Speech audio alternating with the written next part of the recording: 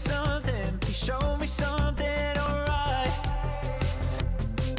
Cause I'm scared of getting old, and I'm more tired than I'm used to. Just give me something, please show me something alright. I forget that I'm down with you guys around. Cause everyone knows life's better with love than being alone. Consider yourself the motive for finding a way to right my wrongs. Catch a locomotive or hit the highway, just move on. Cause it's so fun when no one's upset. We sit on my trunk and watch the sunset. Consider yourself the motive, living my life the way I want.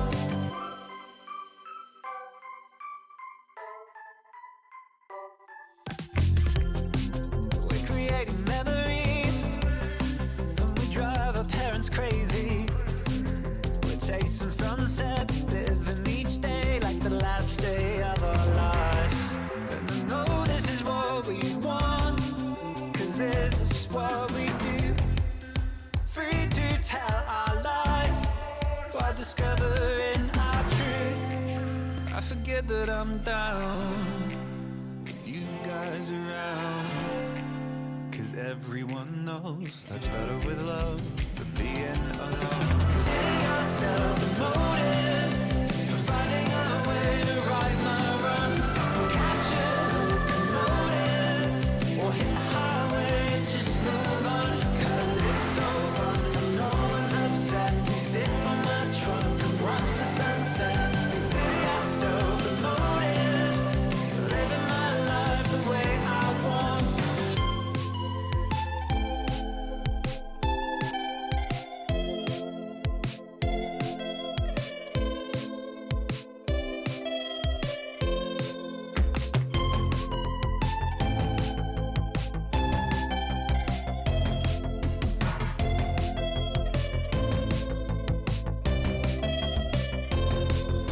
Consider yourself the motive for finding a way to right my wrongs.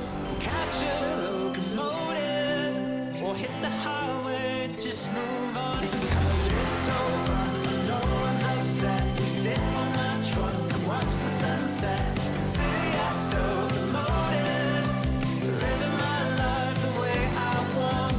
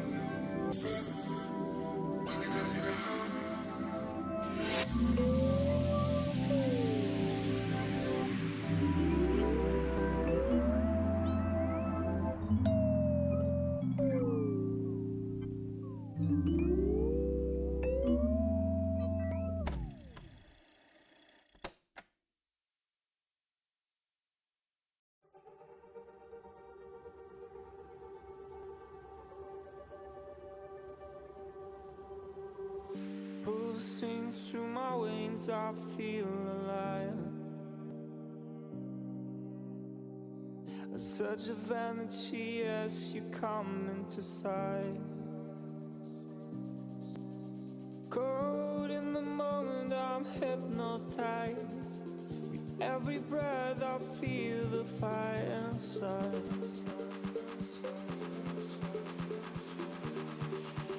Your love is like a wildfire. Your love is like a wildfire. A force I can't contain, it takes me high. I'm lost in the heat, 'cause your body's hot. Your love is like a wildfire. My heart's on fire as I hold you close. Your touch, it's electric, a beautiful overdose. I'm addicted to the way we move and sway. Lost in the rhythm, bodies sing, we're in days. Your love is like a wildfire. A force I can't contain, it takes me high, it takes me high, it takes me high, it takes me high, it takes me high, it takes me high, it takes me high.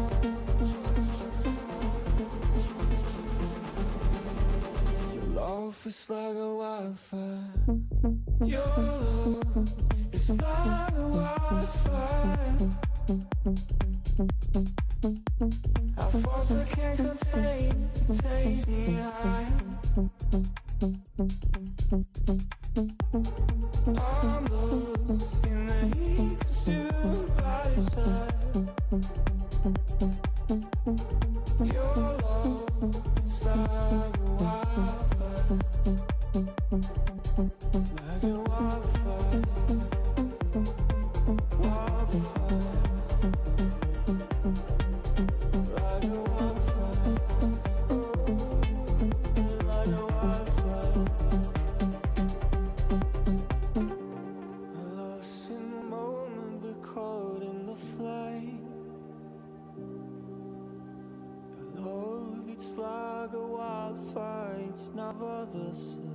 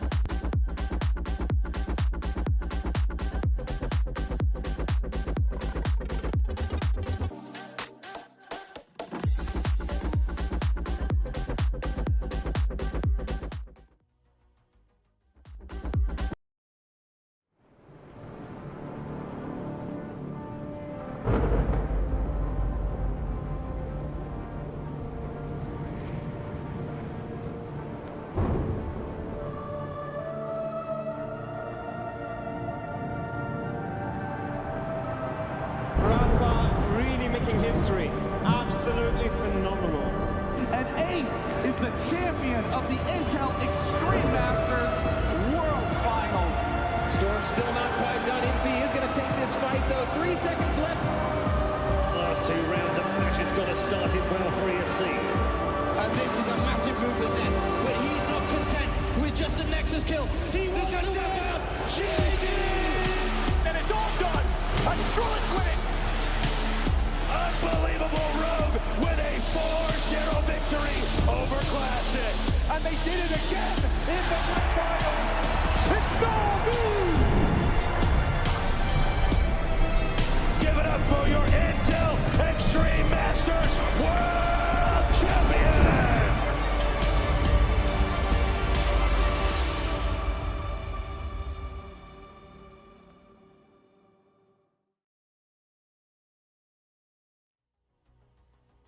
It's the dawn of a brand new year here in Counter-Strike, or well, for everyone, I suppose. And what better way to kick it off here at ESL than with the IEM Rio Closed Qualifiers. I'm Nairi Mizuki, I'm one of your casters today, and I'm joined as usual by Grimmy Rana. Freddie, Happy New Year. How you doing, man?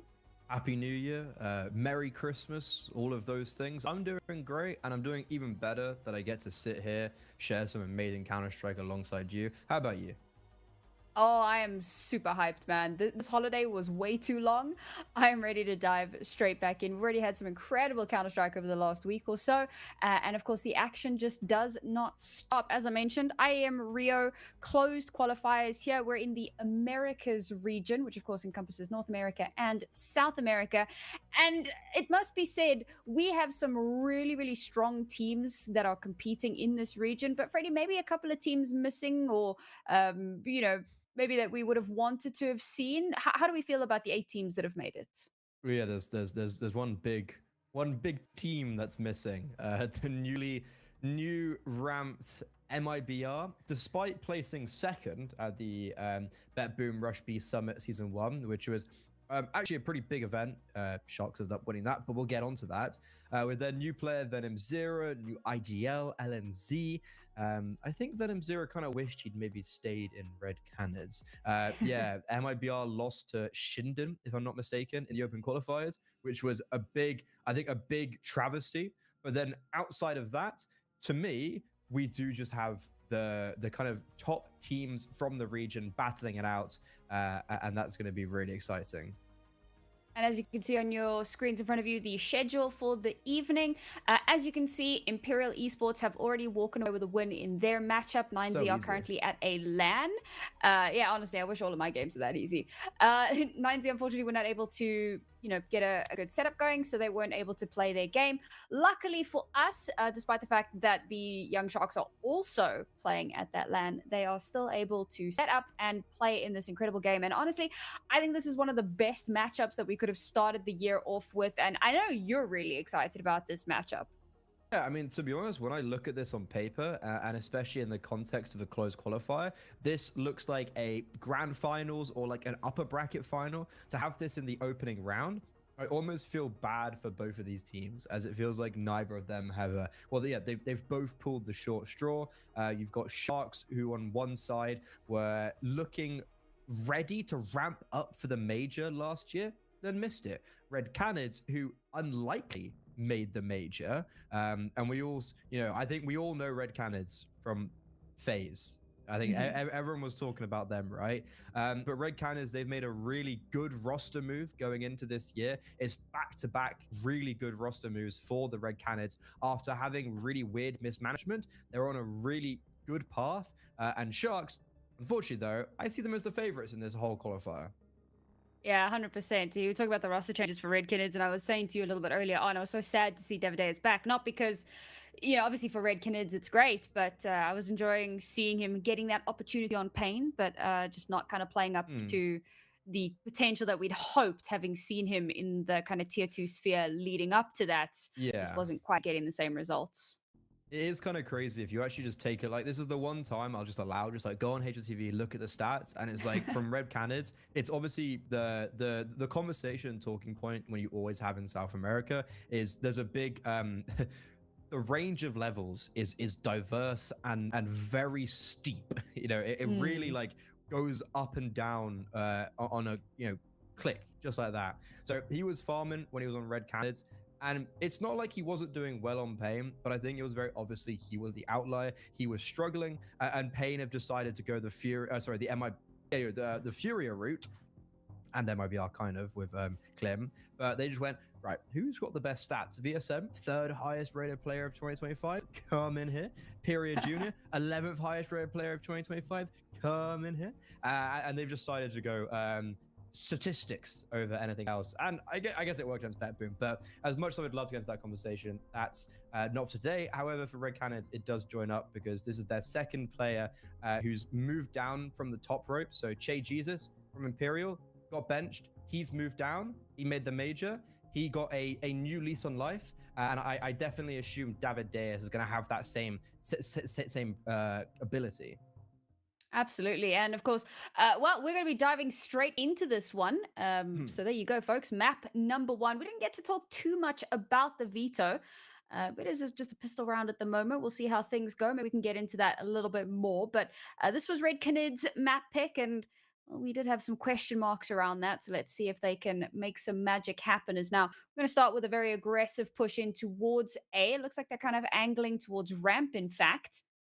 We'll see. They make their way, slip down the ramp, get towards that B site. And to the Sharks' credit, they have cottoned onto this quite quickly.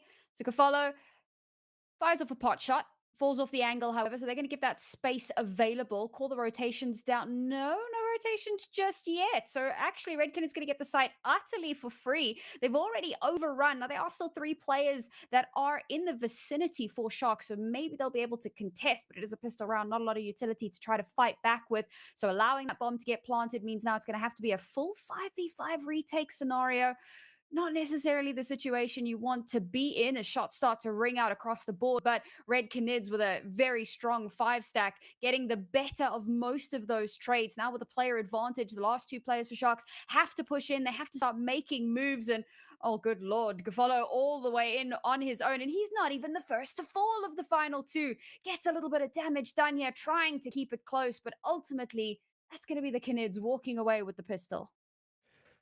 Very good start for Red Canids, and it's them picking Nuke is a real bold one, because I find Sharks almost synonymous with Nuke. When I first watched them with MaxCore, he's a player that I hope to touch on quite a lot this night, but he really solved their AWPing problems. The first event, it was a CCT, they won it, and Nuke to me was their best map throughout that whole tournament. They're really consistent on it, and they showed that as well once more when they were playing in the Bet Boom tournament I was mentioning, playing against Legacy, winning on it against Legacy, 13-1, Keith Stars. Like, it's a map they're very competent on.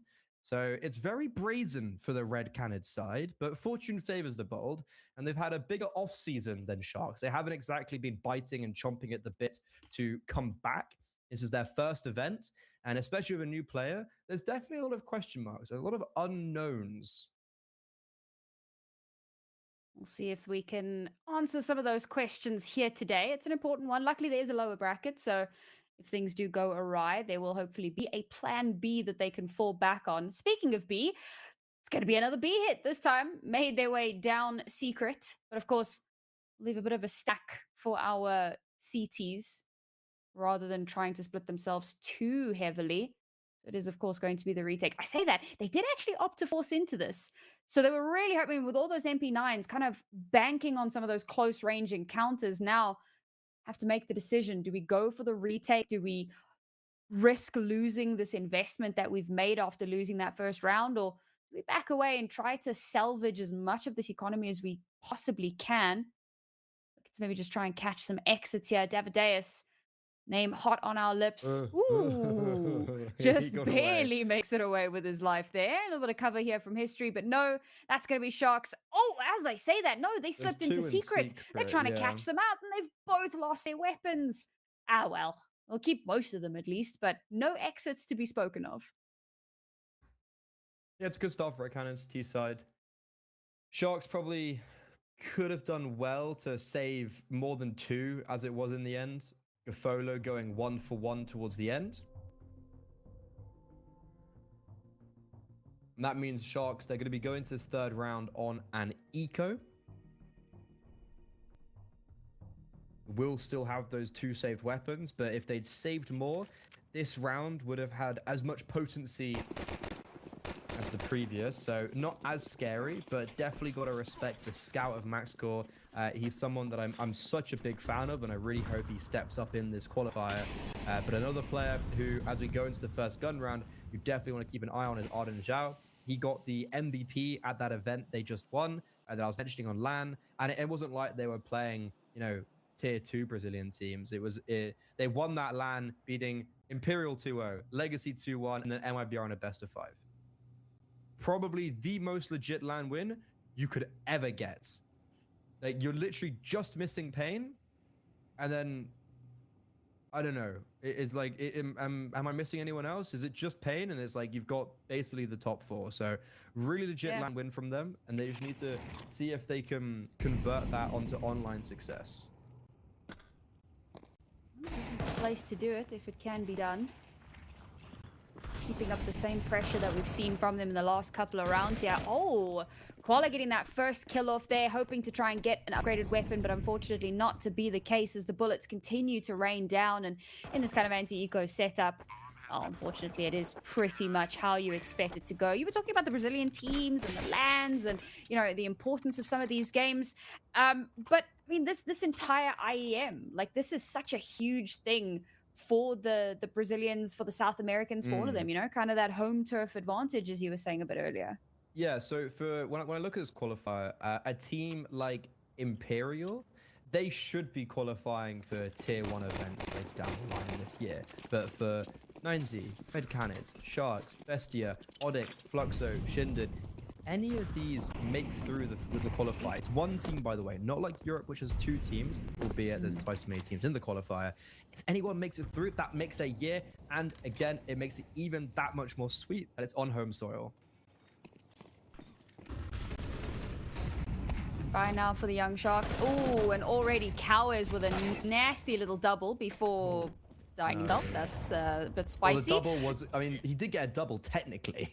Yeah, I just kind of realized that was, nope, that was on himself. That's a bit spicy. I mean, the round started off so well for them, and then it all just kind of went awry. The Sharks only survived with 2 players, but whatever, they'll take those. I think so. That Molo that killed him, I think that was supposed to go main. I don't know how it went Tetris. Or maybe it was supposed to go Tetris, but there was nothing main. So the only reason I'm thinking it was supposed to go main is because there was nothing there. So, okay. Red Canids, let's just forget that happened. That's the best way. That round was a dumpster fire. That was awful. So let's pretend that didn't happen, and let's go back to a default. Back to the drawing board. They did a little bit of damage here, so the Sharks still not with the most robust buy imaginable, and Arden Zhao already taking quite a bit of damage there. Might have to fall away. Like you said, more of that default scenario. Not going to be allowed to get the same kind of shenanigans that they had early on, where they could just kind of full send it towards one or other of the sites. Oh, you say that. Yeah, I suppose this is South America. I mean, anything is possible. It's still, I mean, so far they've actually conditioned very well down towards Secret, and that's maybe why Sharks have already pushed someone over. So Arden Zhao, he's cleared all that information out, however. So he's coming over to his teammates, watch out for upper, because no one's outside. Even though they replenish the smokes, it's still going to be a hit on towards either A or ramp.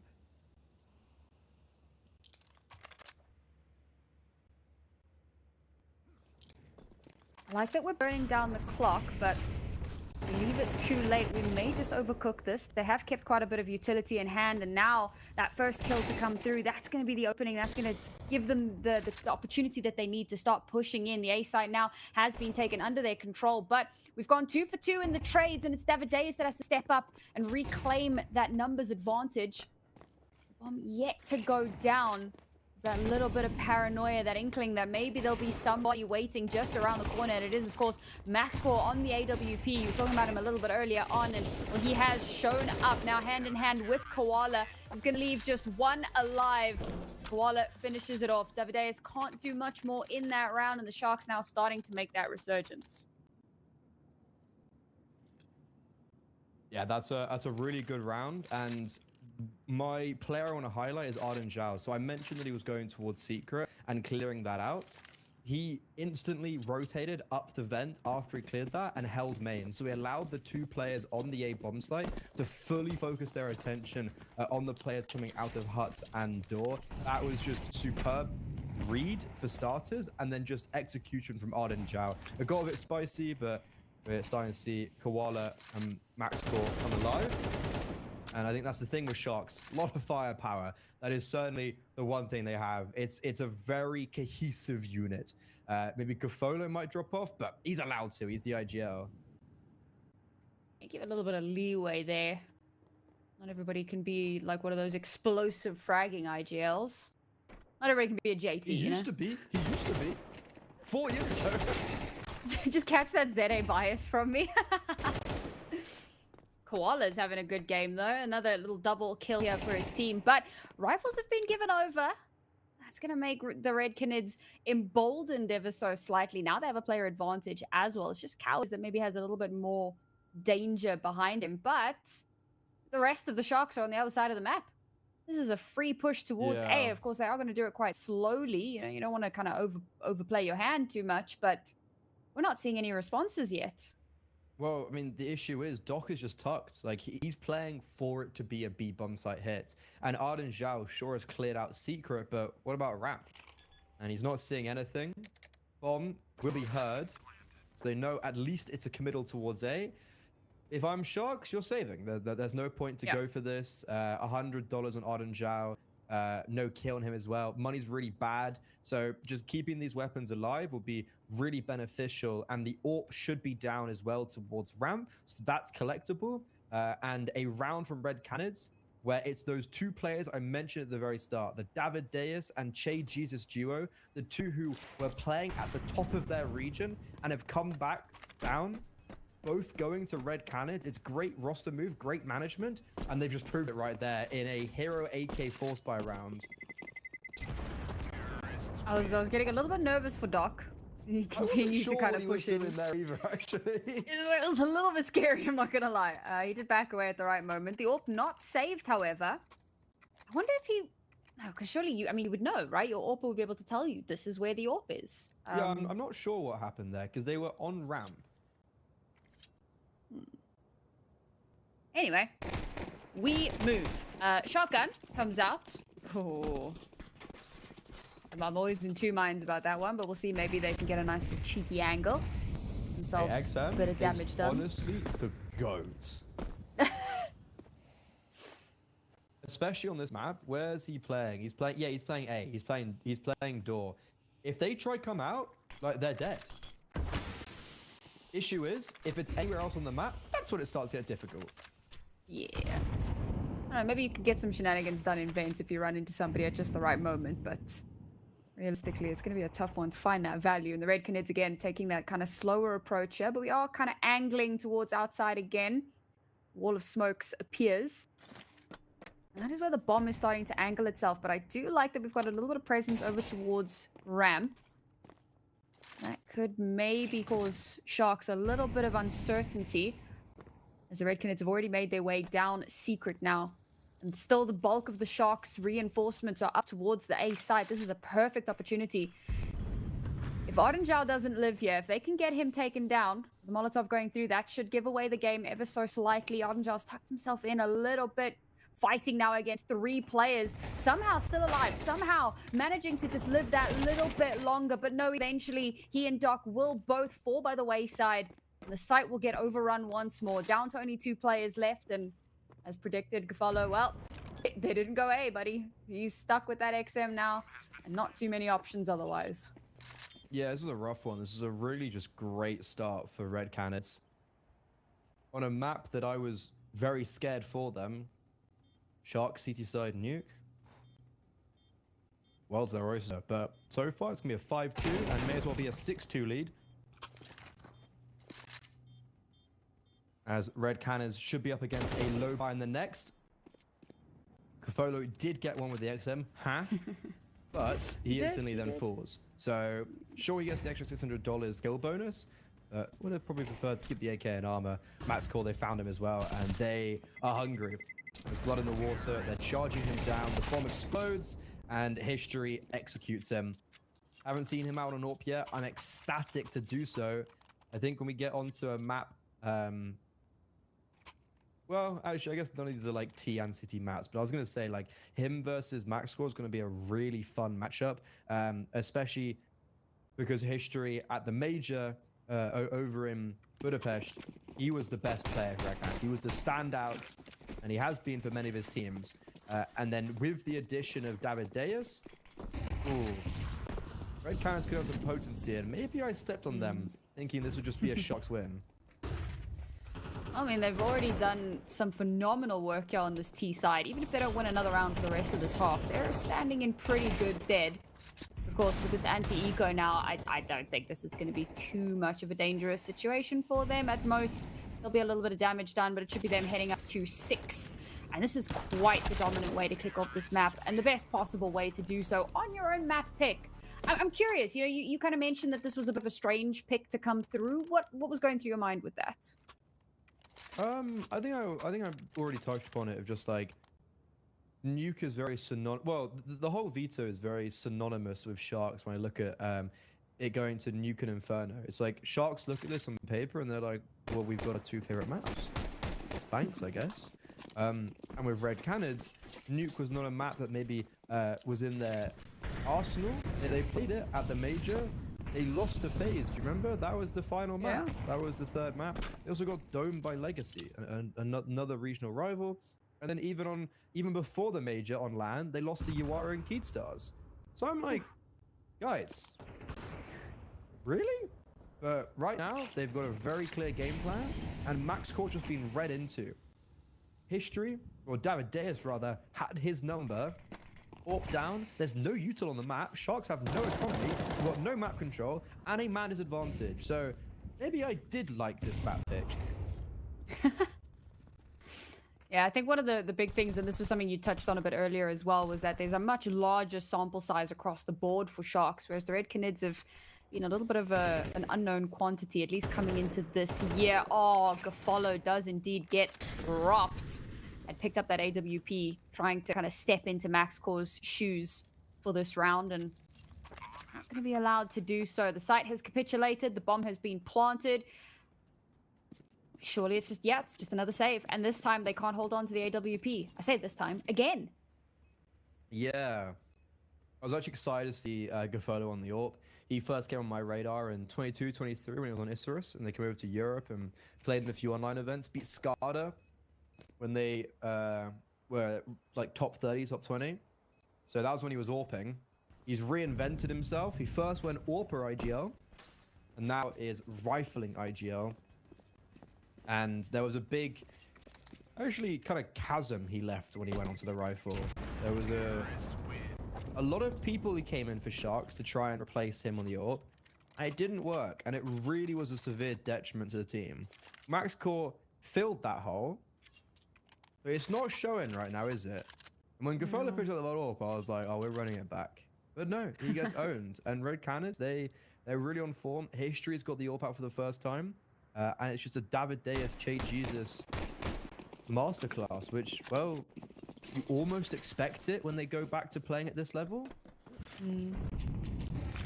Definitely checks out. I think the history, I mean, sitting on the 3 kills at the moment, maybe the idea was, we got to get the... To be honest. Like, he's he's just chucking util. He hasn't done anything.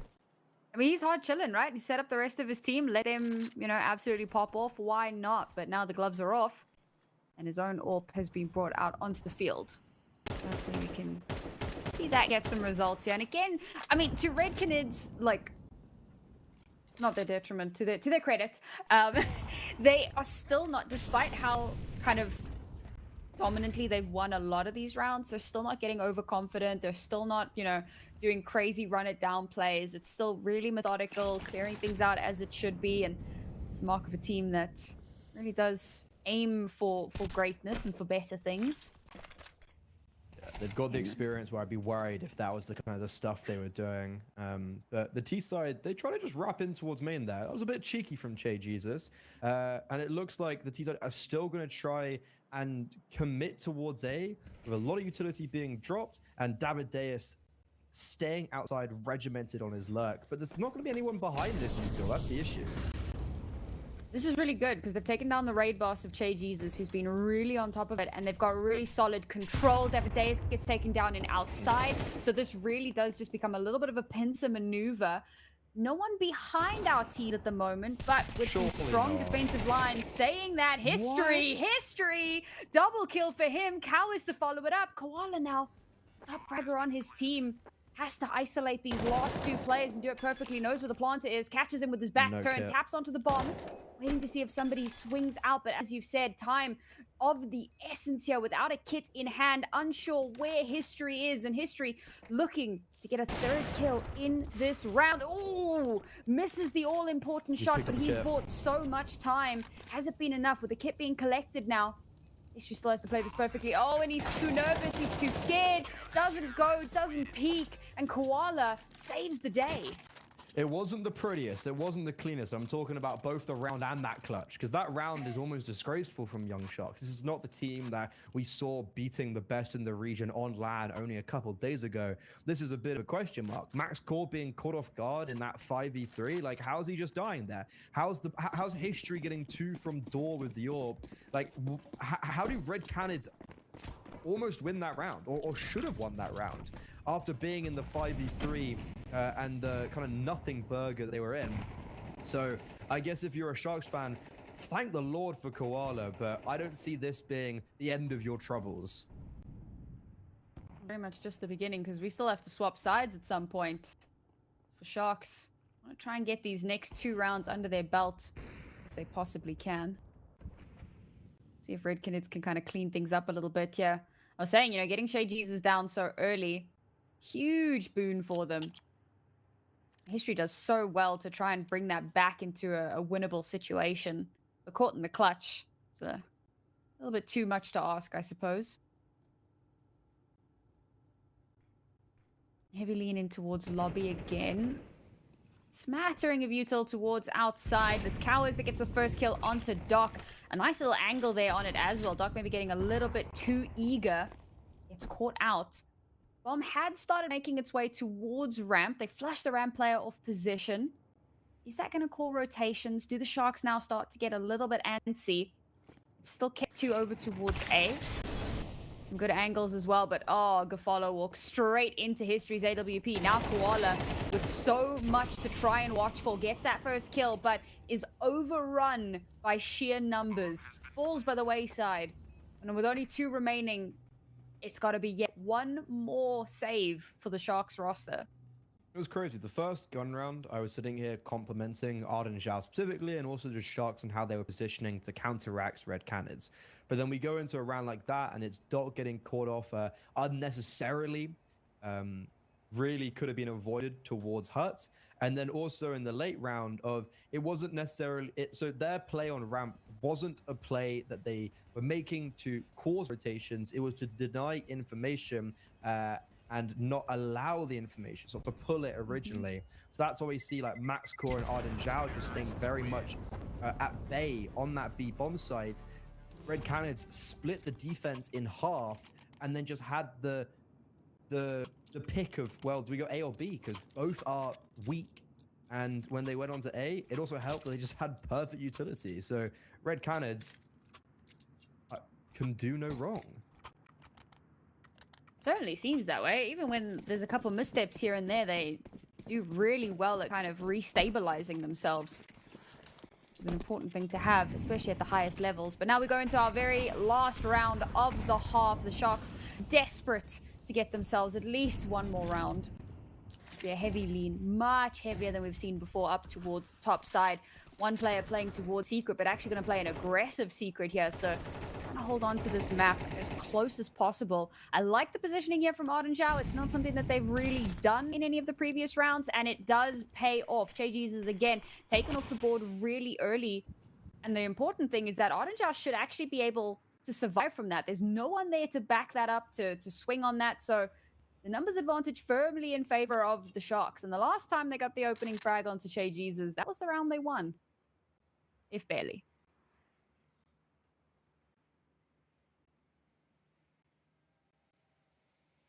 There's a player in secret. Koala, he's rotated down. Doc's also playing from main to spot. Set up his teammates. Looks like Red Canids are still going to commit down through towards A, and Koala, he made the great play of coming up through secret, identifying that no one's there, and just tells his teammates, communicates to them, focus on the inner site. Drop, throughout all of this though, has completely abandoned ship and just has the bomb outside. I think Sharks are equally as confused as we are, and we have a mini-map and X-ray. There's 20 seconds, and Doc is shifting down secret with the bomb. He has to start running. He has to make noise. They know exactly where he is, and I don't see anywhere in hell. Firstly, he even gets the bomb down, but then secondly, any success after that, I guess we'll never know. Do we just assume the worst? I'm gonna say that there's no way he won that round, but the anticipation's killing me. Ah, well, I mean, 1v4, bomb not down yet. There was, I think, 10 seconds left on the clock. It was looking a little spicy. When he got into secret at 17 seconds, so he can get the bomb down, yes, but then that's the end of it. Well, that should round out the half, I suppose. So, an impressive one for the Red Canids on their T side to have done so much, but the Sharks, I don't know, dead in the water. I don't know if that was supposed to be a pun, but it was. Yeah, okay. I like it. We like those puns. But yes, very impressive from the Red Canids side, just because it was so unexpected from me. I thought it was going to be a Young Sharks dominant win when I looked at the veto, and especially with the year they've had, they set off on the wrong foot over in Miami in America, but then have really come to play. Unfortunately though, they might have met their maker. Red Canids with their new formed roster are looking very impressive.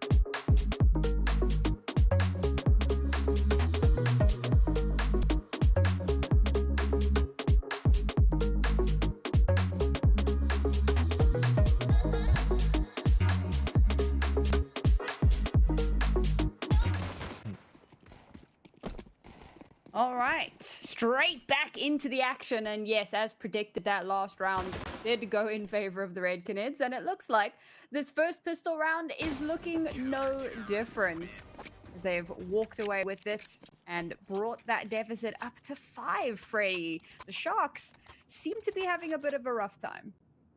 Yeah, that pistol round is almost like kind of a nail in the coffin to at least Nuke. Sharks never really got the ball rolling in that first half. They ended it strong, winning 2 of the last 3 rounds, but they haven't kept up that momentum. And with no bomb plant, they're going to have to go onto the Glocks, which means double digits has been freely handed over to the Red Canids, and it's shooting season for Drop. Only gets 1, but he's just allowing more ecos for his teammates. He's allowing history to get the ecos so he can buy an AWP. Never mind. How is Max Core just bursted him like that? A little bit of shenanigans there. Why not? Oh, we spoke about Max Core and being kind of a player to watch. Maybe not necessarily the type of round that we were expecting to watch him in, but hey, there you go. Every little bit. Unfortunately, with Red Canids hitting double digits now, I mean, you mentioned the final nail. Unfortunately, at this point, it just feels like it's prolonging the inevitable as the Young Sharks finally with a buy in hand. Perhaps this is the round where they'll start to turn things back in their favor. Well, say back into their favor. it was never there in the first place. No. Oh, they're just going. They're just popping out onto the A bomb site as well. Red Canids aren't exactly prepared for it, but Sharks haven't capitalized upon their trap. Jay Jesus caught with utility out of Folo, fluffing his lines. What? How do Red Canids only lose 1 player there? That is a really just kind of catastrophic round, and it really is just the sum up of this whole map.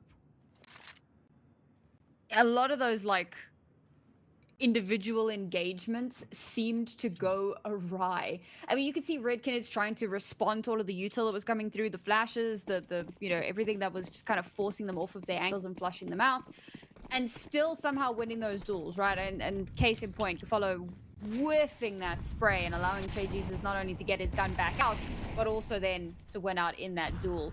Left the Sharks back down onto simply upgraded pistols with a slight smattering of utility. Nothing really to write home about, and the Red Canids poised to take us to map point. This was certainly not how I envisioned this game going. Maybe the other way around, sure. But I guess when you bring in the experience of David Deus, he's only going to upgrade your team even more than it already had been with Che Jesus. The Tech Nines are out. They're running down Secret. The jig is up. Che's hearing all of this. Mouth is a motor. He's coming over and relaying all the information. They're going down Secret. Bomb will be denied. Koala, who's in the vents, will get 1. I was thinking, how is he not dead? There's smoke down. That makes sense. And sure, he gets 2, but it's just a consolation prize at best, as a melancholy haze, I think, that hangs over the Sharks' head, that this map maybe not as good as I once remembered it to be for them. Yeah, it really is an interesting one. You were saying you weren't really expecting it to go this way, maybe the other way. I really thought it was going to be a much closer affair. You know, you've got some really good parts on both teams. I would have put my money on that as well.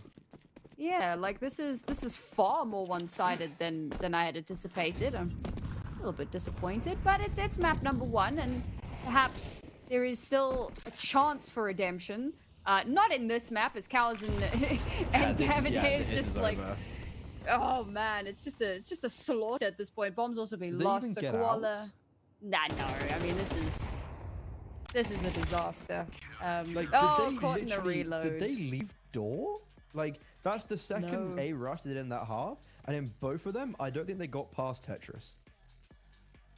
Well, that's all she wrote for map number 1. I also do want to maybe put a little bit of an asterisk on this, purely because we mentioned a little bit earlier, for those of you that may be just joining us and don't know, unfortunately, 9Z had to forfeit their match against Imperial because they're currently at a LAN event and they weren't able to, you know, get a really solid setup going for themselves. And the Young Sharks are at the same LAN, and I'm wondering if Canids are there as well. Oh, well, never mind So then. there's actually quite a few teams. So it's 9Z were there, Sharks are there, Red Canids are there, 9Z as mentioned, and Fluxo. Yes. Well, there goes that theory out the window. Incredibly dominant first map for the Red Canids, going up 1-0 in the series. We've still got a second map coming up very shortly, so I think we're going to be throwing this one to a quick break, folks, and when we return, we'll have that map on the horizon, so don't go too far away.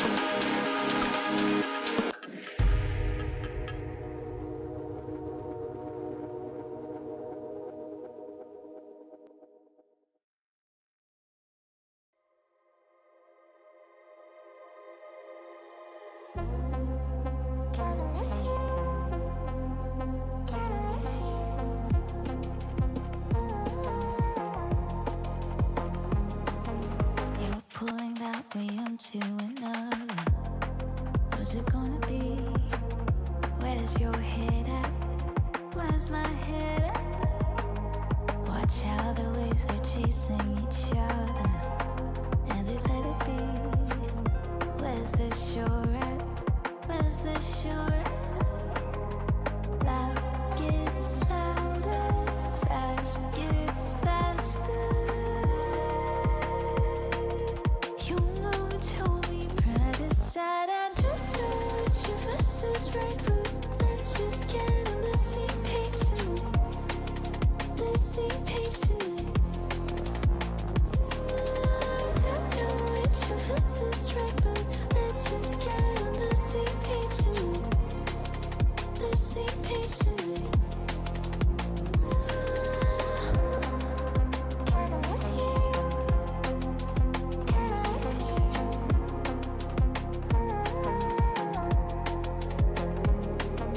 Wanted to lay my head on your shoulder for a minute there. We grew stronger. We grew stronger. Loud gets louder, fast gets faster.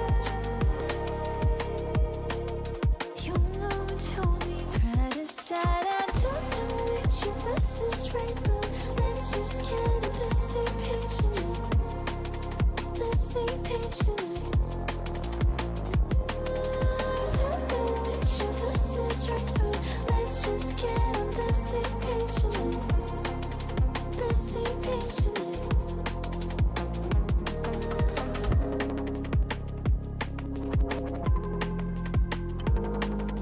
You're pulling that way into another. What's it gonna be? Don't know which of us is right, but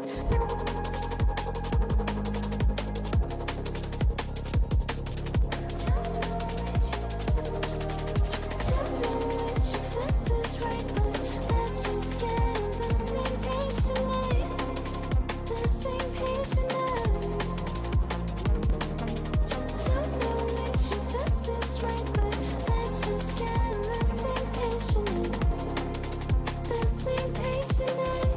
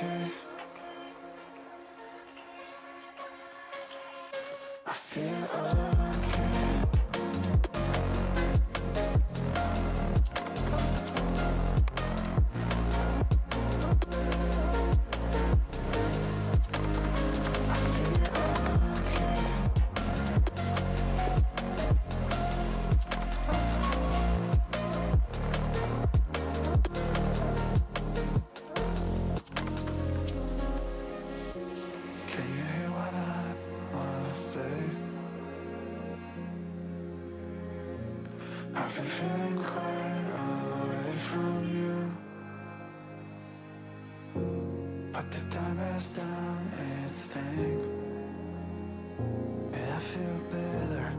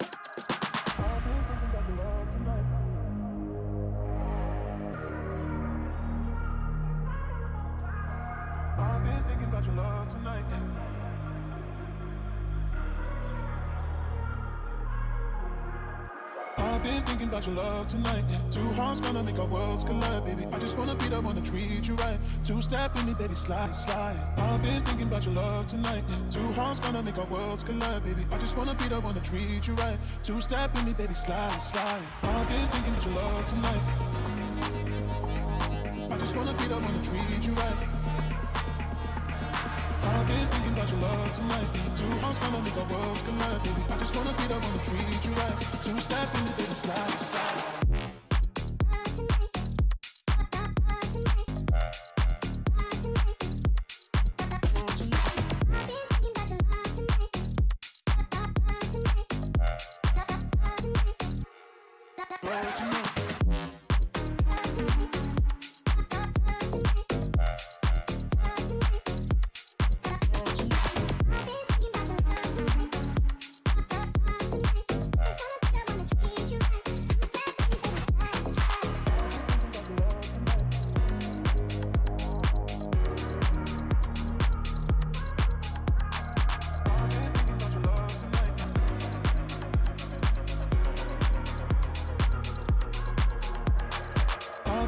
about your love tonight. Two hearts gonna make our worlds collide, baby. I just wanna be the one to treat you right. Two-step in me, baby, slide, slide. I've been thinking about your love tonight. Two hearts gonna make our worlds collide, baby. I just wanna be the one to treat you right. Two-step in me, baby, slide, slide. I've been thinking about your love tonight.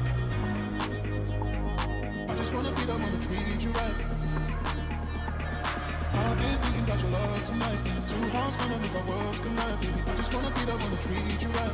Two-step in me, baby, slide, slide. I've been thinking about your love tonight, love tonight, love tonight. Just wanna be the one to treat you right, treat you right, treat you right. I've been thinking about your love tonight, love tonight, love tonight. Just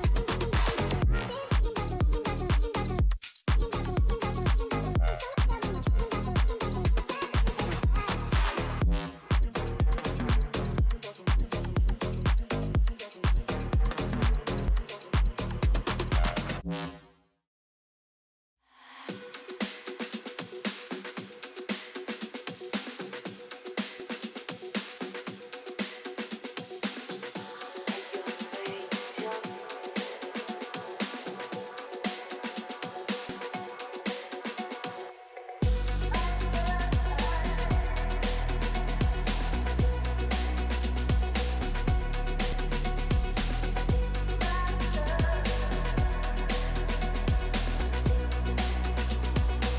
you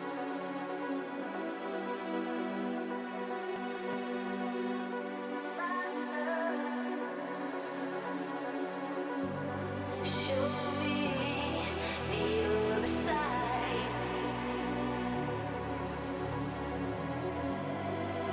treat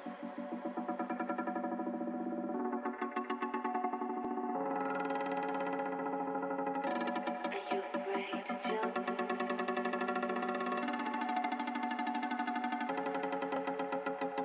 treat you right.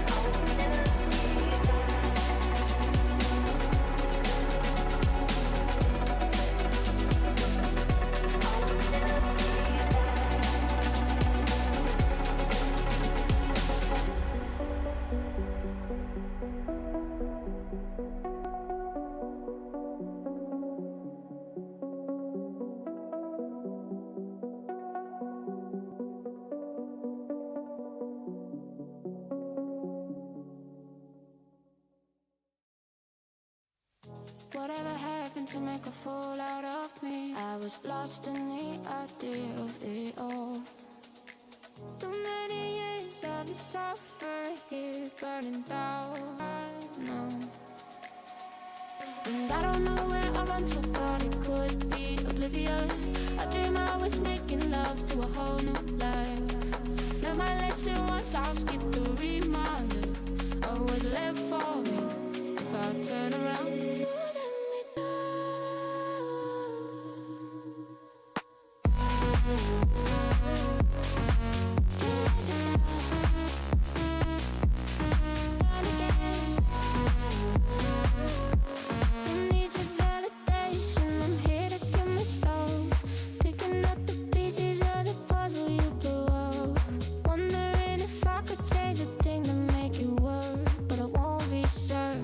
This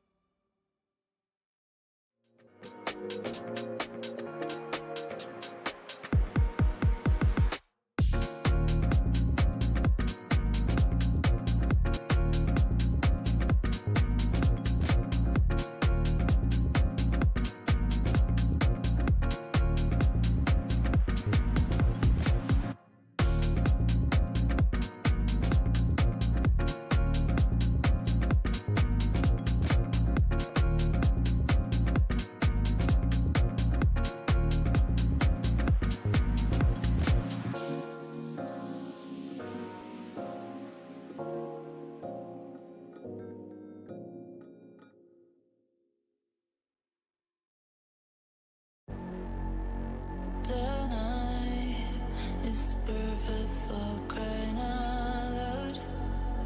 Late night and you don't text and no call. Alright, I'm gonna head on my own. Alright, alright. I have potential to please you.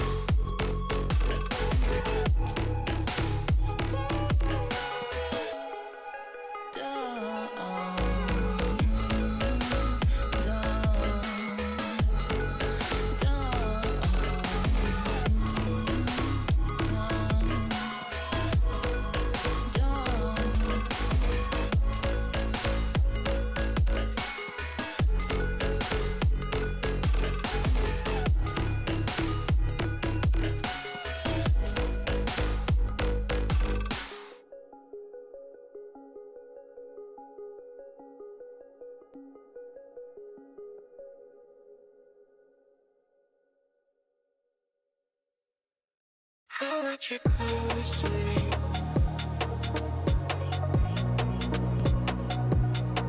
I want you close to me.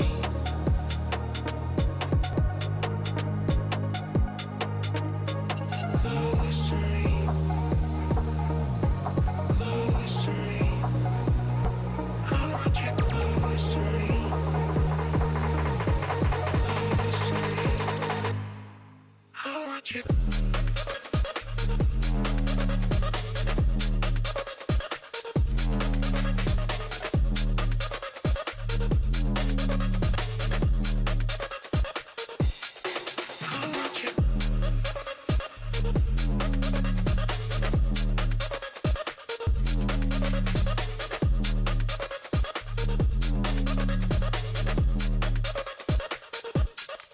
I want you close to me. I want you.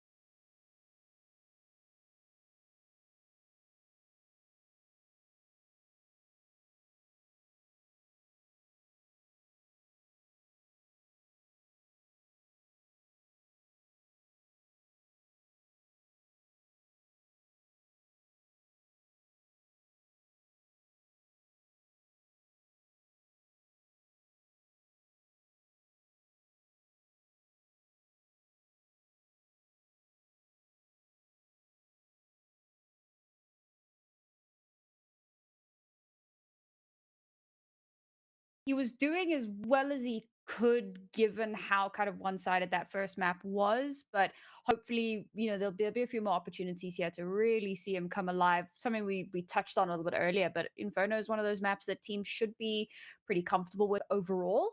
And then of course there's history, who you kept saying you were really looking forward to this particular matchup between the two AWPers, and history. I think he had the AWP once, and sure, the Red I Canids think he took that won in a an round with it single-handedly. It was the 3v5 when they went out A.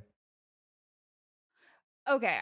I remember there was the clutch attempt where he got two and it ended up in a 1v1 that he didn't Oh god, they lost that round, manage didn't to they? That was when clutch. Yeah, they Koala. That did. was when Koala got Yeah. 1v2. Yeah. Yeah, it's rough out here. So, maybe we'll see a little bit more from this one. It didn't really matter that he wasn't getting too much value because the rest of his team were just absolutely lights out. I mean, I couldn't really pick somebody that stood out massively on that entire roster. You could make the argument for Davideus or Che Jesus, but honestly, everyone was having a barn burner of a map, and history could just kind of play support. Whereas on the Sharks, we really do need to see a bit of a step up there. 100%.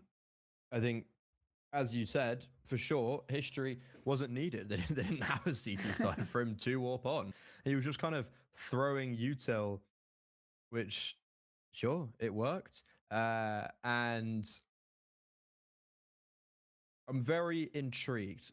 I'm just going to say it, a little bit confused as of what might happen because of how long it's taken to get into the second map and then Sharks losing map 1. They've got a LAN game starting in 10 minutes. I'm just gonna, Not anymore. like,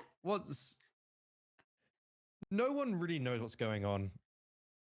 But what we can do is maybe talk about some of the other results. Shinden beat Fluxo first map. That's kind of crazy, I'll be honest. Fluxo also at this LAN that everyone's at. That's causing all the trouble, I think. But Shinden, they're the Beast Slayers. They came through the open qualifier. They knocked out MIBR by Shinden in a best of 3. And also before that, Shinden beat Cold Zera's new team with Hard Zao and PKL. Like, those are pretty legit wins. And the lowest rated team in this qualifier currently is 1 to the good. Odic took a map off Bestia, which is also kind of crazy because Bestia, I'd almost put them be like Sharks in my ranking list. It may be like Imperial Sharks #1 and then Red Canids Bestia. And so far, it's just all gone a bit awry. Obviously, Imperial got that forfeit win over 9Z.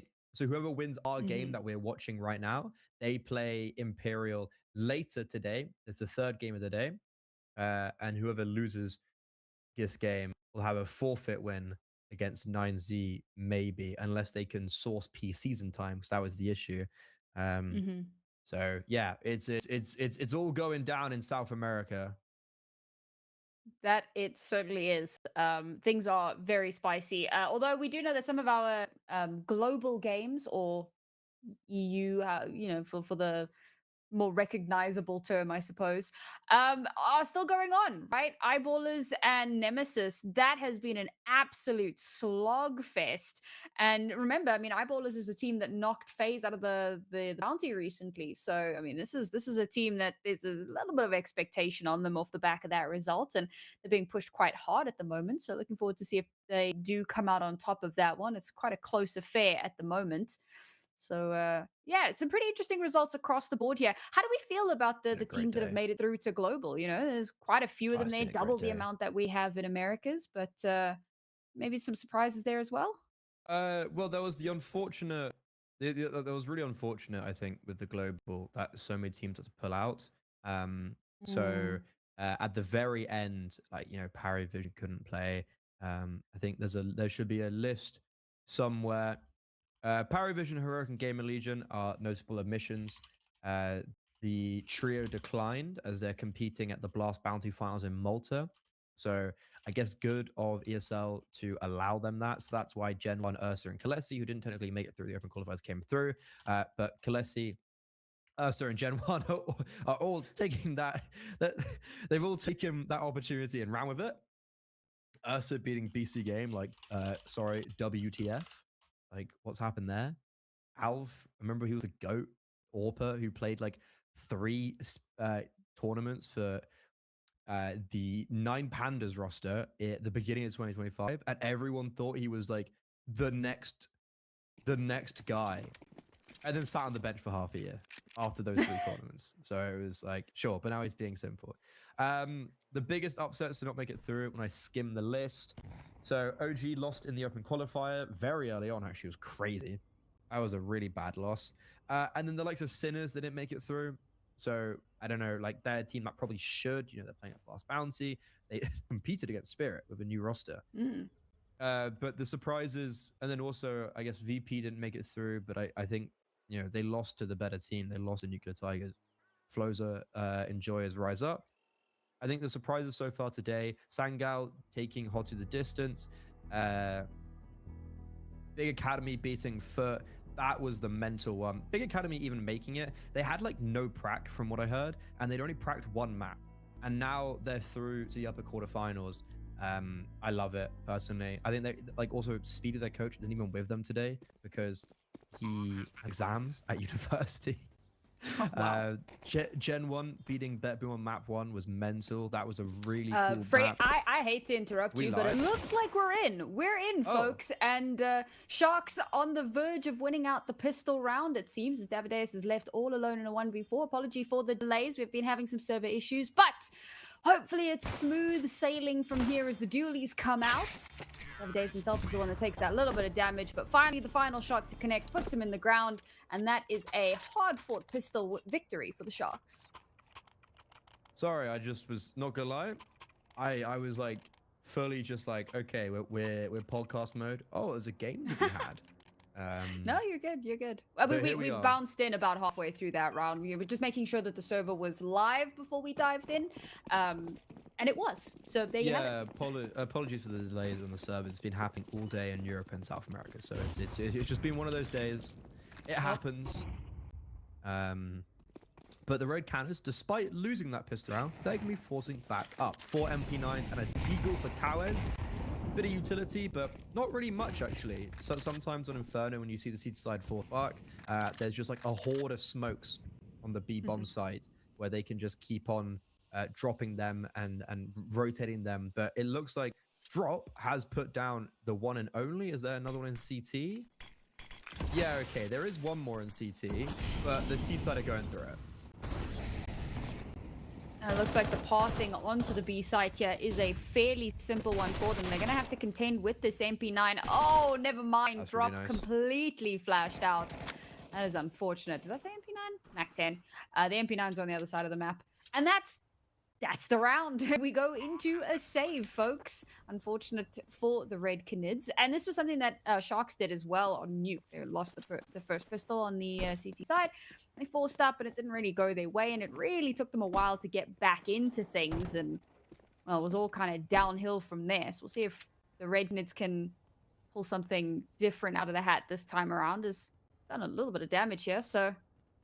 And perhaps into the next round with the recovered Galil, they could have some spicy firepower. Yeah, I personally like it. Kawes had a Deagle right as well, so he can drop over his Deag to someone. 1 for 1 for Davideus. Sure, the extra $600 and it kills nice, but he'd prefer to have the MP9 in this round. Shay can probably drop over a pistol as well, so it's actually a pretty meaty and substantial, well, eco by large. So this is a round where Red Canids, they'd love to do some damage, and they can, but the focus is on the next. It's a bit unfortunate that they lose another player towards the end of the round there. That does kind of chip away to the firepower that they have in this round. That USP could have been another MP9. And realistically, I mean, I don't think that I would have predicted them to come out on top of that round, even with that extra little bit. But, you know, every little helps for chipping away at the enemy economy. And if they can keep this expensive, they may have an earlier path back into the half. We're only 2 rounds in, so still many an opportunity. Check here, trying to dodge out the flashes. Does manage to connect that first shot. And, well, there you go. That Deagle that you spoke about paying off, getting some value here, but it does look like they are losing many of their reinforcements. A quick snap from Koala puts Drop down onto the floor. That's the Galil lost in the kerfuffle. Last two players here to try and get a little bit more damage if possible as the smoke starts to clear. The spam through the smoke, not quite connecting. Tries to escape, but the Molotov slows him down. He does actually still manage to get one through that smoke, through the madness. If history can just get one more, yeah, it's not a great round, but it's certainly a lot. The money that they've been able to farm up will stand them in good stead. An AK recovered. No kit, though, so time absolutely of the essence. And yet, with that, Davideus, the Deagle shot connects, and they have stolen this round away. Well, I'm very glad Kawa has saved that Deagle in the previous, because he dropped it to Davideus, and he turns water into wine. A first round on the board for Red Canids, and what a mental way to be obtaining it as well. USPs on some, no armor. And I thought the B bomb site hold, when it went down with 2 kills for the price of 3, I was like, well, they did good damage, but that's going to be it. How wrong I was. And yeah, Sharks, they're probably going to have to take a tactical pause after that, reconsider and just rethink what the hell just happened to them. They've been gut punched, and Red Canids, all of a sudden, now with the momentum behind them, the wind in their sails, Sharks' money's really bad. This early game has just flipped on its head. We're talking about the economic repercussions of doing that extra little bit of damage, and we're seeing it play out now so perfectly. Despite that, the young Sharks are willing to back themselves a little bit more here, obviously having just taken that timeout, so plans will have been made and formulated. Tech 9's on board. I love a Tech 9. You use that as a site cracker, you can get so much done off the back of that. I even see a world where they use it as a little bit of a fake. You get 2 players to go kind of crazy on one side, make it look like it's going to be a Tech 9 rush, start pulling rotations over. It might just be a way back into the round. We'll see what the plan actually does pan out to be, as it looks like we are hit with another technical issue. So please just stand by, everyone.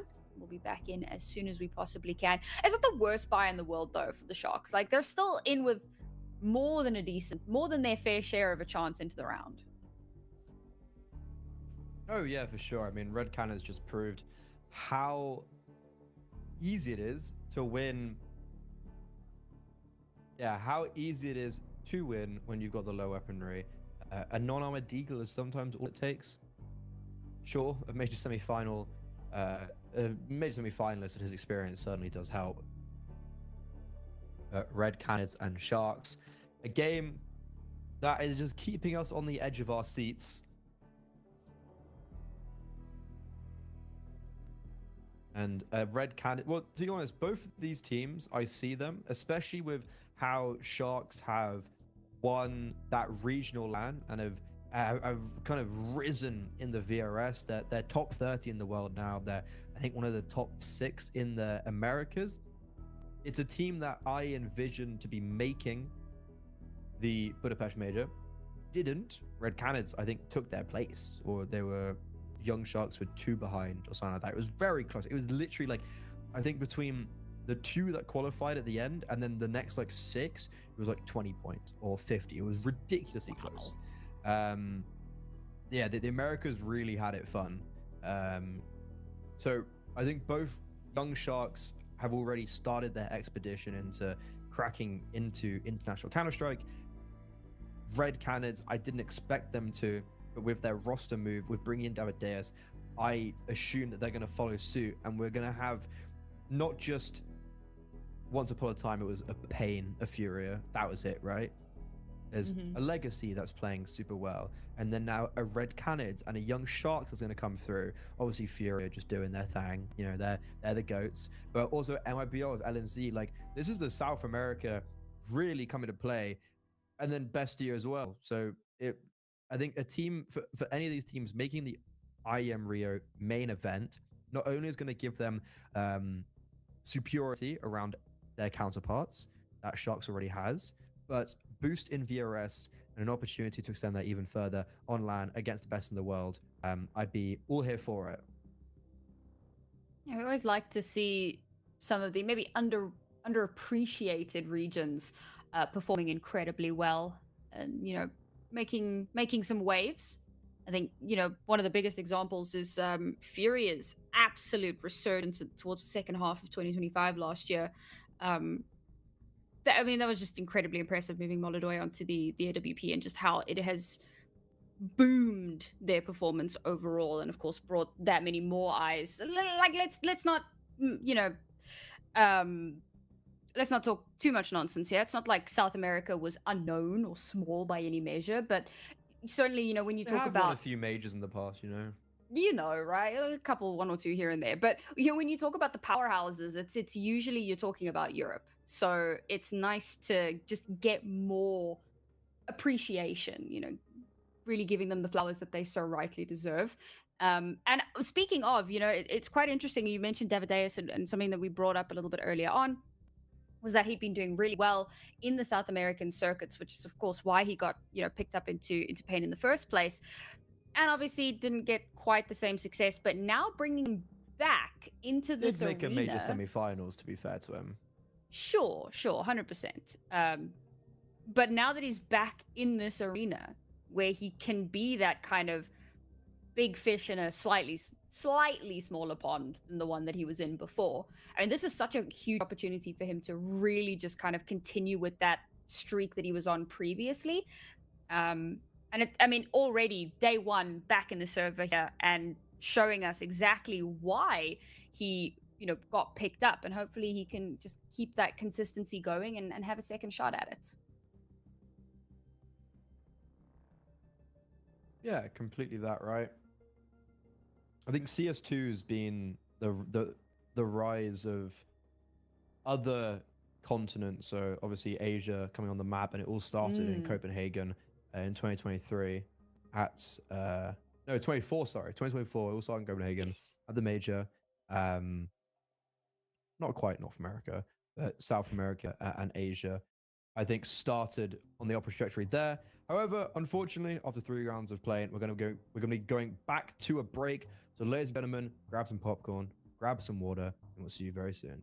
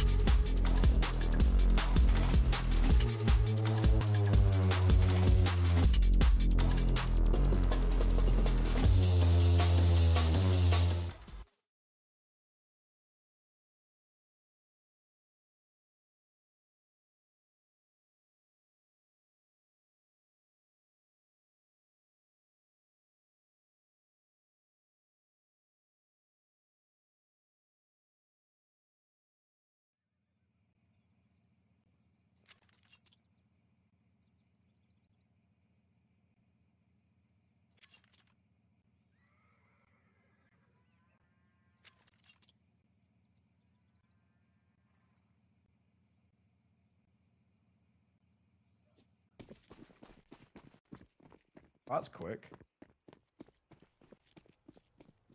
Vroom vroom. Round 4. Takes a pick in mid, sees nothing. Well, not really a pick, but a spot. And he's going to get boosted up around this short smoke. There's no AWP on the other side. He's completely unopposed. He doesn't find a mark, but he doesn't reveal himself either. We turn our attention towards the B bomb site, where Cowes has currently got a util set ready for drop. So as soon as contact's taken, he throws over flashbangs, but it's all a ruse for Sharks. This isn't their end plan. They just want to take this control and then head back towards the A bomb site, and so far they're passing that with flying colors.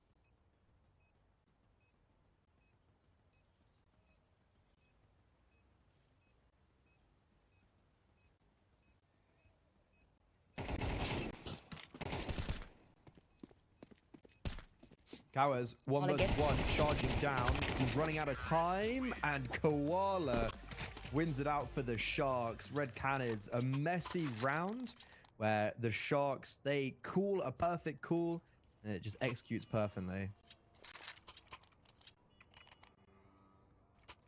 That's the kind of turnaround, maybe not turnaround, the kind of statement, I suppose, that needed to be made just to keep that ball continuing to roll.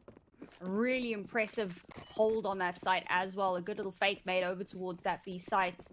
And we move into the next. And the Red Canids, despite all of that, still have a little bit of firepower that they can bring to the table here.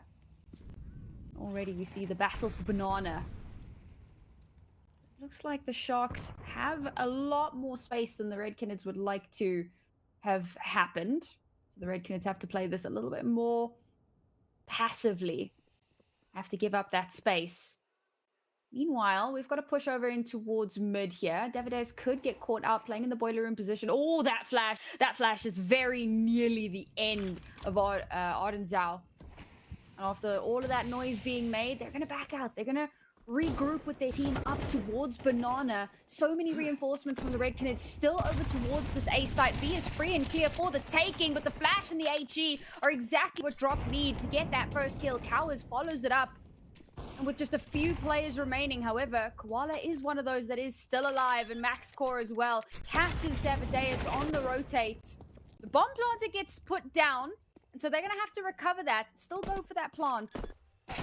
It's that same 2 versus 2, and now history certainly does repeat itself. A 1 versus 2 with the AWP misses the first all-important shot, and is likely just going to be forced to have to... No, not opting to back away just yet. There we go. Okay, there we go. Decision made. We'll hold on to the AWP. That was looking a little bit scary for a second.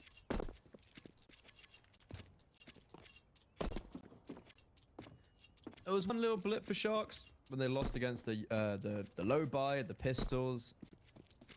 A blemish on their record where we wasn't sure if that was going to be anything substantial or just a one-off. I definitely didn't think it was just going to be a one-off. I thought I was foreshadowing something more, but so far, since then, it was maybe a wake-up call as such. Back-to-back, lovely calls from Defolo.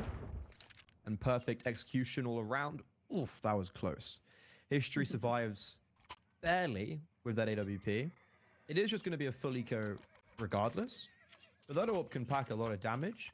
And moreover, not sure if he could buy it in the next round if he doesn't save it. It's... Ooh, I think he can quite literally just buy AWP Kevlar. And that is it. So maybe saving this AWP or getting a kill at a minimum might be quite useful. But Sharks 4-1 up. They've been really good calls, just messing with Red Canids. And here they change the pace. Pace being changed up, but the 5-7s, oh, they're scary. You don't want to be running to them. Flashbangs were not existent. Utility wasn't good enough. Cowes, stop it. P250, not quite a confirmed kill, but that's a lot of damage. It's going to leave the Sharks in a little bit of a precarious spot here as they go into the post-plant situation. Davideus with the Deagle once again getting so much value. We saw that really come alive on Nuke, one of those rounds previously, and showing us that it certainly was not a fluke. That can be replicated. A little bit spammy, but it does connect. Doc was very low HP, so one player left alive here to try and hold on to this bomb. This should be a fairly simple plant. Sprays through the smoke, but that was not the diffuser. Hits the wrong player, tries to go for the last one, but has it... Oh, he's done just enough. On the floor. No. What? He got off the bomb? That's devastating. No trust in your teammates, and it costs you the round. Say that. Might be a bit of an oversimplification. There was Kit down as well. He tried to run for it. Red Canids, they seem to have only success when they've got the sidearms out. And they've got the low purchases. So much damage, but nothing to write home about from that previous round.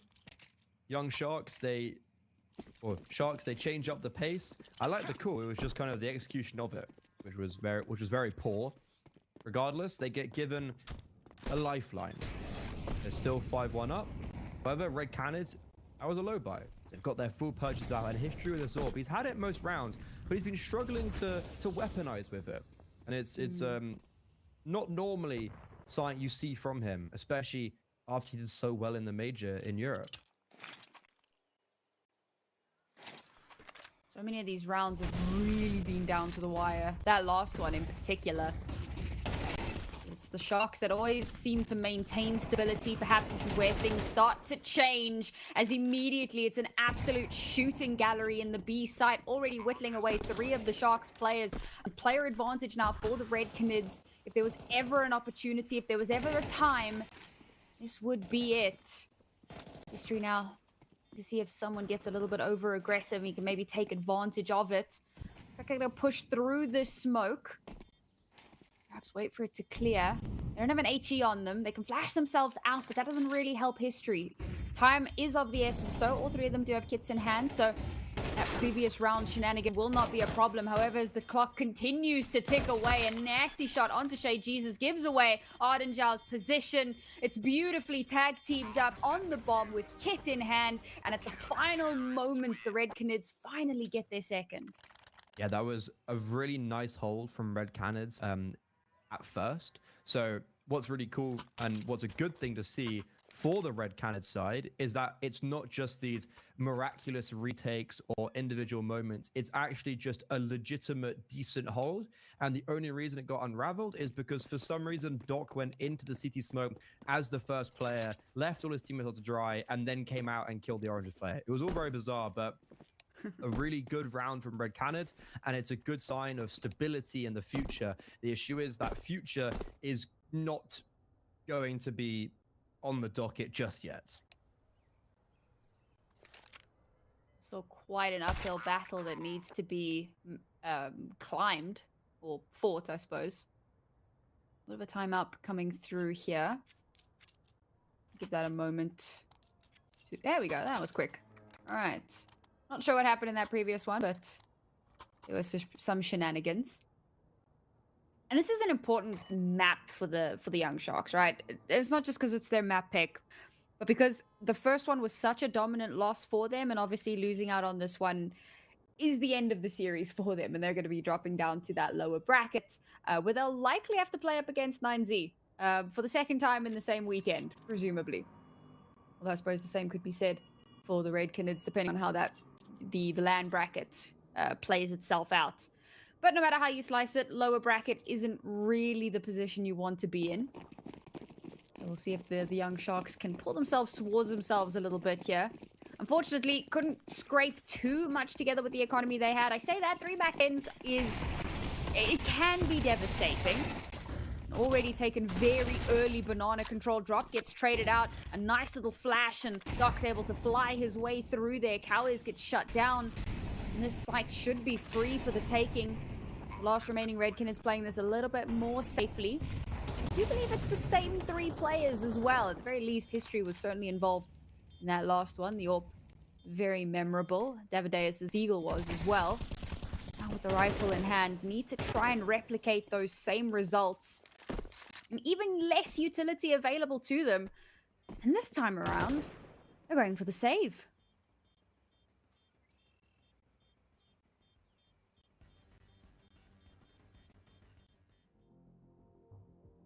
That they Looks are. like- Looks That like a they slight are. server issue again. So we'll get back into it as soon as we can. Unfortunately, as Freddie mentioned a little bit earlier on, there have been some issues plaguing the regions over the course of the day. Hopefully it doesn't stop the momentum too much, because the Sharks have looked good, but the Canids, they were starting to build a bit of momentum for themselves, and I thought they would go for it in that round and ultimately opt to back away. Luckily, we're back in very quickly. So Hey. yeah, Red Canids, they've tried to have successive success, but it's only just been the one-off interactions. History, it's got the AWP power, it's going for the exact same peaks every single round, it's making the exact same moves. It hasn't worked 4 rounds ago, hasn't worked 3 rounds ago, and hasn't worked this round, you know? So I'm kind of looking towards him as someone that needs to pick up or carry their weight a little bit. Davideus and Chase certainly are. You need history to be that third component, especially with the York out. So he just always has the York. Over on Banana, Trop is going to get sent to take top Banana, but he's met with a whole host of utility. Sharks, they were waiting for this, and they're just going to pounce. This is a premeditated strategy. They knew this was going to happen, and Sharks, they've had Red Cannons just walk straight into their hands. It's incredible flash as well. Could have gone a little bit awry if the bullets had been slightly different, but no, not to be the case. There will be a trade back, however. Now, Che Jesus plays off of Cowers, keeps things a bit more competitive, but Gafolo, talking about wanting him to step up a little bit. Yeah, a double kill for him might just be the very thing that brings Sharks this 7th round.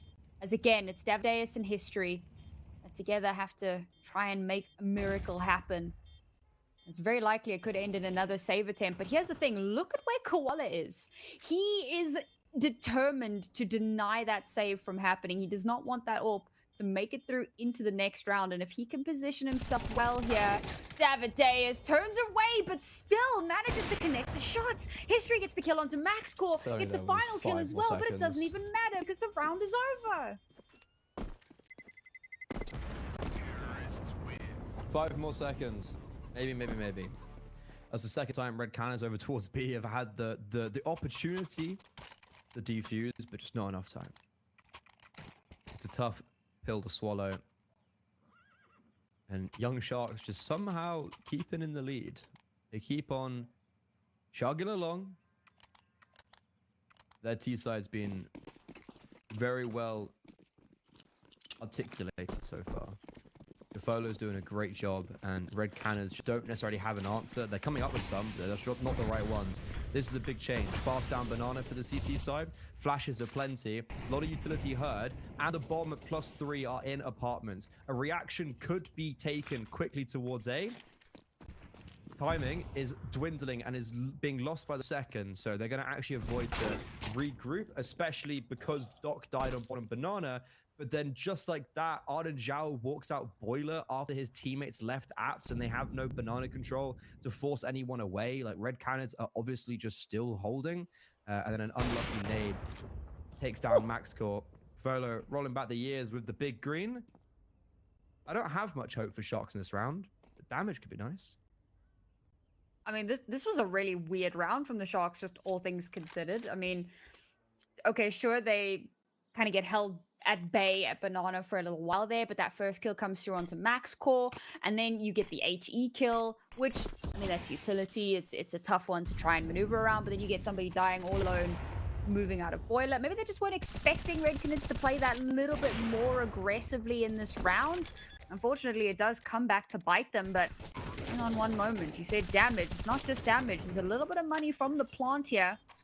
If they can buy some time, they've got to look out for this potential lurk Koala. This could be so important, and he does. He shuts down history, brings it to only a 1-player deficit.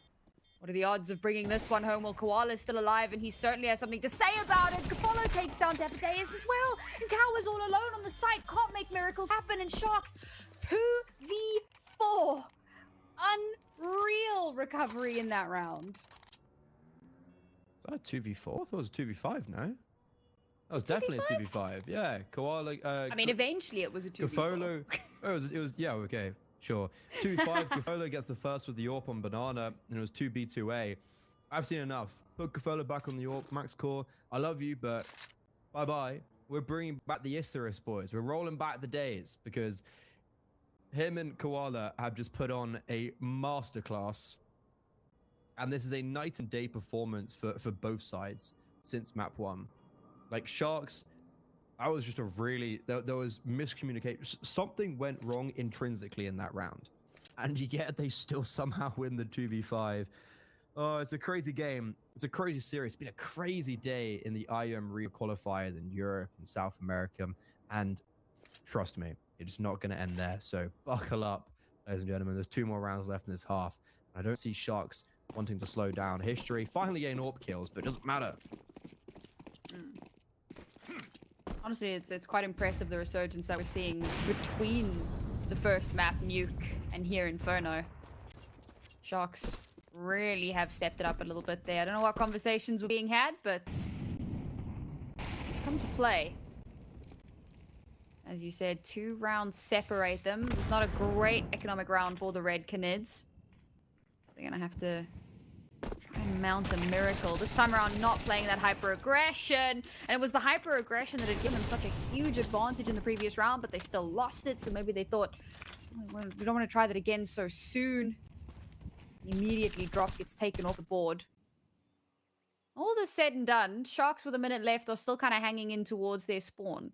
So no commitments made just yet. Sure, there's a little bit of presence over towards the apartment, so there's a world where they could call that rotation. But at the moment, they're just hanging out. It's looking like it'll likely be a B commit. Yeah. As they wait for some of this utility to clear.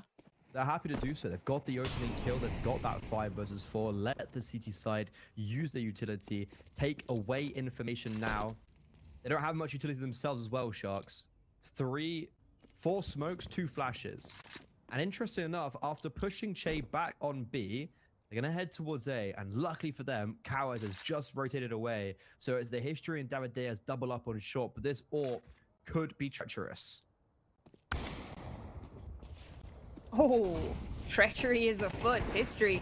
That kill onto Doc makes things a little bit more doable, but these flashes are fantastic. And off the back of that, Max Core in tandem with Koala clean out the A site. Leave it to only 2 to make a miracle happen here. The bomb does get planted, and with all of these shots being spammed through the smokes, bullet will connect onto Koala and take him offline. 2 versus 2 now. They have an inkling of this potential pivot over towards A main. Okay, do you roll the dice? Do you play with fire? Yes, he does. Max Core shuts him down. They realize that Cowers is still hanging around somewhere. I think the best thing to do here is to maybe grab that gun, get the hell out of Dodge. The reason why I was so scared of that AWP going nuclear was because of the just big lack of flashes for Sharks. They had 2 flashes. So they couldn't flash around into brackets. They had to make sure they saved them for the bomb site. So the opening kill going in favor of History. David Diaz also being there to claim the second. It was the first 2 kills of that execute for the CT side, and Cowers was quick rotation. I thought that was going to unravel for Sharks, but to be fair to them, they stand tall. And this first half, it has had a lot of very close calls, and 9-2 is maybe discrediting Red Canids completely. And yeah, a little bit, I think. But they have called a better side, a better half, and that round is just indicative of that again. Like, it's getting the opening kill, slowing down, playing with rotations, making it so that you're going onto the bomb site of your choosing, where there's as little as CT defenders as possible. And okay, it gets close, but the round was still always in your favor. It gets close. That seems to be the catchphrase of this entire map, right? Like, so many of these rounds. Whew, scrappy. Not just in terms of numbers, but even like watching that bomb timer tick down and the number of times that it's felt like, ooh, is it gonna happen? We've had some really spicy moments. As you said, it's really come down to individual moments, and Sharks have seemingly come out on top of the vast majority of them. Davideus getting that first kill here. Somehow managing to survive despite taking so much damage, and was Drop getting a second off the back of that. Once again, they find themselves in a numbers advantage. This time not quite the 2v5 that they had positioned themselves in a little bit earlier on.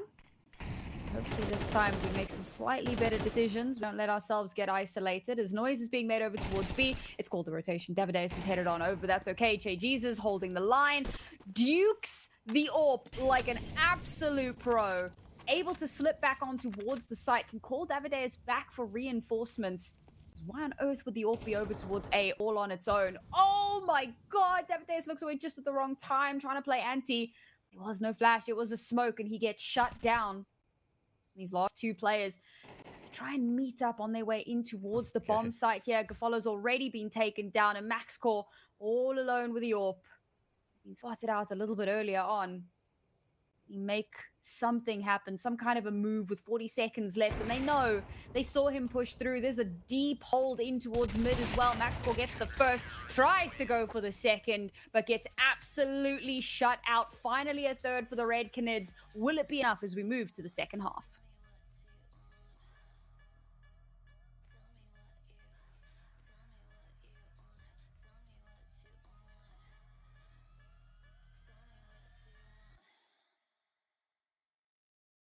Yeah, so spicy first half there. It was really looking like perhaps the Red Canids had a few more opportunities to come out on top, but weirdly enough, just couldn't quite connect those final moments.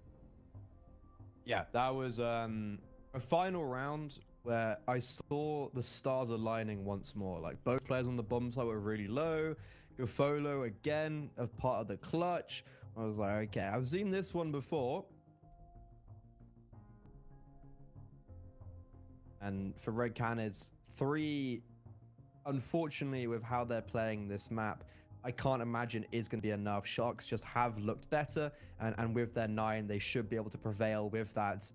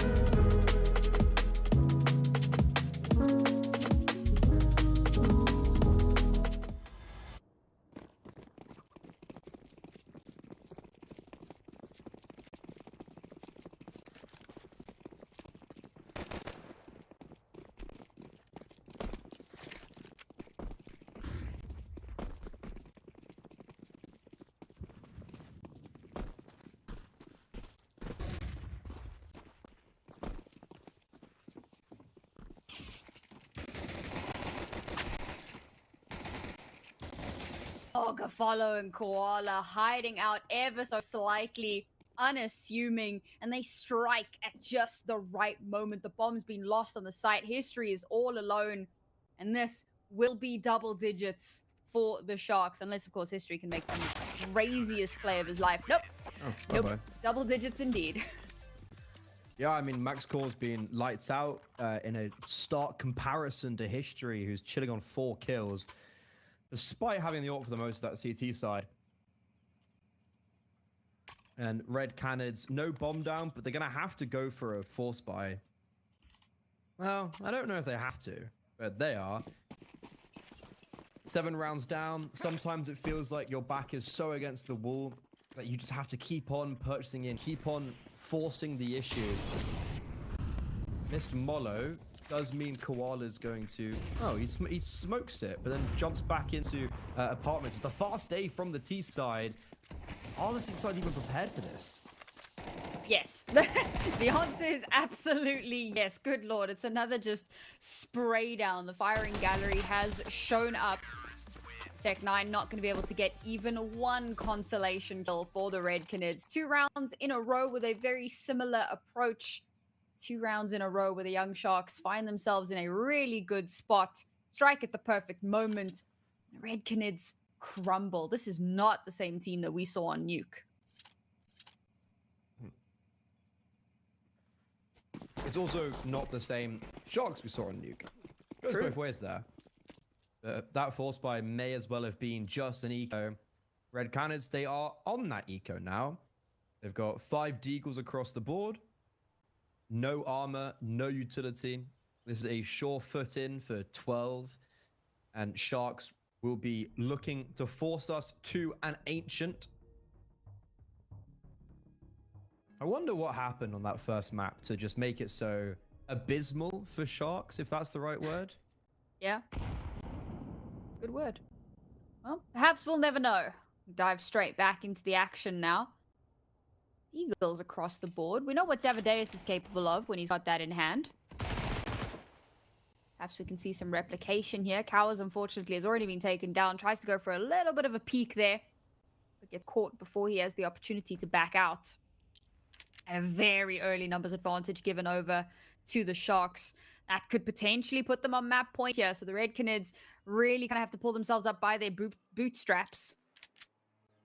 It shouldn't be. I mean, like, this should be a round where it's like, look, the MP9's close in boiler. They've got no armor, deagles. Like, this is map point for Sharks, unless something truly goes wrong. And we've seen that before in this game, stuff going seriously wrong. Jesus. And there you go. Davideus just gets a collateral a deagle. Why did you pick up the rifle, bro? Like, why? You're getting so much done with that deagle. You don't even need it. But he's picked it up. He's gonna plant the bomb. We've seen a reposition now from History. I don't know if I love it under balcony. But they are setting up a crossfire, and that's what makes it so powerful. Timing is going to be everything. Davideus, however, only good for a first one in History, with just a deagle in hand, not able to keep that dream alive. And yes, it will be that 12th round. Davideus makes that scarily close. 15 HP and 29 HP?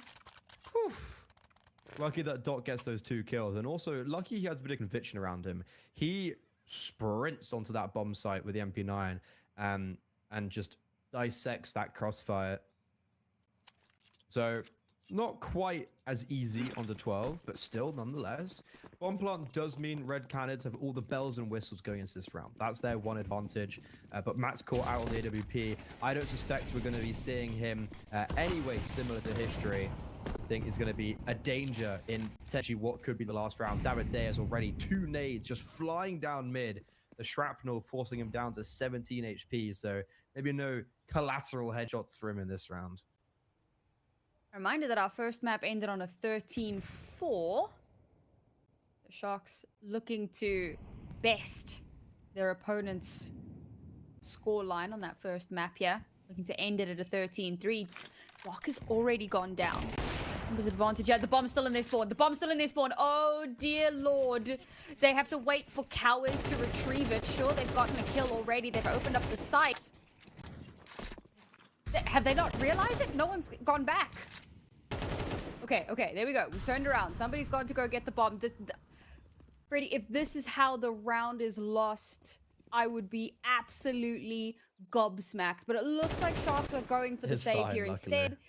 Yeah, thank God. I mean, that would have been hilarious. Quite the Would've been heartbreaker. horrific. If you lose 13-3 in the final round as well because of that, that would be, oof, that would hurt immensely. The funniest part is that if the Sharks had pushed that, you know, like they don't know, guys. They don't have caster vision. They don't know what's just happened.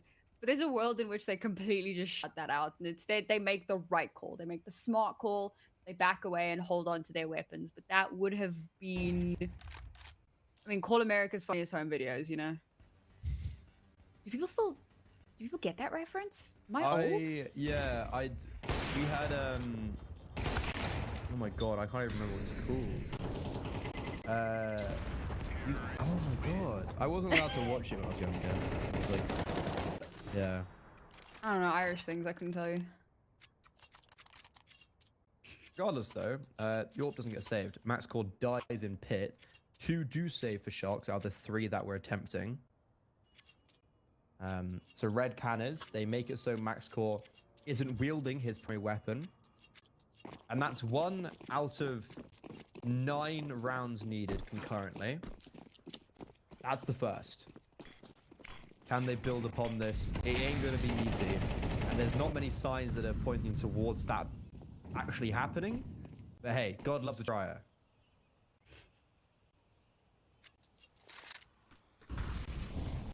As if God helps those who help themselves. That's the way it is. Oh, the timing on that. The HE and the flash. Oh, dear Lord. 2 players just being wiped off the face of the earth here on Inferno. Alright, Red Canids have finally woken up. They've come to play. That flash is not going to do much if anything is dropped. Picks up 3 on the way in. He has fully put his team on his back in this round at the very least. And now finally the Red Canids have a bit of an opening, a bit of an opportunity. There's still quite a lot of money. Oh, sorry, I was looking at the Red Canids themselves. Of course they have a lot of money. Sharks, on the other hand, in a slightly more precarious situation. They'll still be reasonably okay into that next round. But if Red Canids can keep this ball rolling, perhaps we may see a turnaround, a change. Max Core keeping things expensive here. That could prove really useful for the Sharks players later, or rather for the Red Canids if they can keep this ball rolling. But for now, it is going to be the Canids picking up their 5th round. We are hemorrhaging players at this point, guys. Stop.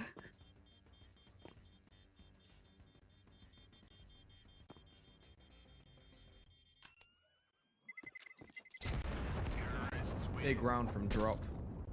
A big round over towards the B bomb sites. What's the money looking like for Sharks? Are they just going to keep on going for it? I'm not sure if this is... Yeah, I guess Max Core can drop a rifle or an MP9. MP9 probably, because then he can have full util. Okay, so Gafolo is on an MP9, but apart from that, it's full rifles. Arden Zhao has no Molo, but that's kind of the only detriment. There's 2 in a row for Red Canids, 2 convincing rounds of that as well, forcing Sharks to save very early on, both directed towards the B bomb site. And they're going to be going for a somewhat similar play. Sit around at steps, go in late. They are using David Deas as this spearhead, and he's just taking a lot of space. Issue is, that space is met by nades. Wait, what? He comes back in and understandably so catches them off guard. That's a wild play to be making, but hey, it works. I wonder if Doc was caught on a cross there, because obviously he was up close in that like sandbag position, waiting to see if he could catch somebody off, and then he gets caught just out in the open. He must have been trying to cross. It was a really solid repeat as well from David Deas to give them that first opening kill here. A lot of noise made over towards top banana, but Shark aren't quite giving in just yet. Still 3 players strong over towards the A side. All of this utility that's been funneled out has kept their attention close at hand, as the bomb now makes its way all the way up banana over towards this B site, where only 1 player lies in wait, but the rotations have already started to come in. Canids now stall out. And smoke blocks their path. We'll see some utility start to come out here. Trying to find that little bit of pathing. Molotovs are blocking their way, though. They could stall out here. Down to sub 30 seconds.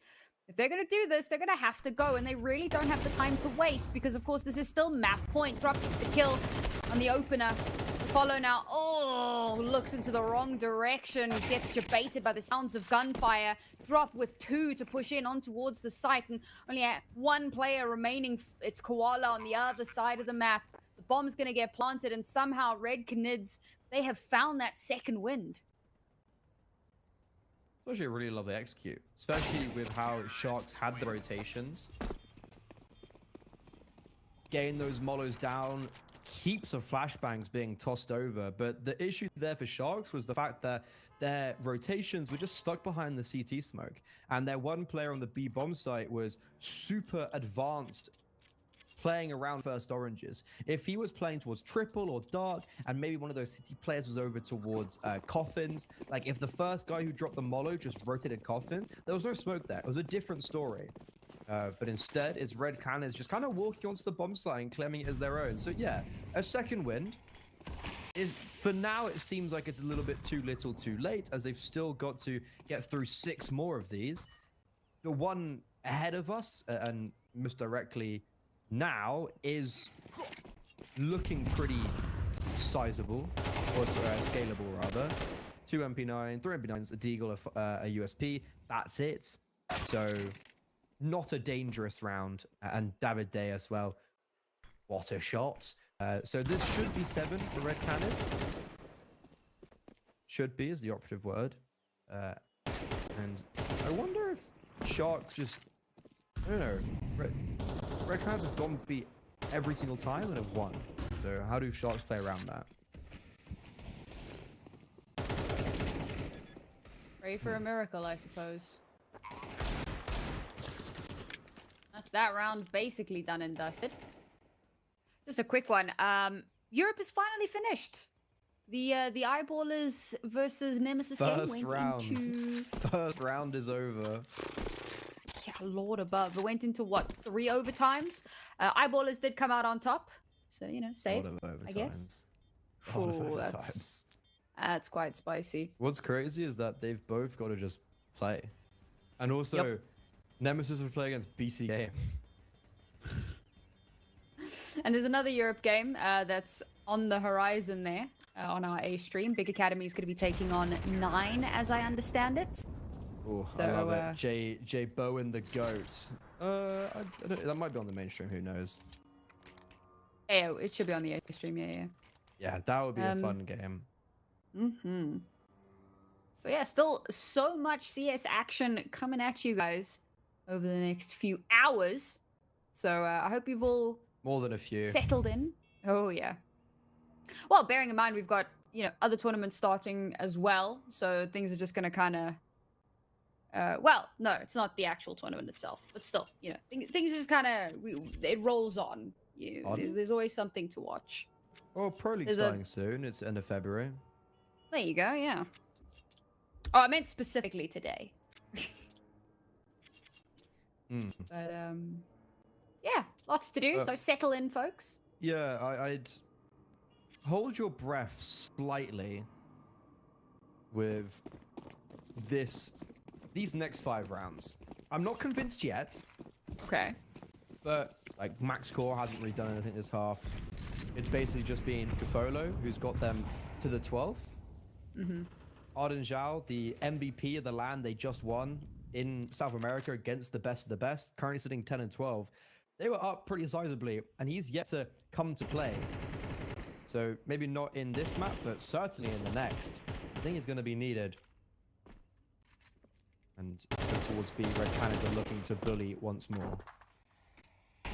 Despite issues, Max Core still sitting at the 2nd highest frag. Walla has really been a revelation. That's a nade. That was a chunky nade. That was 2 of them. But that's happened before. Remember David Deus in the first round they started winning? He was on 10 HP at the start of the round. It hasn't seemed to affect Red Canids. I mean, it doesn't matter how low your HP is, as long as you get the enemy HP to 0. That's all that matters, man. Dodging bullets like Neo, but not dodging flashes. Doc gets flashed off of his position.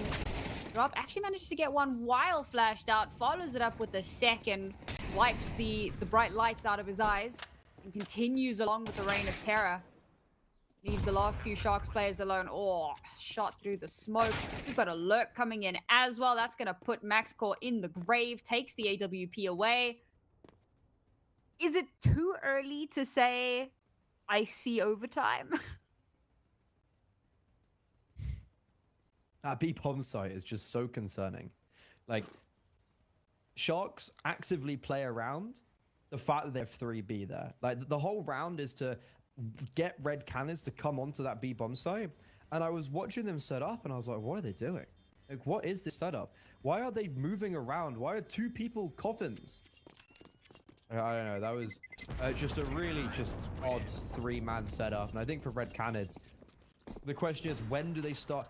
When do they pull the trigger, change the pace towards A, or end A at all? Because Sharks aren't taking any map control and are just being harassed on this B bomb site. How do red cannons approach these next few rounds? They continue going B, which has been so fruitful, or do they change up the pace and direction?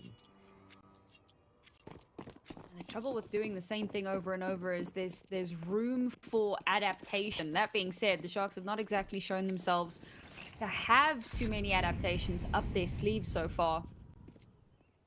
If anything, I think they've struggled to answer anything so far, particularly on this half.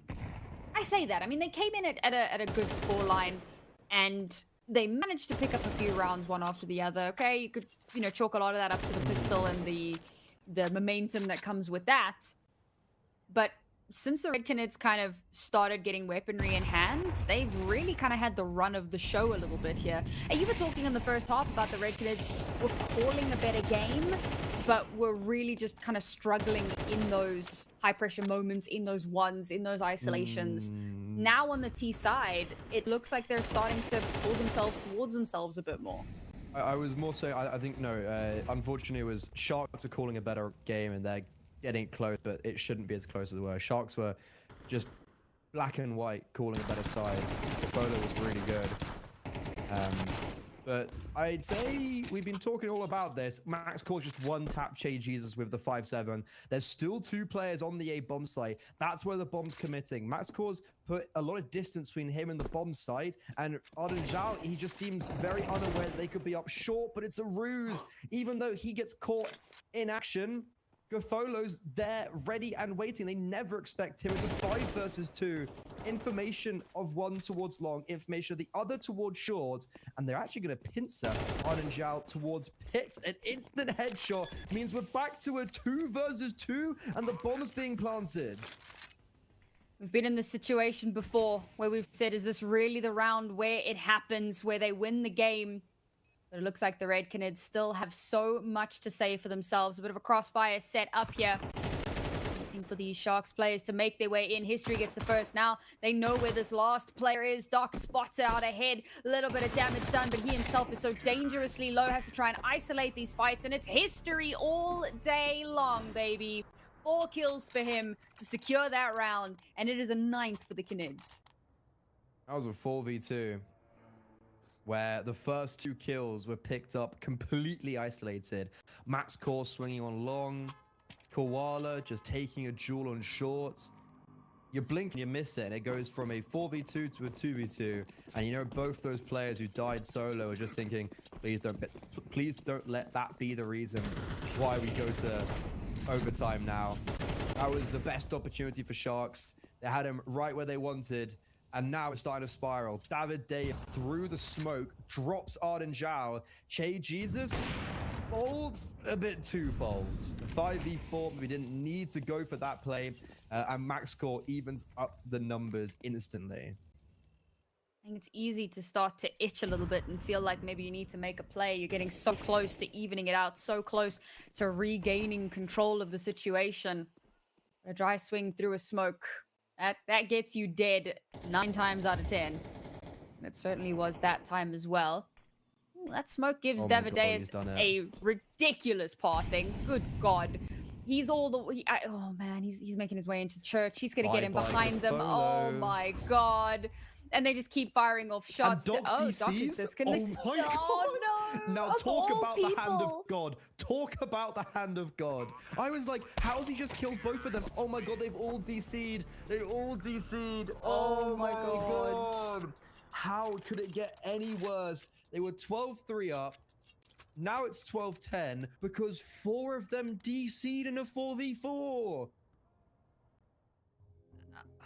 It honestly doesn't get more painful than that, man. I mean, maybe it should have been obvious with the fact that Devadeus was able to get through that smoke. There was no spam. He just kind of walked through it. And I suppose in the moment you can just kind of like, yeah, I mean, they're not expecting it's, you know, whatever. In those final moments for all those players to just start falling like flies. That is a devastating way to lose that. But folks, that is of course a technical issue that we're going to try and get sorted out as quickly as possible. So we're going to toss this one to a break. And when we return, we will have the conclusion of the second and final question mark map.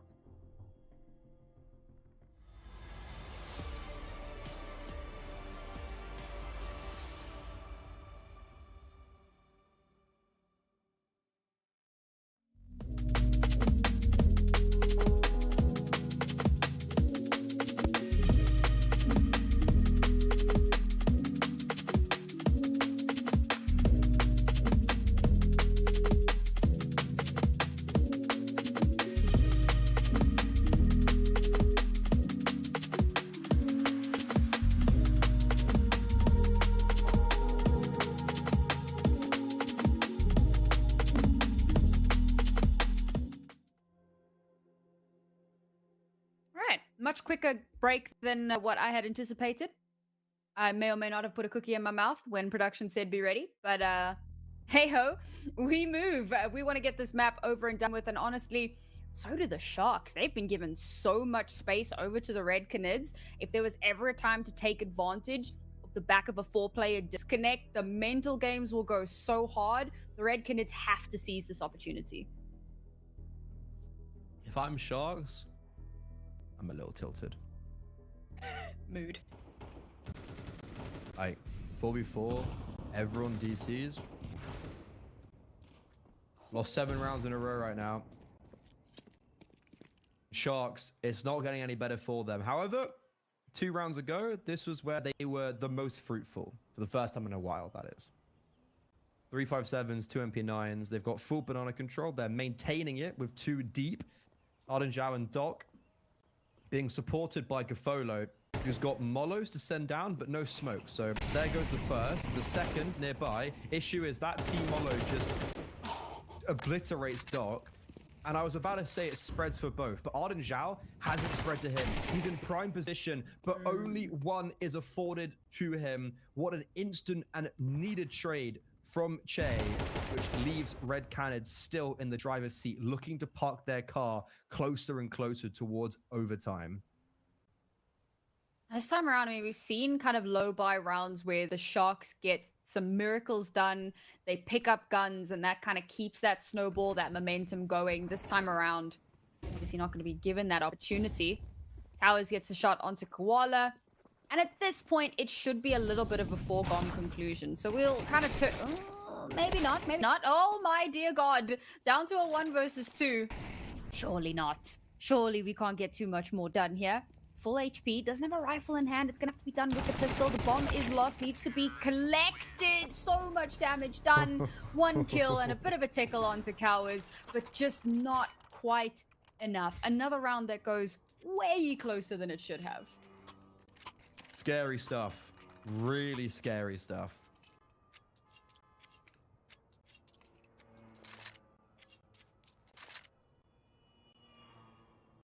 But it's coming down to the full 24 rounds. It was 12-3. 12-3. 9 rounds in a row are needed. They found 8.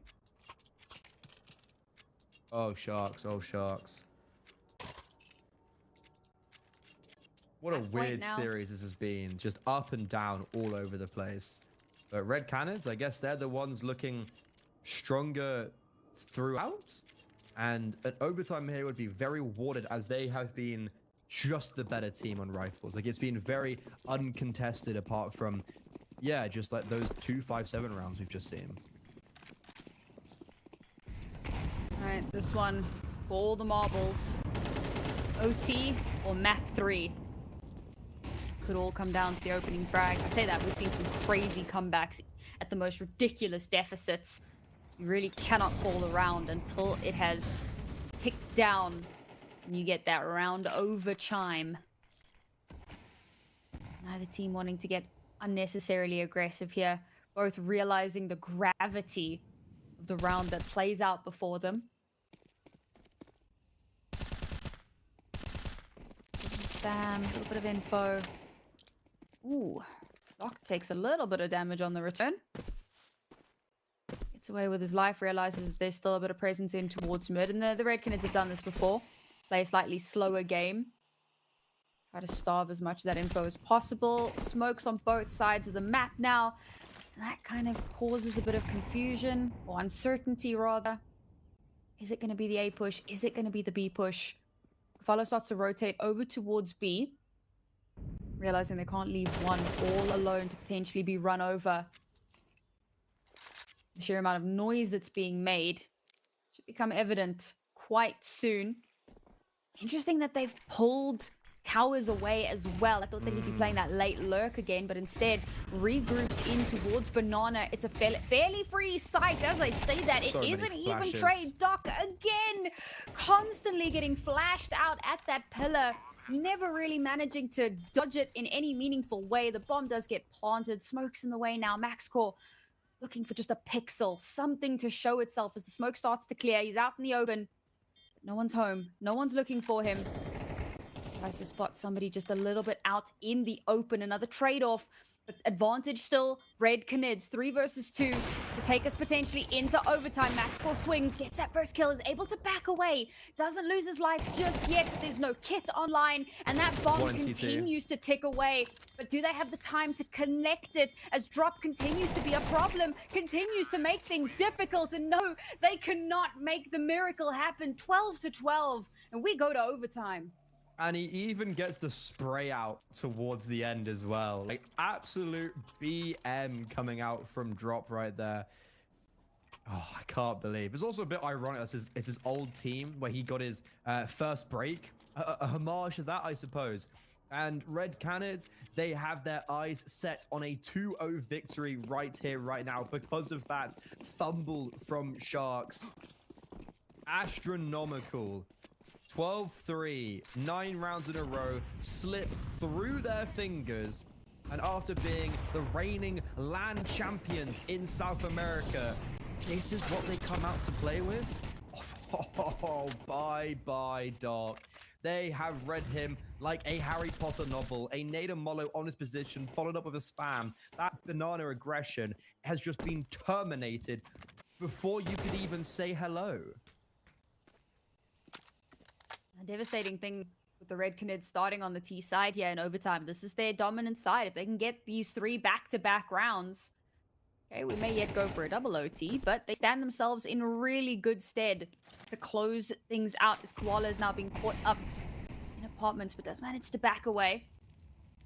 Lay down a bit of util here and ensure that nobody gets unnecessarily cheeky.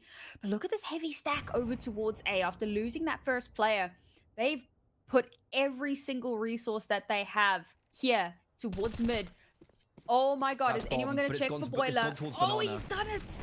He's taken down the bomb, but there's still players moving in from the boiler position. They're going to have to keep this perfect as, okay, Che Jesus actually does end up going down. This is going to turn into an absolute disaster as we have to keep our attention turned to a million different positions. But now, with Cowers going down, that gives an opportunity. The smoke blocks their path.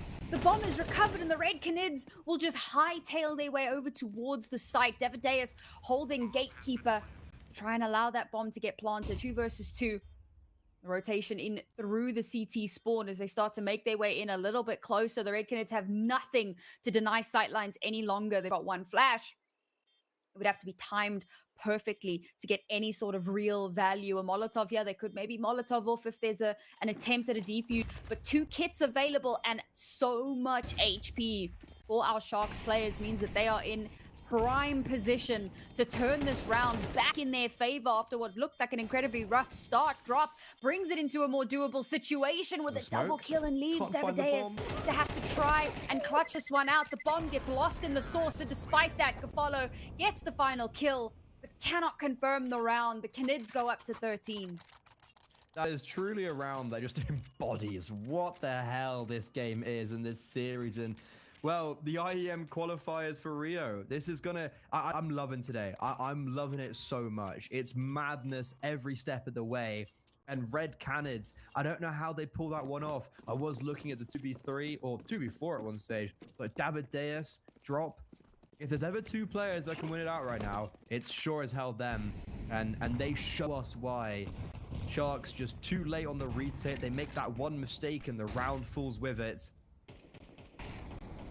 Oh, this is a mental game where Red Canids, now that's 10 rounds in a row for them through regulation and overtime. No one can stop them on this T side. There is a setup, however, over towards B. Flashbang coming in, and Davideus is just ahead of it. Gafolo surely to fall soon, and that could just be another round. But Gafolo, hold on, somehow saved the day, stems the bleeding with 2, and actually gives the advantage to Sharks. Time around, it's not Doc playing around the pillar, it's Gafalo, and with Max Core in tandem, setting up a nice little position for themselves here. They will whittle away at the Red Canids players. And this is so dangerous because Cowards gets caught out towards the connector position, and it's all down to Shay Jesus. He can make this 2 1v2s, theoretically. But all he has to his name is 2 flashes. 40 seconds remain, and he's about to come head-to-head with that AWP. That AWP that has caused them so many issues in those few rounds where it really has come alive. With all of these shots firing through, trying to clear out any sort of angles, that gives the game away. The pincer comes in from down bottom banana, and Shay will not be much longer for this world. A very quick turnaround as we go 13 all.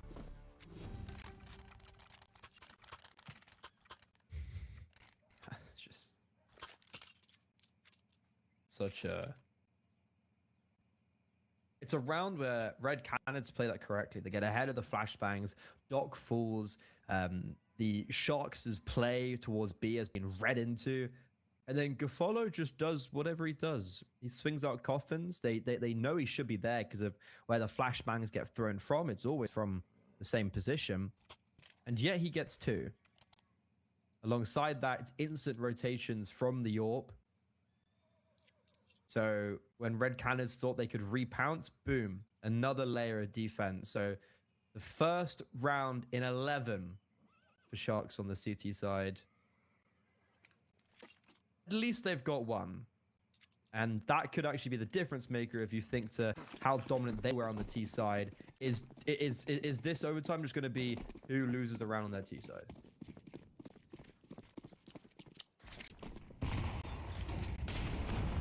One more opportunity to be the team that doesn't lose a round on their T side, but Davideus gets caught out, completely flashed out. A big name to take as well. Yup. When you talk about taking out a raid boss, okay, Drop's still alive, and he's also been having a really great performance, but when it comes down to that consistency, Davideus is the person you want in those incredibly clutch moments. Follow knows the position. He knows someone's there. Oh, that's so rough. He heard the boost up, but he could just never quite activate upon the app information. What a nade from Doc. Oh. That's like 100 and almost 150. That is chunky. Playing a slightly more advanced position this time. That's okay. He's playing a little bit of a bait position as well, given what his HP looks like. Not like this, guys. No, Not please. now. Oh, Okay. CS gods, we beg. No. You say okay. It's not okay. It's not okay. We send our prayers to the CS gods. The one thing that's crazy is that it's taken like 12 rounds of T-side concurrent rounds. This is the first time Sharks have finally dealt with Red Canids' banana play. And on top of that, there's 2 players on the B bomb, or there's 3 players on the B bomb side. Gafolo at range is there just to support. And Sharks, they're gonna be cleaning up a 14. 10 seconds left. Drop. As try as he might, there's no way he can get this done, and you blink and you miss. 3 kills come streaming in for Red Canids. Koala is nowhere to be seen. Arden Zhao can't deny, but he will eventually deal with Drop, leaving Che alone in a 1 versus 2. I don't know where he is, but he has no idea where Koala is either. Making movements in towards coffins. He's taken the primary zone. The bomb's not quite planted for this position. Goes out for a duel, spots the head, but Koala flicks down and gives Sharks the advantage going onto their T side. Oh, that's devastating. I mean, you were saying, you know, there's no way Drop can get this done. He wasn't going to get it done. Cowers was there. Che was there. Get those 2 kills to give them the space that he needs to get that bomb planted, but gets left in a 1v2. And as you said, information was a serious issue. I thought there was a world in which he actually pushes all the way through the church and moves out towards main, but I think you kind of realize time is really not on your side at that point. The amount of time it's going to take you to make that rotation. And if those shots had just connected onto the first, maybe, just maybe. But this is not that world. The Red Canids now at a 1-round deficit. That victory feels like it's within arm's reach. The Sharks keep pulling it away from them, pulling the rug out from under them as we fight desperately to try and get to that 3rd map.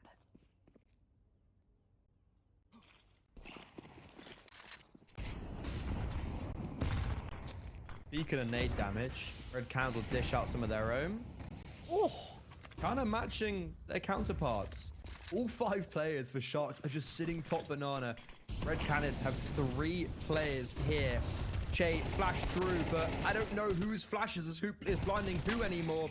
But what I do know is that Sharks have broken onto the bomb site. Che does spam 2 through the smoke, and because of that, here's a 3 versus 3. This Molo not gonna quite deny the bomb spam. Oh my god, that was on dock, but unfortunately there was a wall in the way, so we nestle ourselves in this 3 versus 3. And while this dust is not settling, Red Canids pedal to the medal, steamrolling their way in, and Che Jesus just on a Beyblade spinning around, nailing everyone. They needed a miracle from somebody. Somebody needed to step up in the dying embers of that round. Che Jesus was that very man. And this kind of brings in that concern that I was talking about, you know, Red Canids when they move on to the CT side. That was where they'd really struggled. And so they needed to try and get all 3 of those rounds in the previous half. Weren't able to do so. So the fact that they've been able to pull this round under their belts gives them that little glimmer of hope that maybe they can keep this going that little bit longer. I will just say also, Doc is like a damaged sponge at the moment, whether it's getting flashed away from the pillar, eating nades round after round. I mean, he is just constantly in the most unfortunate positions. As now Drop pushes in through, gets the kill onto Koala as Doc finds the return. There's been a lot of damage done. This could be the opportunity. Che now in such a dangerous spot. How on God's name do you get that second? He's eventually put down. He's given his team a number advantage. Smoke now is the only thing keeping the Sharks alive, giving them a moment of respite to really consider their options. They may yet still push this site, but looks like they may opt to back away instead. Yeah, well, this is the problem, right? This information. But if he falls, look how far the rotations are. This is it. This duel is everything. And history for the first time this map comes out on top of that AWP duel. Ardenjal is left all alone, knows that there's an AWP behind him, knows that there was presence towards top banana, and has to be so clinical in how he clears all of this, but knowing the time isn't on his side either, and at any moment, somebody could swing out. Somebody could go for that shot, baits out Cowers, but it's Davideus on the swing that manages to put him down, and once again, the Red Canids find themselves in the driving seat. I just don't know, mimicking you, how has Che got 2 at top banana there? There's great, there must have been a flash by Cowers that came in to give him just a little bit more time. But yeah, that is heroic play from not quite the new boy anymore, but I lump him and David Deus in that similar sentiment of they've come here to reinvent themselves. And they're certainly doing that. This is the most impressive red Canids I've seen in a long time. The floor was very low, but now the bar is very high. Let's head over towards Banana because Coward has been boosted up on half wall. He's fighting through the fire and the flames. Doc kills his teammate. He gets 2k on Banana, I suppose. And Sharks come out of a very dirty B duel in a 4 versus 4 with both sides having one player inflicted a lot of damage. Doc is just not having a good day on this map, unfortunately. That's given over. Well, maybe not an advantage here. Red Canids a little bit on the CT side. Makes things a little bit more difficult. Drop dangerously low on the HP as the utility comes through. Doc, ever the damage sponge. Doc gets taken out, and somehow Drop slips through the smoke, the flank. Oh my god, max core. All right, David Deus, you do not get to continue playing this game. Neither does History. And dear god, that was... I talk about a firing gallery. That certainly is what that felt like as we head into overtime number 2. I don't know how... Well, I don't know what happened towards B there, because Drop... I think he was going to get his util, but they dropped it too far away, so he couldn't actually get it in time. And then also on the retake, like that was a 4 versus 3 retake. And then on Banana, they're going far too quickly, which allows Max Core to just get these isolated duels. Like, why isn't History posting and then the rifler scaling? They have the time to work with. They try and rush things too quickly and give away these careless, lumbered fights, which means that we go into a second overtime and Red Canids' advantage has evaporated.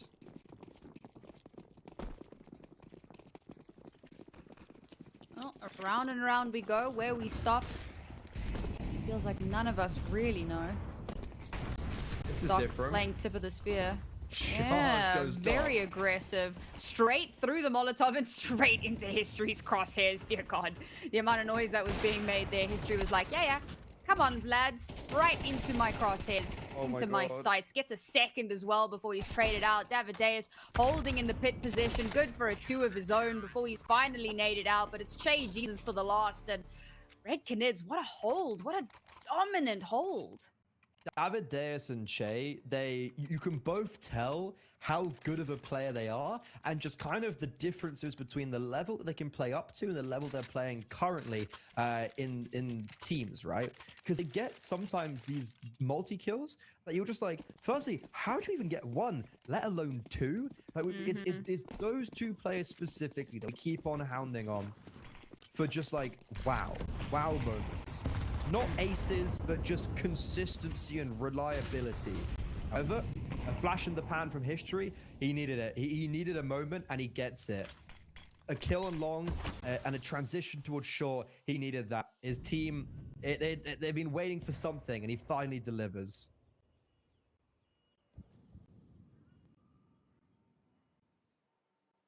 Aggressive position, yeah, from Dockham.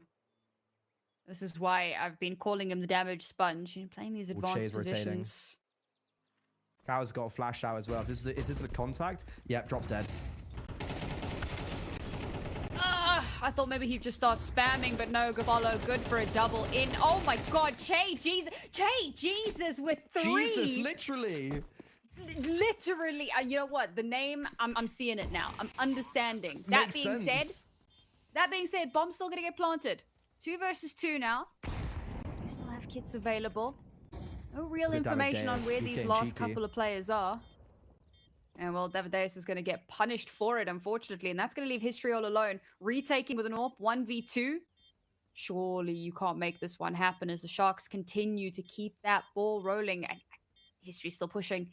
He's still trying. He's still trying to claim this space. Runs straight out towards the bomb and gets caught unawares by Koala. Che Jesus does so much, but it wasn't enough. He even gets damage on Koala as well. Like he almost gets 4 kills there. He reached enlightenment, but unfortunately the rest of his team lets him down. The B bomb site just instantly capitulating.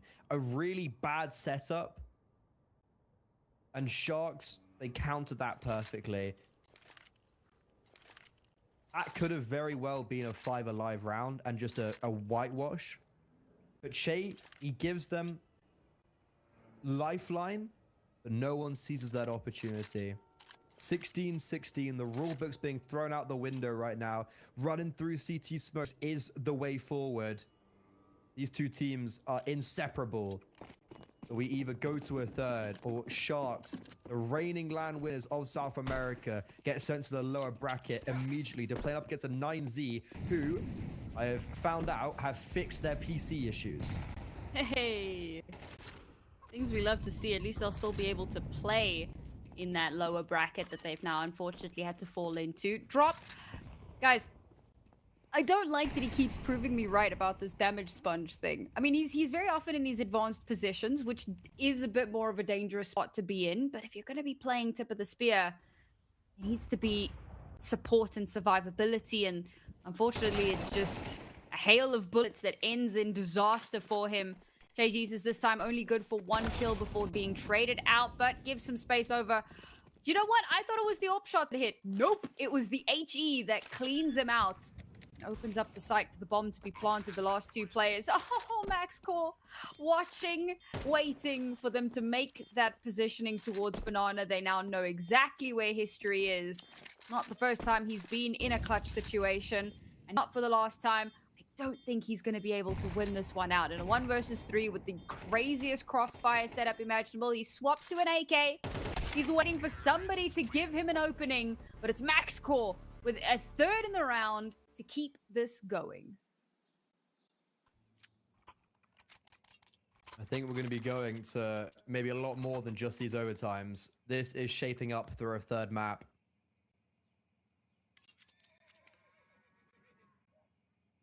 Red Canids take the advantage going onto their defense.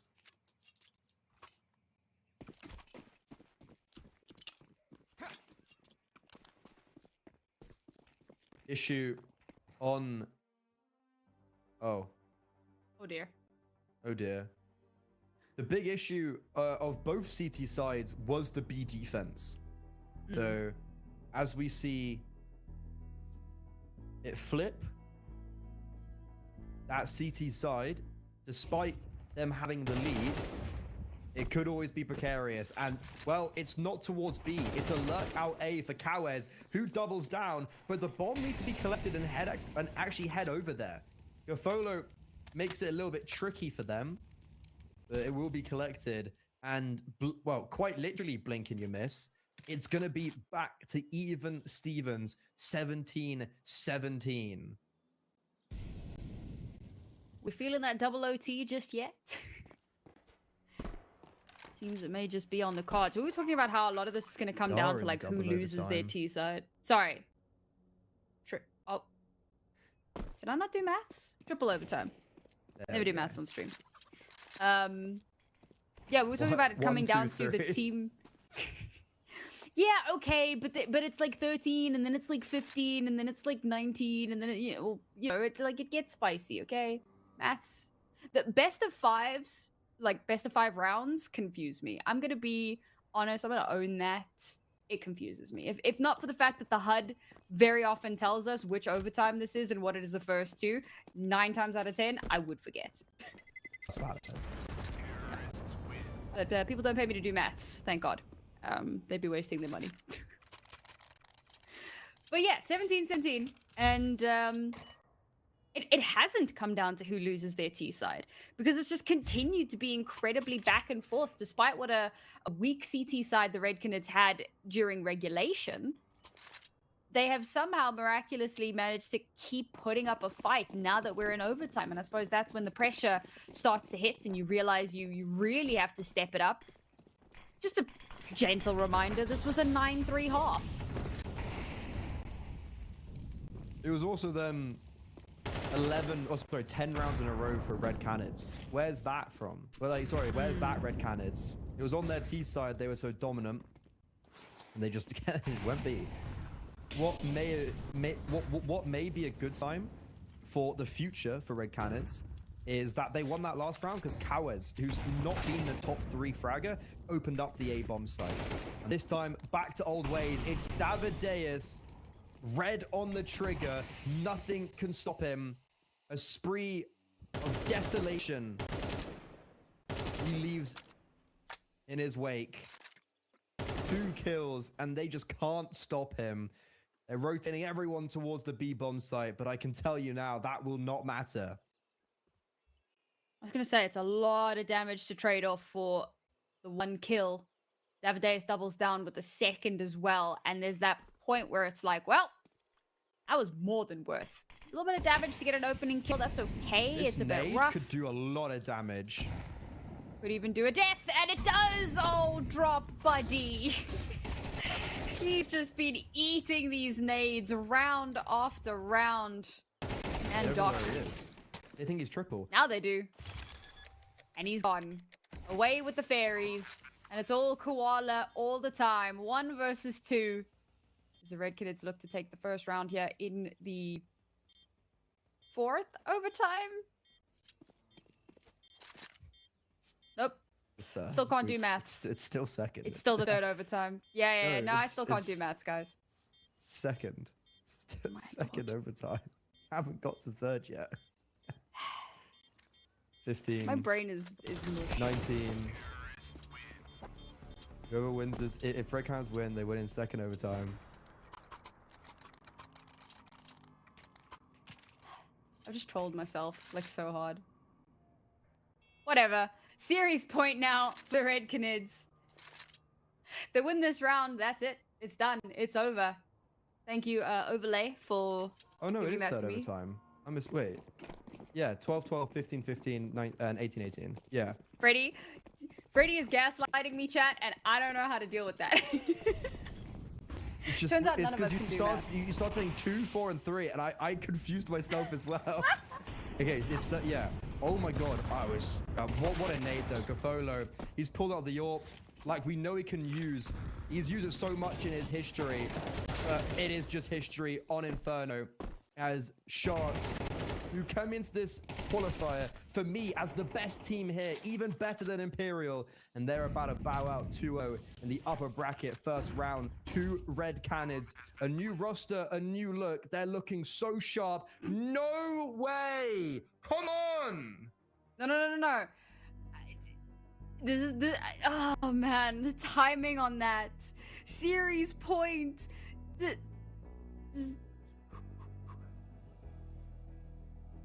I don't even know what to say, man. All I can think is that I just need to sit here and wait for that moment. Like, everything is off the table, and there it is! They've done it! They've done it! Unfortunately, it had to happen off-stream, but what a performance from the Red Canids to come back from a 9-3 deficit to claw their way through that second half, to take us into so many overtimes. And finally, they've done it. They've pulled themselves over the finish line.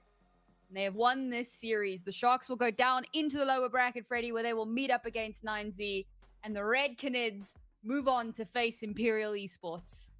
Oh, that's going to be such a good game. And especially if Red Canids actually do make it. Like, let's say, hypothetically, Red Canids, they go on this crazy run. They get to the finals or they even qualify. Okay, who have they beaten? Sharks, who just won the most recent LAN of all the best teams. Imperial, who is kind of like the 4th team that I think more people would note to be like under Furia, Pain, and Legacy. And then most likely Bestia in the upper bracket semis. Like, if that's the teams that you're going through, then yes.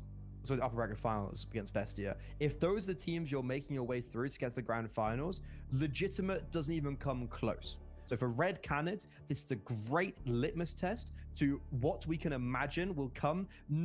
Maybe not this tournament, but certainly this year with Davideus. And both him and Che Jesus are showing that they still have some life in them. And for Sharks, a big wake-up call is needed. They're not going to get a free against 9Z. Despite 9Z not having the facilities for that opening round, they sure as hell do have it for the next. Speaking of, Freddie, I'm taking a look at our schedule and it's looking a whole hell of a lot like we are going to be covering that 9Z Sharks game in a little bit. That is spicy. The Sharks coming off of a grueling series, mostly because, I mean, it's not one of those crazy 3-map million overtime type vibes, but there were some issues, unfortunately, caused by the servers, and it's taken a little bit longer, and now they're going to have to dive into yet another game versus a 9Z that have also kind of had to cobble a setup together. So I'm very much looking forward to seeing what that game is going to look like. But that's going to be this particular series rounding itself off. So congratulations to the Red Canids, and we wish them luck in their next game a little bit later on. But for now, we're going to be throwing things to a quick break, and when we return, we should have our next game ready and waiting.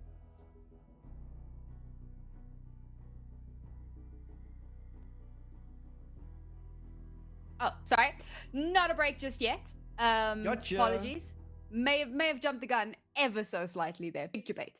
I do see on our graphic that it's showing Fluxo versus Onyx, so perhaps our game has been switched. But that is also a pretty spicy game. New Freddie. names, new faces. Yeah, of course. New year, right? new me. Yeah, that's going to be a really exciting one because Fluxo are also at this LAN that we've been talking about. Those are two teams that are maybe not, well, Fluxo, they're hanging around that group to be the best, but this could be a major upset for Odict, or potentially the start of a crazy lower bracket round for Fluxo, who got upset by Shinden, who were just taking names left, right, and center. They denied MIBR a place in this close qualifier, so Fluxo, they're going to have to reset after a pretty tragic loss, and we're going to be having that coming up in 27 minutes. Be there or be square.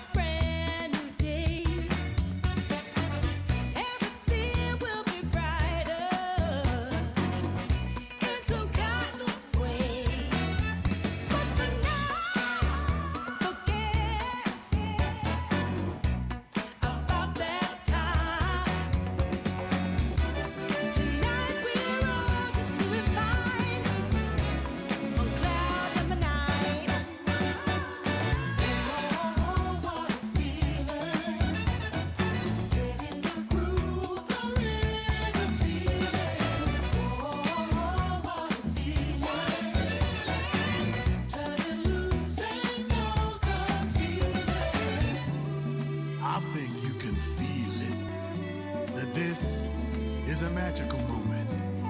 And not every moment can be precious like this. So come on, here's something you don't want to miss.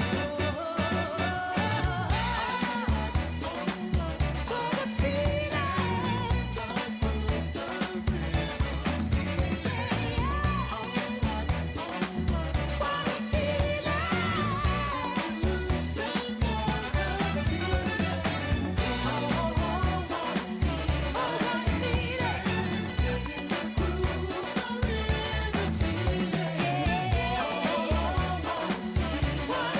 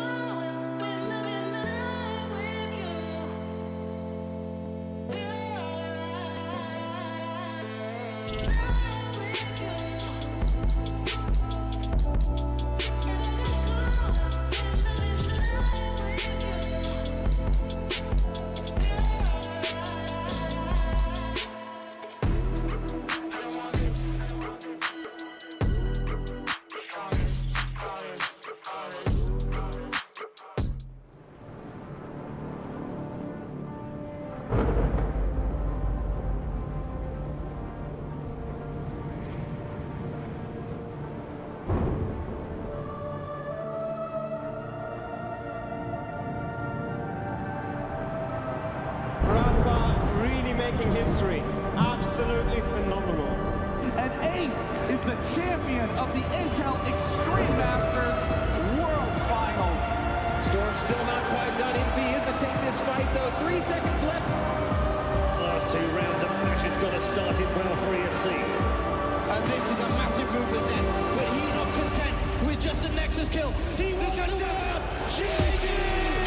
And it's all done. A flawless winning. Unbelievable Rogue with a 4-0 victory over Classic. And they did it again in the grand finals. It's Nuke! Give it up for your Intel Extreme Masters World Champion!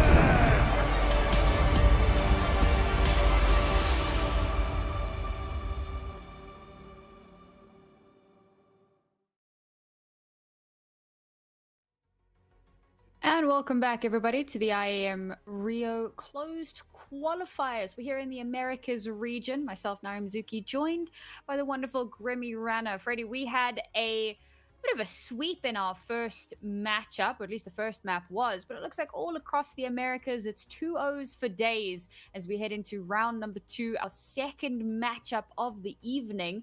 We're going to get to see the Sharks 2 Electric Boogaloo. Ooh, that's nice. That was pretty cool. Thank you. Yeah, it was 2-0s across the board, but none of the games were like particularly close. Surprisingly enough, that 13-4 was far and away the closest. Every other map went either to overtime or at minimum double digits. So a very contestable first round.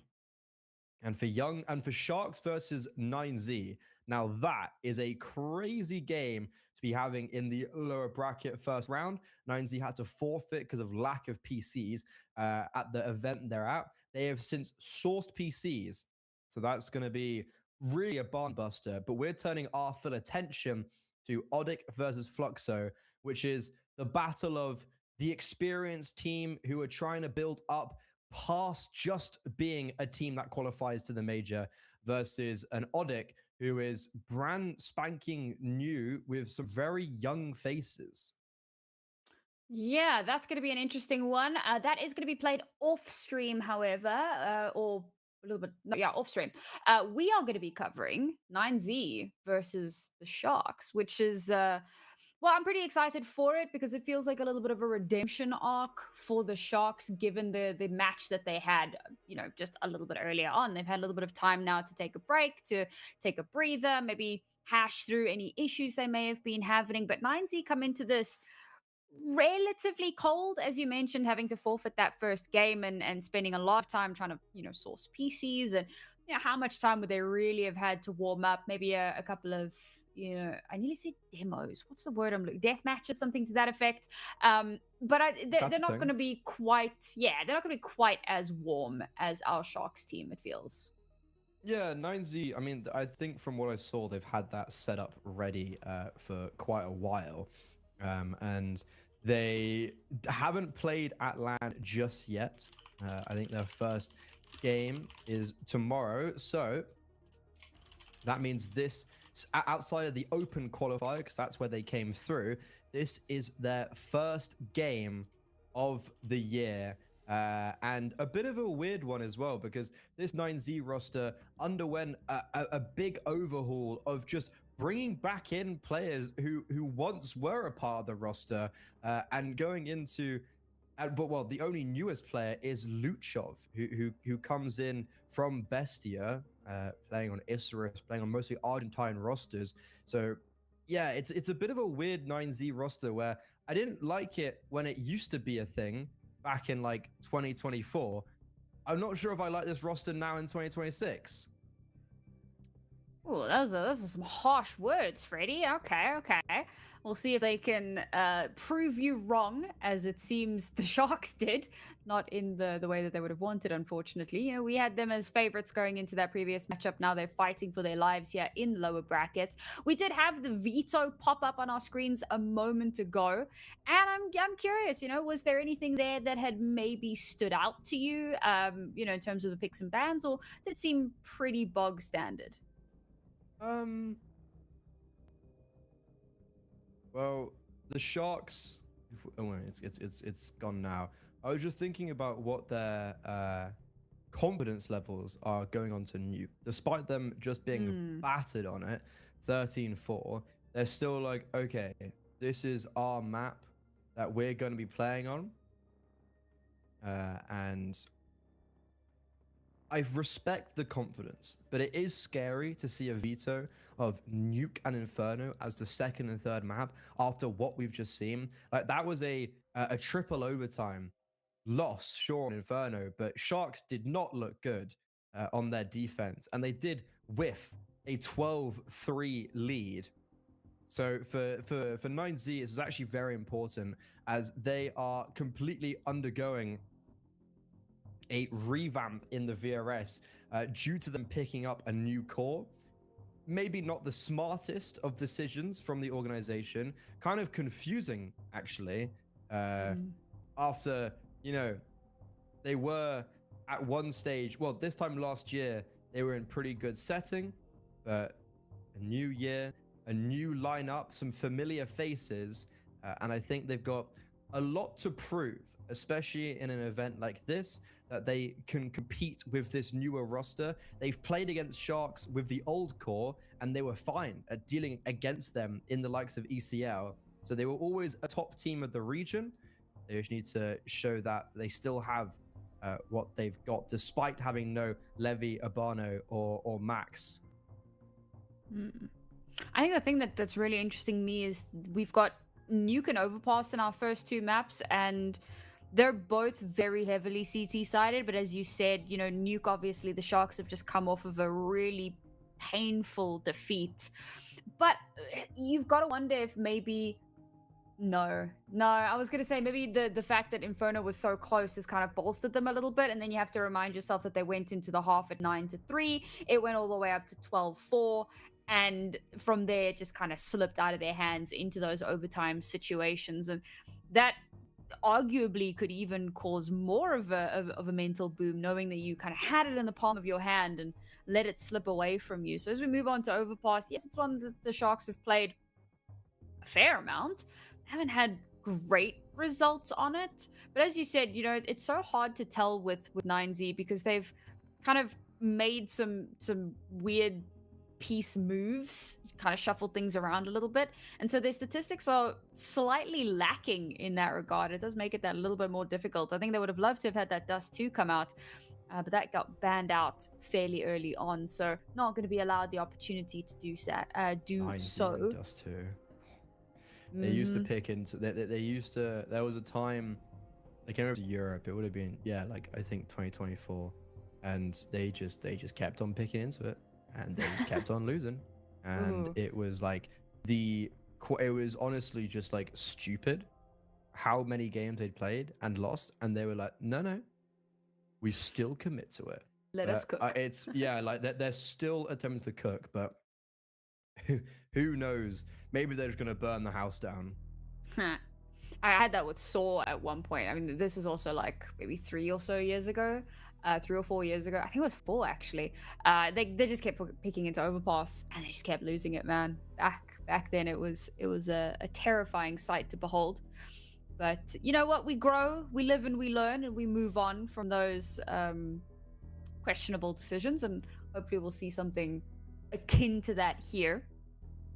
Taking a look at things, I mean, obviously that first map with Sharks, it was so rough that to try and call out particular players is always a tough one. But as we moved on to the second map, it certainly felt like there was quite a bit more of a resurgence, and particularly from the likes of Gafalo, you know, calling, but also getting a lot of really impactful kills, even picking up the AWP here and there, and being able to get a lot done with it.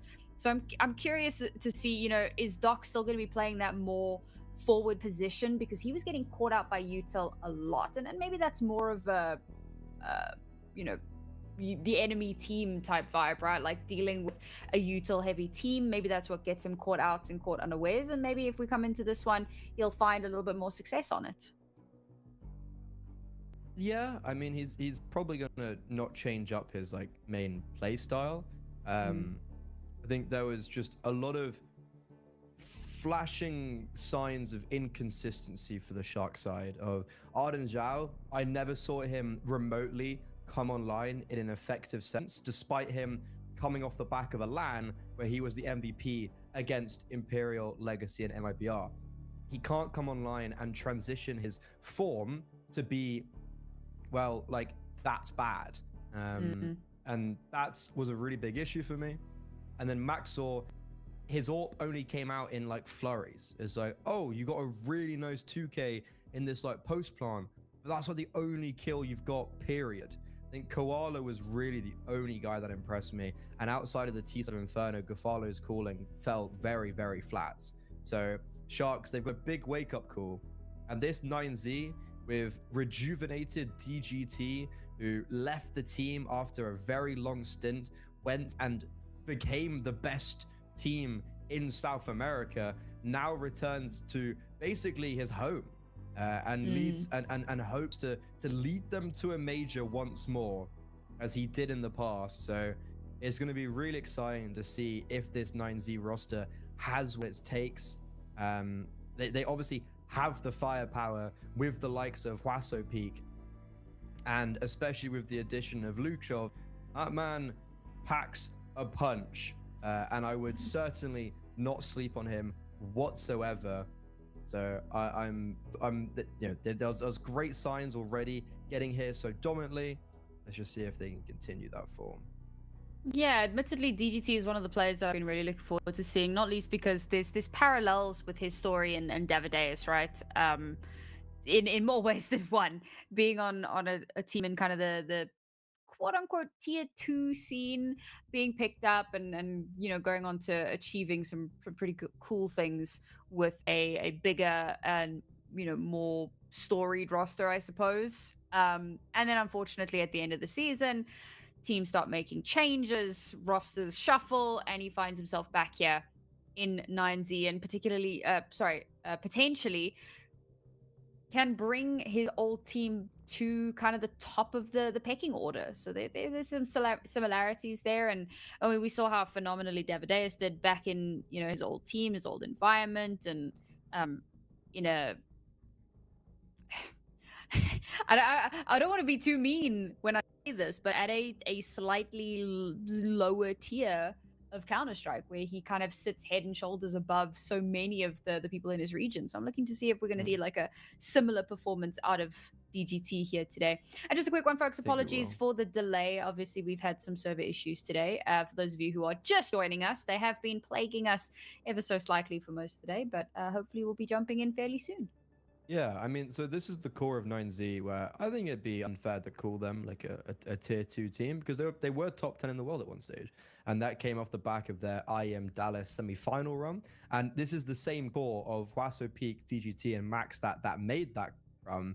And then if you look at the places that's been, if you look at the pieces that have come out and now have come in, Martinez, I think Mayan's a better AWPer than him. I've never really rated Martinez, to be honest.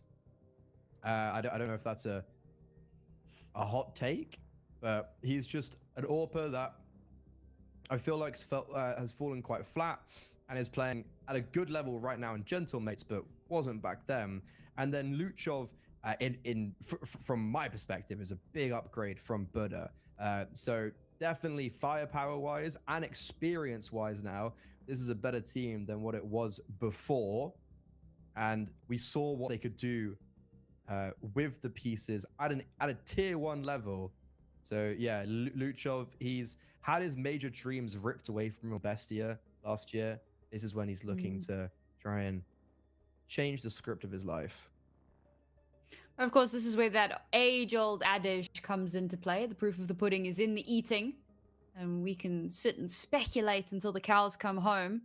But really, it's going to come down to watching it happen, watching it play out in front of us, which is what makes it that much more devastating that they weren't able to play that first game. But hopes and dreams have not been dashed just yet as they now battle for survival against the Young Sharks in the lower bracket, folks. This is IEM Rio, the closed qualifiers for the Americas region.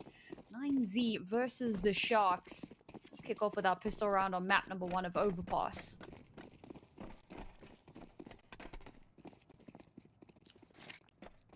Two players pushing up long, no util for the CT side, and the T's, they're taking the fight right to them. Arden Zhao, he's here, but a little bit too late with Max Core in pursuit. They're gonna dissect each other?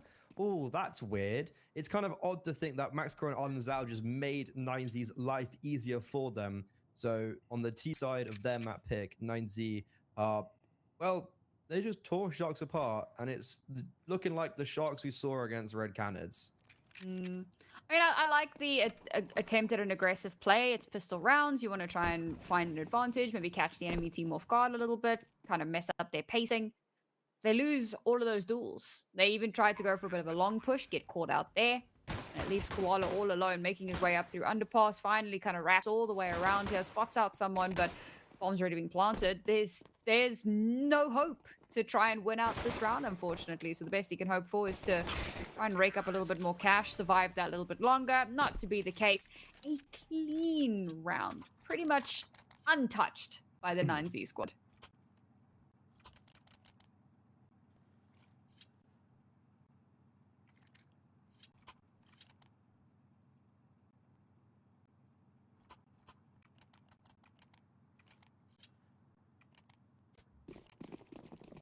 The Sharks are going to be forcing up, which is a little bit of a surprise. They did it on Nuke. Yeah, I guess. I mean, can't. The force buys on the CT side when they were losing on Inferno was actually the only thing that was giving them justice. Maybe they've got that in the back of their minds. Issue is, I was going to say DGT's ready with the AK, but he falls. It's the trades from Luchov. And the T side, they were looking to hops and skip onto this B bomb site, but counter utility has forced them to slow down a second. Koala taking some heavy chip damage there early on, but look at how they've taken map control here. Find themselves in good stead.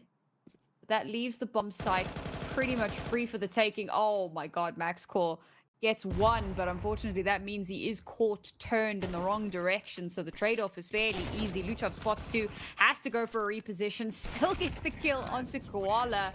Okay, there's a little bit of cleanup there. The force does not go the way that they would have wanted. 9Z up to 2.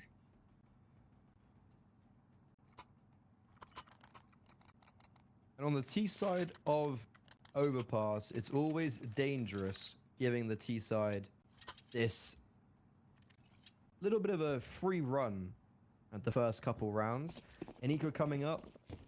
High risk, high reward for the force. So 9Z, they should be clearing this up pretty nicely as the likes of Huaso, Peak, and Luchov, they're yet to die. Same with Mayan. And those are the 3, I'd say, kind of big danger fragging potentials. So to see them maybe doing so well is already a slightly concerning fact. Much off to the races already. Seen the Sharks do some miraculous things with low buys. This should be a fairly simple one for 9Z.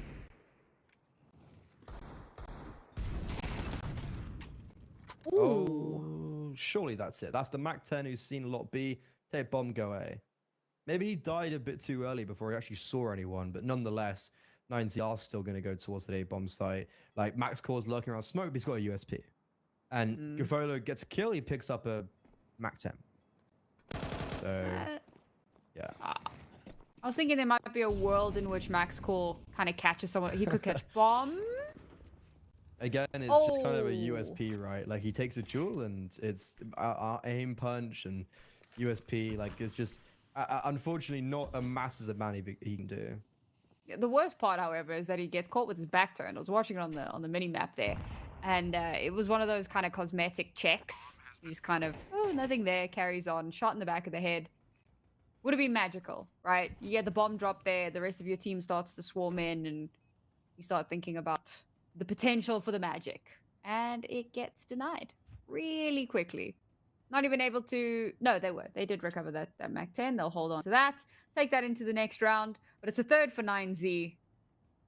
Sharks now. What's the plan?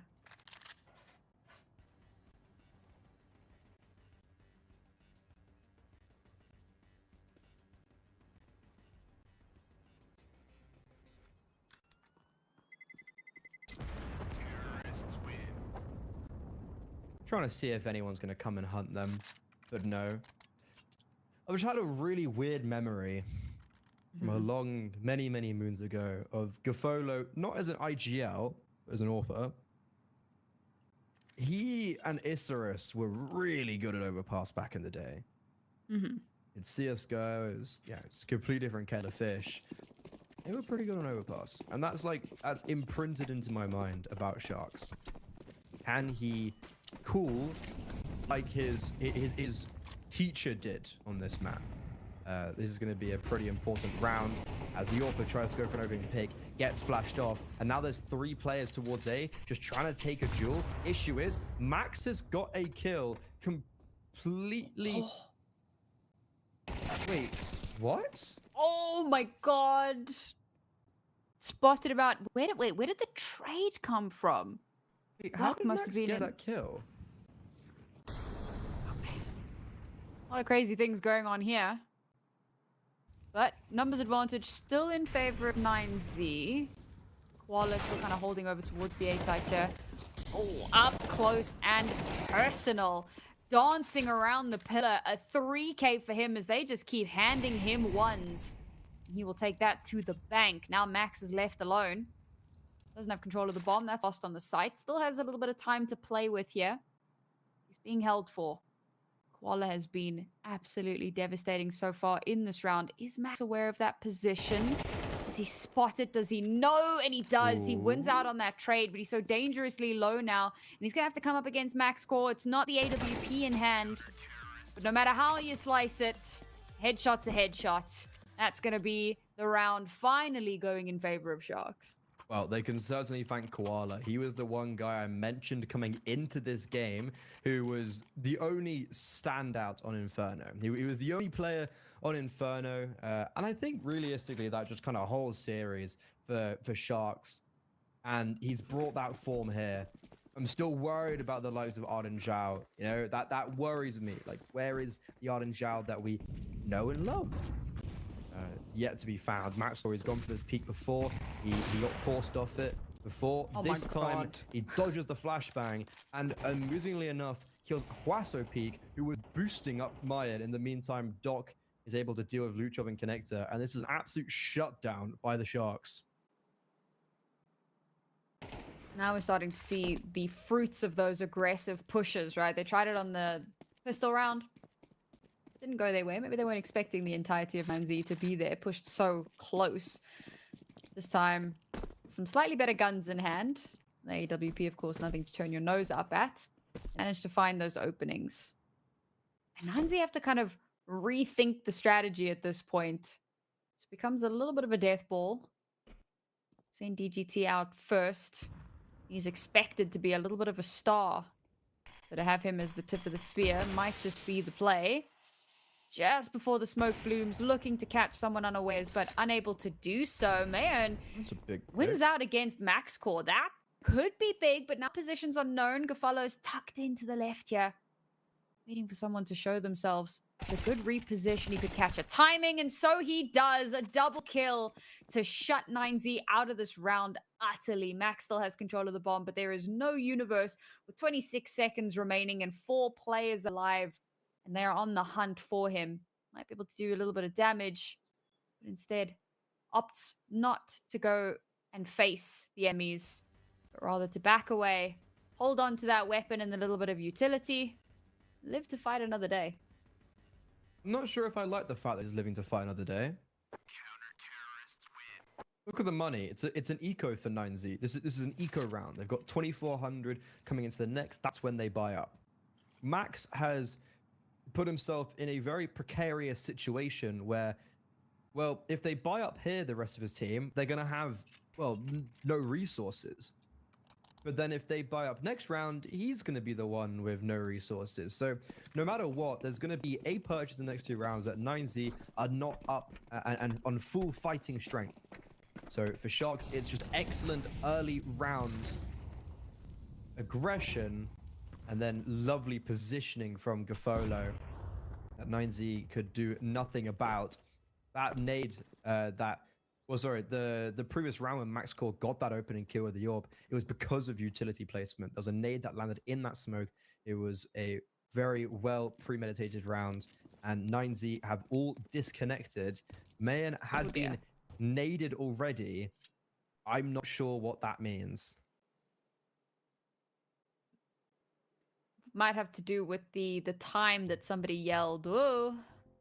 Maybe the HE just before. I believe we had a situation like that. You remember during the Impact final, and we were like, "Oh, they didn't roll the round back," and it was because it had been called prior, like moments prior to the damage being done. Yeah. So we'll have to just kind of wait and see, and maybe there'll be an opportunity here. Sharks, I mean, they were starting to pick up some momentum. 9Z have started kind of smacking them around a little bit, so it feels like an important one to not have to lose out on because of shenanigans.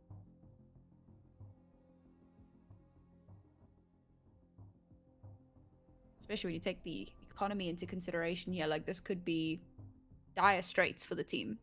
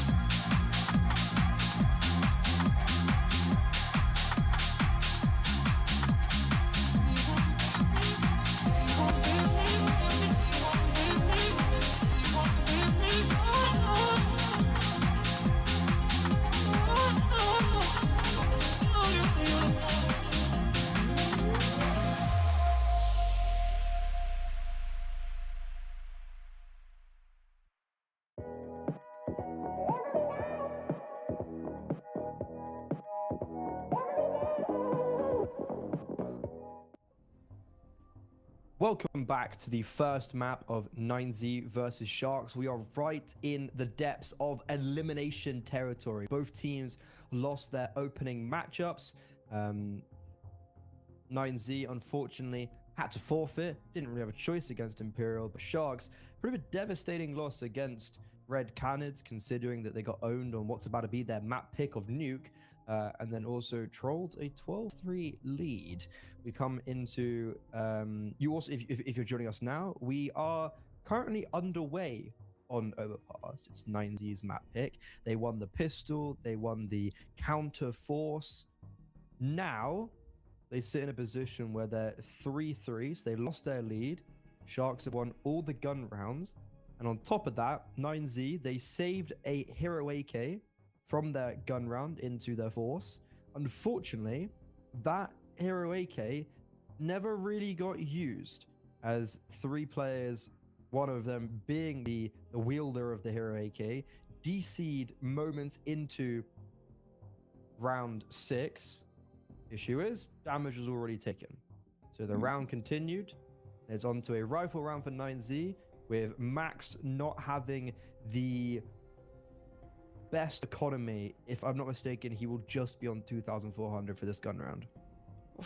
It's a really difficult situation to try and fight your way back from, particularly when you thought maybe you could have, you know, turned things around in that previous one. And unfortunately, we have been plagued with some server issues in multiple regions. So it is unfortunately just one of those things. But it has left our teams certainly frustrated and having to show a level of mental fortitude that is honestly, I can't even begin to imagine. But we dive into round number 7 now, and 9Z, to their happiness, to their advantage, to their sheer joy, they do in fact still have a little bit of money to play with. DGT, however, is taking a ton of early damage through that smoke, it seems, or possibly utility laid down. Either way, he's in a bit of a tight spot at the moment. That could change the way that they approach this. There is still a player in spawn, though, holding on to the bomb, which does raise some concerns. Oh yeah, we've got 2 Mayans in the server here. Somebody has definitely disconnected. And he's got the bomb. That's rough. 4. No, so the bomb's out long with Mayan, the real one. And there are 5 players on the T side alive. Luchov and Max, they're playing like 5 men themselves. And that's the bomb site completely cracked open. Unfortunately, it is just a HUD issue. Well, I guess, sorry, fortunately enough, it's just a HUD issue. Yeah. Yeah, there are 5 T players alive and Thank kicking. goodness. And, well, I guess I only needed 2. That was a really lovely double entry. And despite there being a player on a Tech 9, I think so it was Max, and then DGT dropped it over to him because of how DGT got spammed at the start of the round. So even though there was that weird economy going into round 7, it's all groovy, it's all good. And what was actually a 3-man setup on the A bomb site by Sharks just gets owned. Hopefully we'll get that HUD sorted out for you guys soon, TM. So don't let yourselves be fooled like I was. Very easy to let your eyes deceive you, but there's no deception here, as 9Z have taken that 4th round, start making their steps a little bit closer. And realistically, 4 rounds on the T side, I mean, you're pretty happy with that, all things considered. Obviously, they'll want to keep pushing that as far as they possibly can, and winning this next round could do some really rough things to the Sharks' economy, make things that little bit more uncomfortable for them, and potentially give them that springboard to just keep rolling through. They're met by quite a decent amount of utility here. Slows them down for a moment. Util's been great towards A. It's been giving them opening kills, but most of the time just a lot of damage. That's been a common thread just today, in fact, obviously in this map as well, but it's been really cool to see teams really utilizing that utility. Yeah, exactly what it's there for. Spams through the smoke. Oh, return fire, and Koala takes one straight to the dome. That gives them that player advantage, and they've made so much noise here now. Still not a heavy reinforcement. Of course, You don't have to be too trigger happy on your rotations on the CT side on this map. You've got all the time in the world. Is 9Z now set up for the exec? Oh no, the rotation. The Folo's run off. 9Z are setting up for a B execute, and there's only one player here. Arden Zhao. Gafolo gets caught in no man's land, and even Max is like, where are they? There must be someone else here. But no, there's no one else. No one's home, and 9Z double down as Sharks just can't work through the mid round, and then can't work through the late round. It's just a really dominant round from the T side. That's so rough to kind of get a little bit too paranoid, start making those rotations.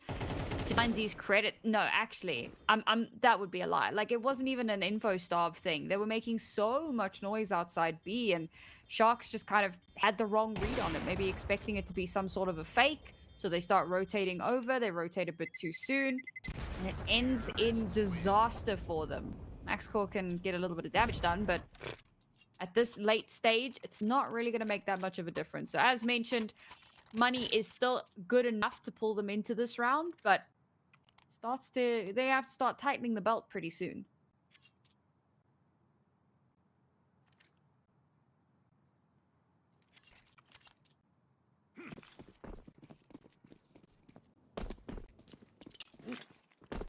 The CT size can still squeeze out another purchase. They're getting good util. I like their early setups towards A, but it's not going to win them rounds. Once again, Mayan chunked down, but then we head over towards short, and DGT has got an open kill on a 1-6 Arden Zhao. That MVP medal sitting on his mantelpiece. I'm starting to question its credences, because what is this performance from him today?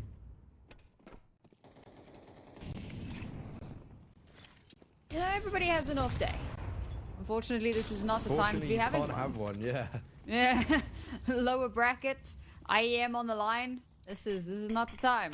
True event of the year potentially for a roster like Sharks. There you go. Takes down Gafolo. Trades out his teammate. Leaves MaxCore all alone once again. This deja vu. This is exactly how the previous round ended in terms of players alive. Not in terms of who got the kills, of course. But that's 9Z up to 6. This is rough, man. How do Sharks even begin to come back into this? Money's going to be a bit of an issue. They'll still have the AWP, but that's 9Z on 6 on T-side Overpass.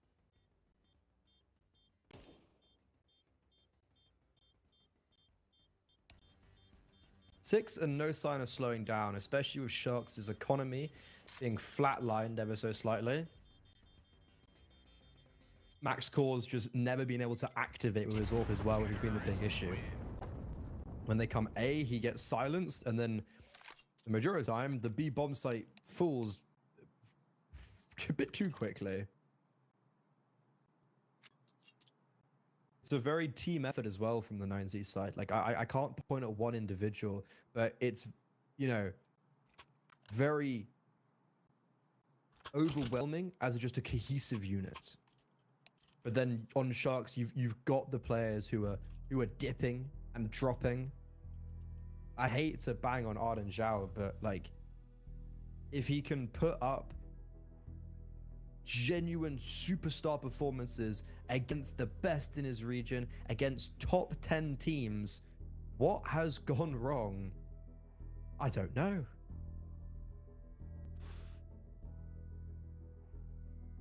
Not much has gone right, it feels like. And it's so weird because it's so reminiscent of the previous series as well, right? Like, CT side Nuke just could not get it together, move on to the T side, and obviously, I mean, at that point, it's damn near impossible to mount a resurgence.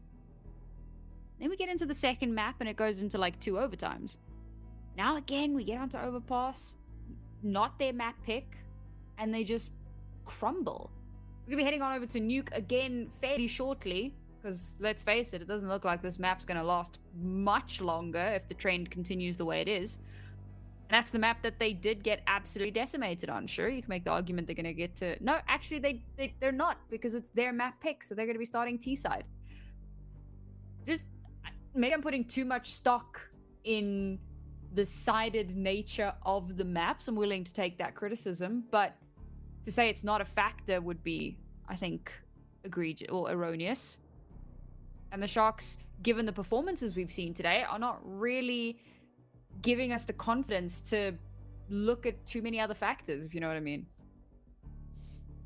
Which makes me sad because I'm a pretty avid Sharks fan. Yeah. I saw them at the first tournament with MaxCore. It was just a CST online one, but I was like, damn, they're legit. I was like, okay, this is a really lovely looking team. MaxCore was firing on all cylinders, and it's always really cool to see an Argentine break into a Brazilian roster like that, as Argentina is still a minority nation in the world of Counter-Strike. Obviously 9Z have kind of made it their life goal to disprove that minority nations exist in the South America region, with Uruguay, Chile, and Argentina all represented. But yeah, this MaxCore, I loved him as an AWPer. I love Gafolo's calling, Koala and Arden Zhao doubling up, and I've just seen none of that today. But so far, 9C, apart from like one gun round they lost, they've looked pretty good actually. And so far, this first half has just looked phenomenal. If you are wondering, folks, of course, it's a slight tech pause. It has been a bit of a theme of the day, right? Tech pauses and util damage. That's been where we're at for most of this one. But we could do a little bit of a check-in, I feel like, see what's been going on in some of the other matches, if they have kind of kicked off and how things are going. Fluxo have taken their first map against Odic 13-4, Freddy. Is that what we expected? 13-4 going back was into game. maybe a little bit more egregious, but yeah, I thought we were doing that game, so you know, I guess I can share with you the prep I had.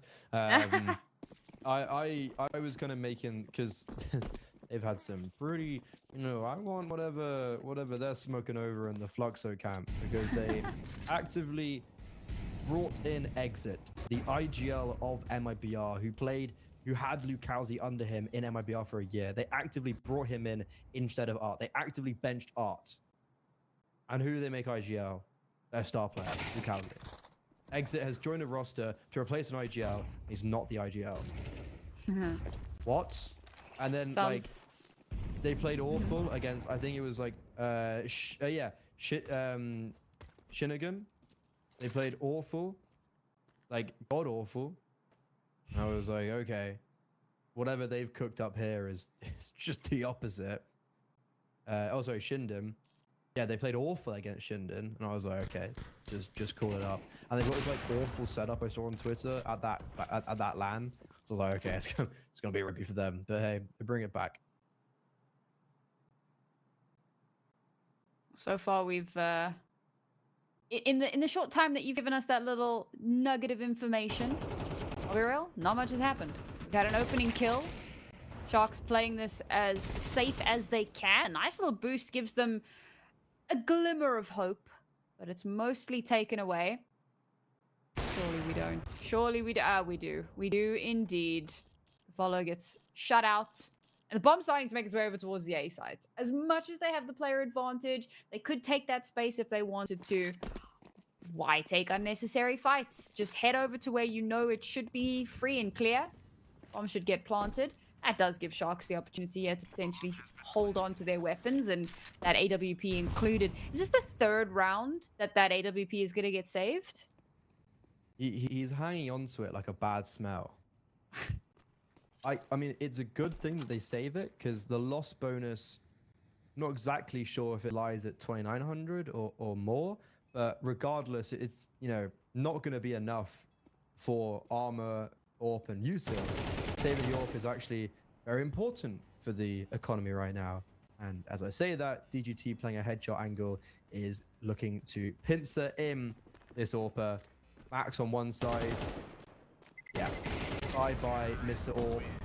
And no AWP for you in the next round unless Gafolo sacrifices some of his funds for that. And he very quickly doesn't. Oh. Okay, he comes back. Good to see. That's unfortunate about the AWP.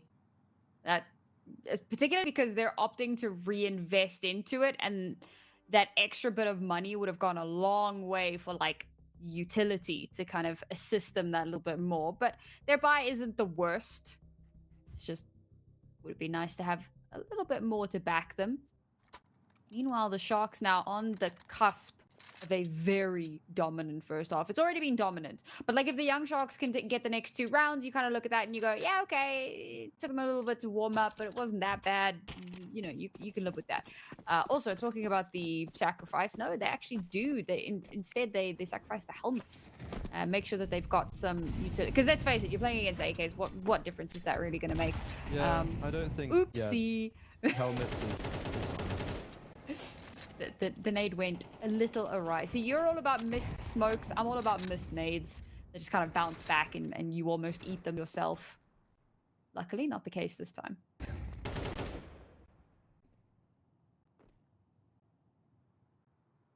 Burned so much of their utility early on. Holy. I was just talking about how they were obviously focusing more on having that utility available, but more than half of it has been burned through. We're about to hit the 1 minute mark. 9Z have so much for exec. Gafolo being chipped down ever so slightly. No map control, really at all. We've got Doc jiggling long. Max Core playing very close in toilets with the AWP. No short control. And now that the smoke's faded, a Monster, Arden Zhao, just jiggling. He's going to replenish it. Actually a really well-timed smoke, considering they don't have much utility. That being dropped at 40 odd seconds is going to force an execute pretty late if they're still going to come here. And yeah, similar towards 8, they don't have the map control. They haven't been pressured to unleash those smokes, so they do at the final moments. And now 9Z, you just kind of have to commit in a pretty awkward position, and they're going to choose A. They fake B, and they're going to hit towards A, and they've dragged all the rotations off. They just threw util, and look, Gafolo rotates off, Doc rotates off, and Max Core's just alone. He tries to rotate away, meet up with the rest of his team, but is caught on the rotation, and now 9Z, bolstered and emboldened, overrun the site. Only 2 players remain here. Maybe a couple of exits will be on the course. Footsteps heard. Almost caught sleeping at the wheel. A couple of kills there. There's no kit on board here, of course. That was yet another sacrifice that had to be made coming into this round. So it is going to be a forced save once again. 9Z up to 8 rounds. We go into the last of the half. The Sharks are in a really tight spot right now. Saving these weapons is imperative. And you can see 9Z aware of that. They're not going to go on a crazy round-the-world tour, but they did push out quite far to see if they could find one of those CTs and snatch a gun away.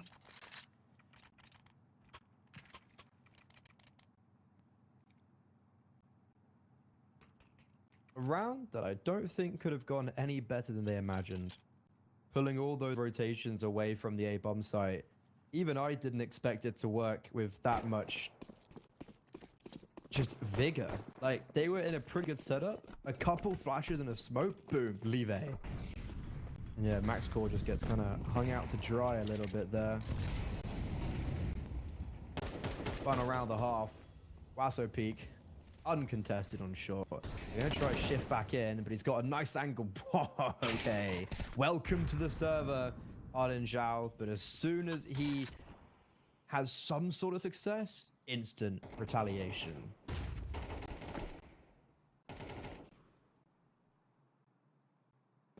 Got a little bit of bite back. Do you like that 9Z are not overstaying their welcome too heavily here?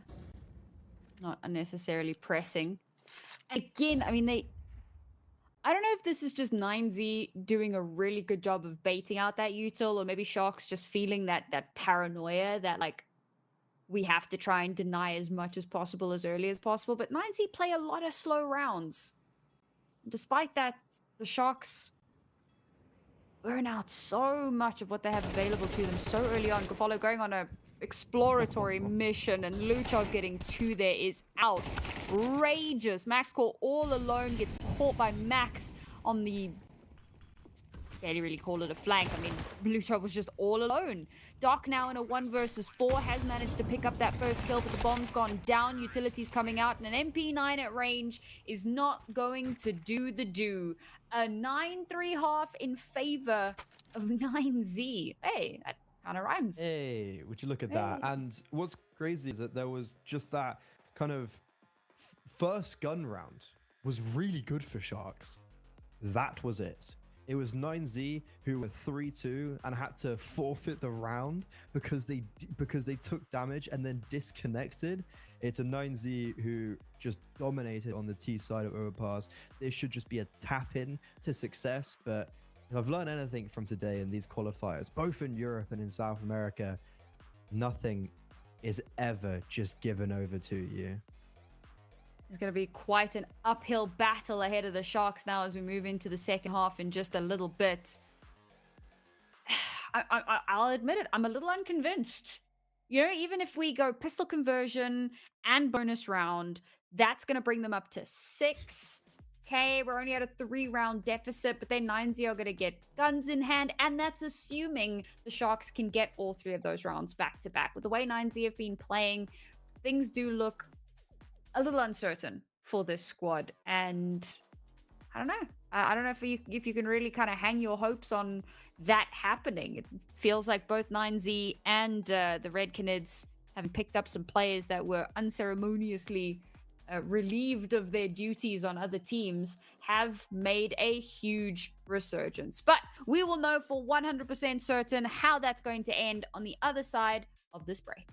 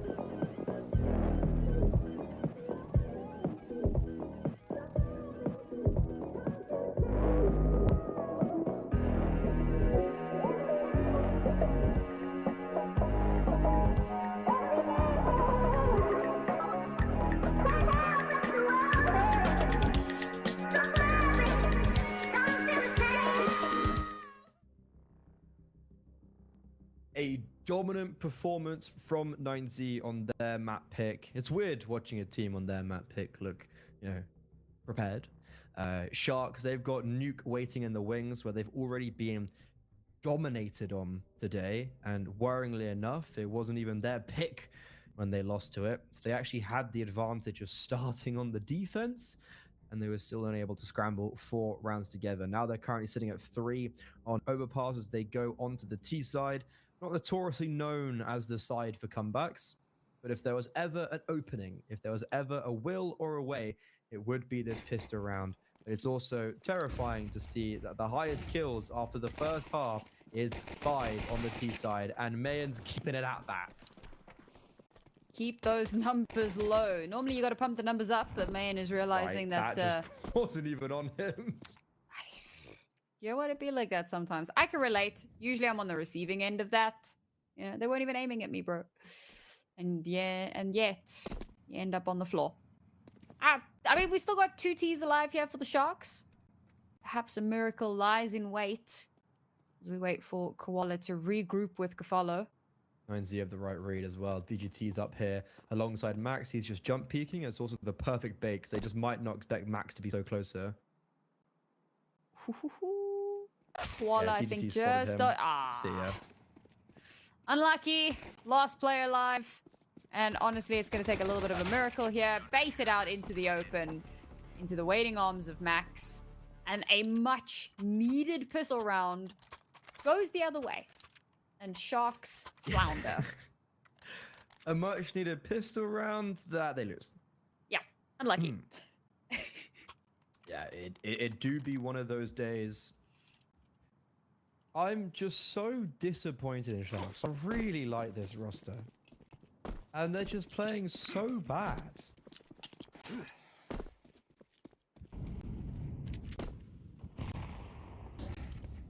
I don't know if it's the... I know for a fact that...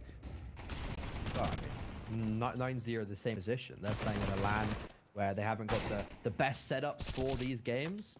So it's not exactly like Sharks can use that as an excuse, because 9-0 are there too. And this is a force buy, by the way. I didn't even really clock it was a force buy, so I thought it was just an eco. No, that was a full investment. And could you have told? Told. Native English speaker, by the way. Yeah, I mean, force buys have been pretty common. Regardless of the side, interestingly enough. You know, we were talking a little bit about the CT side forcing after losing pistol. But yeah, it has just been kind of across the board. A lot of forces coming through. It was a risky play. It was high risk. Unfortunately, there was no reward.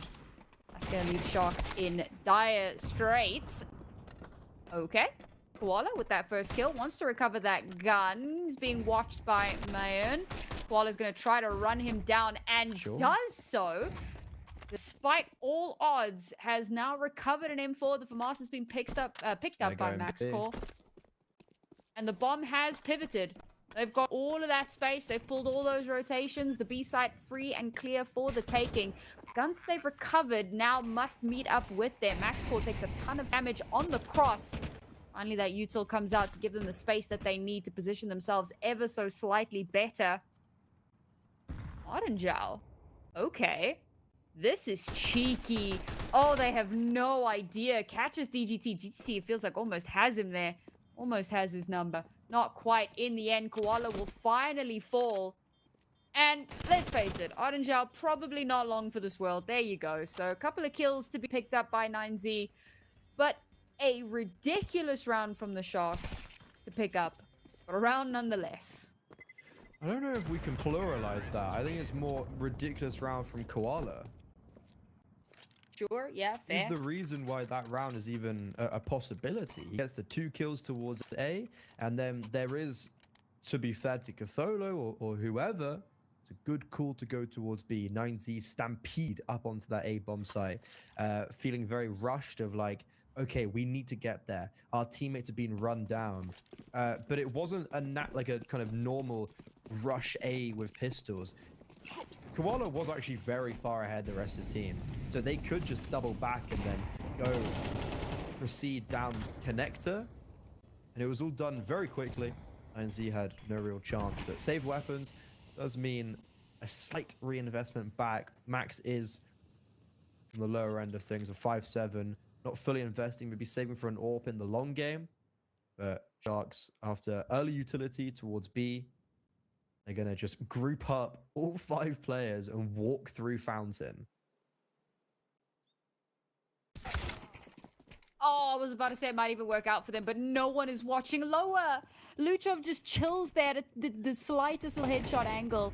Catches one of them off guard, draws a lot of their attention. The bomb starts making its way towards long this time because clearly the paranoia starts to set in. Meanwhile, the rest of the team starts making their way in towards the side. And again, caught with their backs turned. This isn't even the first time. And now Max hitting up the rear. Manages to slip through. Max Core is going to try to keep things in a slightly more contestable position, but Koala's left all alone. He performed absolute miracles, but he chooses to pivot away while the rest of his team is pushing in towards the site. They all fall. Well, Humpty Dumpty is not getting put back together again. Koala's going to have to back the hell out. Yeah, I think 30 seconds. I don't think he can get to the B bomb site in time. And he's not even going to try. Yeah, Luchov starts off that round with an insane timing. He just catches them after they've quite half-assed cleared Con. I think they were about to go down and clear it properly, but their attention was more focused on Divider and towards toilets. So Luchov just sets this scene of unfortunate moments that really snowballed, and then a missed smoke on dumpster of all things that allow Mayan another kill. Like, how's that happening? And then no one holding Con because of the pandemonium of that said missed smoke. Sharks don't deserve to win Overpass. They're not playing like they do. Koala's the only one today that's given me anything to be impressed about. But I don't see young Sharks getting a 8-round comeback, because they're normally the ones on the other side of things. Map point now for 9Z. Triple mid boost. This could kill Max. Ah, one of them misses. Must have been just slightly Yep, to the side. No, one goes sky high. Oh, man. And another one follows up just in case. Like, surely there's someone there. We'll just yeet another one over, but Max is already repositioned at that point. Somehow still alive. So not the numbers advantage that the Sharks were hoping for. Really did need that little bit of a something to follow. Gets put down by Huasapik. Both players now that were kind of in tandem, hand in hand, back away. Give over a little bit of space here to the Sharks. Giving them some rope to hang themselves with. Not biting just yet. Was that a bit dark? Oh, it's very. Well, I mean... Hey, Doc's giving him an the shoe opportunity. fits. Oh, No. wow, Sofik. You can see how confident he is just walking into short, and despite being fully blinded, gets flashed back into Monster and take a bow. Sit down, Sharks. Wasso Peaks tells you who's daddy. 4 kills in such quick succession. And okay, 3 of them were towards Monster. One of them was, you know, a little bit further away. There's a little bit of an adjustment involved there, but one of them was full blind, if I'm not mistaken. I mean, how he manages to just short and then just boom. He did, you're right. Max was there backing him up, but he backed away, and so I kind of missed that he got that first kill. But yeah, a full ace for him to end off that map for 9Z. A statement victory. And the young Sharks are starting to have a little bit of deja vu. This was the exact scoreline that they had on Nuke a little bit earlier today. Now, did mount a monumental comeback on the second map before they let that slip through their fingers. That was on Inferno. Now we're heading to Nuke. Now we're heading to 9Z's map pick, because yes, that was the Sharks map pick. Freddie, I'm a little bit scared. Yeah, I'd be as well. I was mentioning it kind of within the play-by-play there. You could see how confident Huasso Peak was, but also the rest of his team just shifting in short like that when they know there were 4 players, 3 Monster, 1 short, and then being blinded Monster and not even getting towards Pillar, calling for a flashbang while he's fully blind to go and re-peak that angle. I mean, it's beautiful. You have to be a certain level of mixture of crazy and confident to go for plays like that. And a 13-4 scoreline, and with just how zero respect 9Z are playing, and with how badly Sharks played on Nuke earlier today, this is not painting a pretty picture. It's looking very dire for Sharks, and we could be saying goodbye to them on day 1 of the IEM Rio America's Closed Qualifier, when they are currently the reigning champions in South America on LAN, beating literally the best teams in the region, Par, Furia, and Pain. Well, there you have it, folks. Freddie has laid down some very, very scary facts for us. But we still got one more map. We don't want to count them out just yet. So we're going to take a quick break. We'll allow them to take a breather. And when we return, map number 2.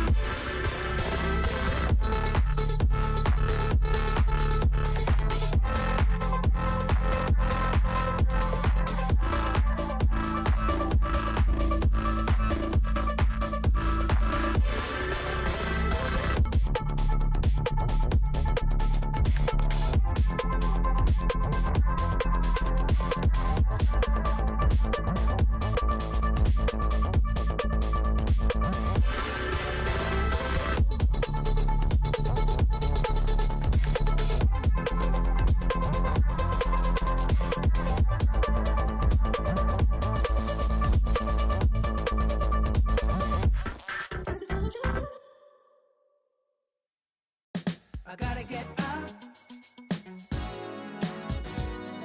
Got to get out of here. Got to get out. Got to get out. Got to get out. Gotta get out of here.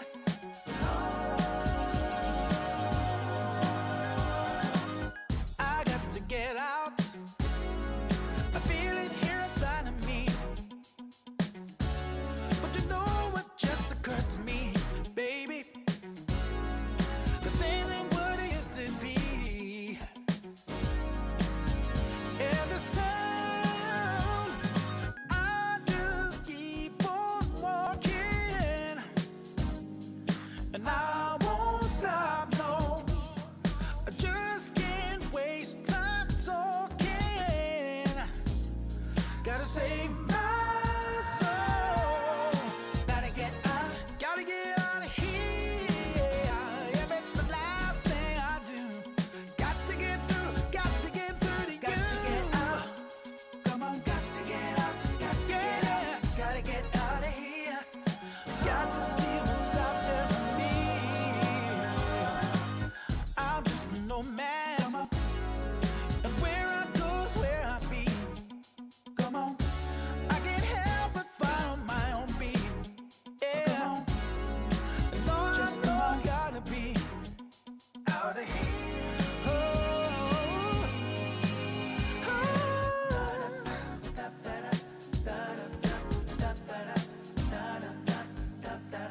I just keep wanting more.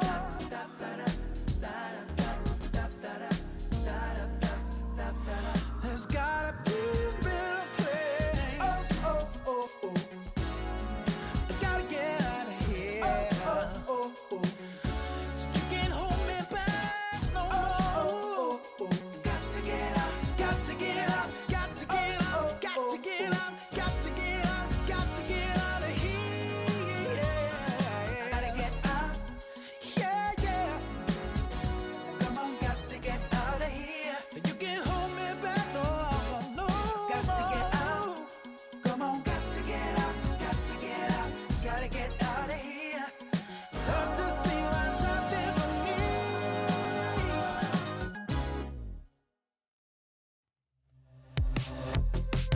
Tired of doing what we're told and getting bored of what we used to. Just give me something, please show me something alright. 'Cause I'm scared of getting old and I'm more tired than I'm used to. Just give me something, please show me something alright. I forget that I'm down with you guys around. 'Cause everyone knows life's better with love than being alone. Consider yourself the motive for finding a way to right my wrongs. Catch a locomotive or hit the highway, just move on. 'Cause it's so fun when no one's upset. You sit on my trunk and watch the sunset. Consider yourself the motive for living my life the way I want.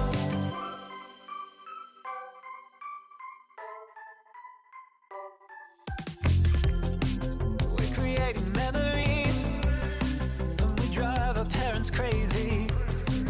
We're chasing sunsets, living each day like the last day of our life. And I know this is what we want, 'cause this is just what we do. Free to tell our lies while discovering our truth. I forget that I'm down with you guys around. 'Cause everyone knows life's better with love than being alone. Consider yourself the motive for finding a way to right my wrongs. Catch a locomotive or hit the highway, just move on. 'Cause it's so fun when no one's upset. You sit on my trunk and watch the sunset. Consider yourself the motive for living my life the way I want.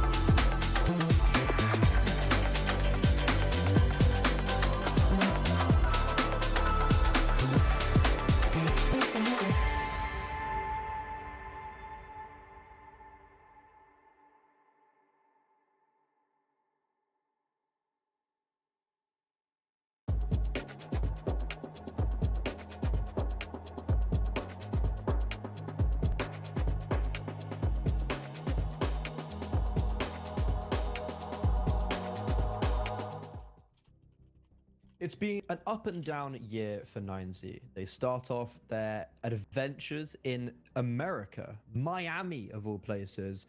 And sure, they make the playoffs of Philadelphia, but they lose to a pretty weak wild card. A wild card that I don't think a team of this caliber should be losing to. They then bounce back by declaring themselves the best in the South. What a turnaround that is. However, now back online, sure, against tough opposition, but they're looking not even contestable.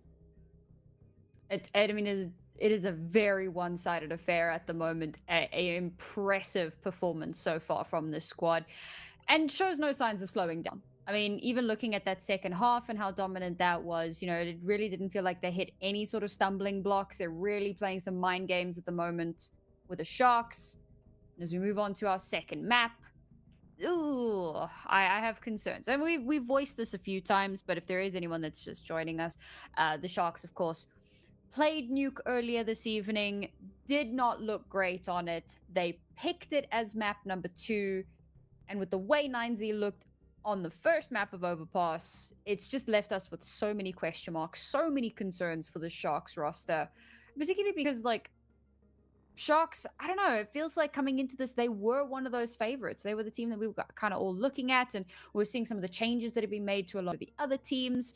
And you start to think, you know, new players, growing pains, you know, how are they navigating that? And it really hasn't looked that way at all. You know, the teams that have made some of the bigger changes have looked very strong, and Sharks have not really been able to put pen to paper so far in this series, barring one double OT map that they ultimately ended up losing anyway. And through. Yep. I was very, very high on the Sharks roster, and they have done nothing but let me down so far. This is when they turn around their fortunes. Their bread and butter, the map that they have done so well on in the past, the map that they did so well on in LAN against better opposition than 9Z. This is an online game, but it may as well be a LAN game, because both these teams are at Circus X, and they're playing in the room next to each other. So this is going to be a very exciting game. 9Z, they're looking to continue their momentum. And on the CT side, can they block out this A execute that's incoming? Utilities already started to come through here, so the game is given away. It's Doc to crack open the site ever so slightly here. A double for him, but the rest of his teammates fall, and eventually so does he. Left in a 2 versus 2. Last 2 remaining players here from 9Z up on high. Just poking down damage, but Koala lands a nasty shot and has left Huasapeak all alone. Try to clutch this one out. A tap on the bomb to draw him out, and so it does. He drops down. MaxCore takes a little too long to adjust, and Huasapeak with a fantastic clutch to kick off this map for 9Z. Huasapeak ends Overpass with an ace, and he starts off basically on the same foot. If confidence was brewing before, it's peaking right now, as Sharks, they don't even get the bomb down, so they can't even really buy up, but they're gonna try anyways. And look how, oh, it's touch and go, isn't it? It's a little spicy, I'll give you that. Tying into the Tech 9s as well, and the Mac 10, despite the way that that previous round ended as well. The Sharks going for the kind of Hail Mary buy that we've seen from them previously. It didn't work out for them on Overpass, and well, it's looking like history may yet repeat itself, as we've already gotten our first casualty. Gotta slip through the smoke down towards Secret, but the rest of the team on the other side of the map falling like flies. Haven't lost the bomb just yet, but it's angling just outside lobby. Doc's managed to thread the needle ever so slightly. Gets a nasty kind of fadeaway shot onto Mayon. What's Luchov doing? Why is he just looking at the floor? Luchov? They've just DC'd. Oh my god, not again. Not like this. All right, well, you know what, Sharks? What an awful round as well. I mean, Huasapeak quite literally has to 1v3 this, and I'm not counting him out. Maybe you should have counted himself out, I suppose. That's a bit of an unfortunate one. We'll try and get that sorted out as quickly as possible. And that's such an important round. Look, it's not the way the Sharks would have wanted to win it, and obviously 9Z are going to be devastated, but the fact that Sharks get that win, regardless of how it happened, that's an economic reset. This is like one of the most impactful rounds for the T side to walk away with. And again, regardless of how it's happened, fact is, it has happened. It's gotta... You hate it. Because, unfortunately,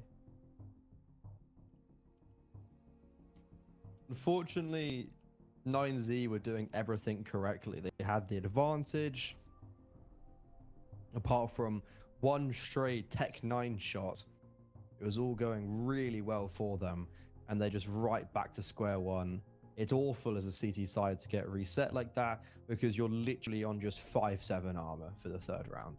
And also, mentally, it's going to just be... It's just hard.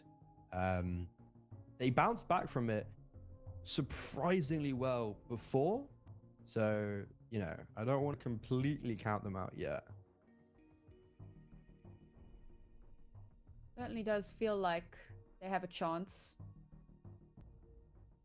Both teams, really. I mean, this is one of those moments where we find ourselves on a bit of a knife's edge, and there are so many different factors to consider. There's how dominant 9Z has looked. There's the fact that Sharks have just, you know, created this economic reset scenario.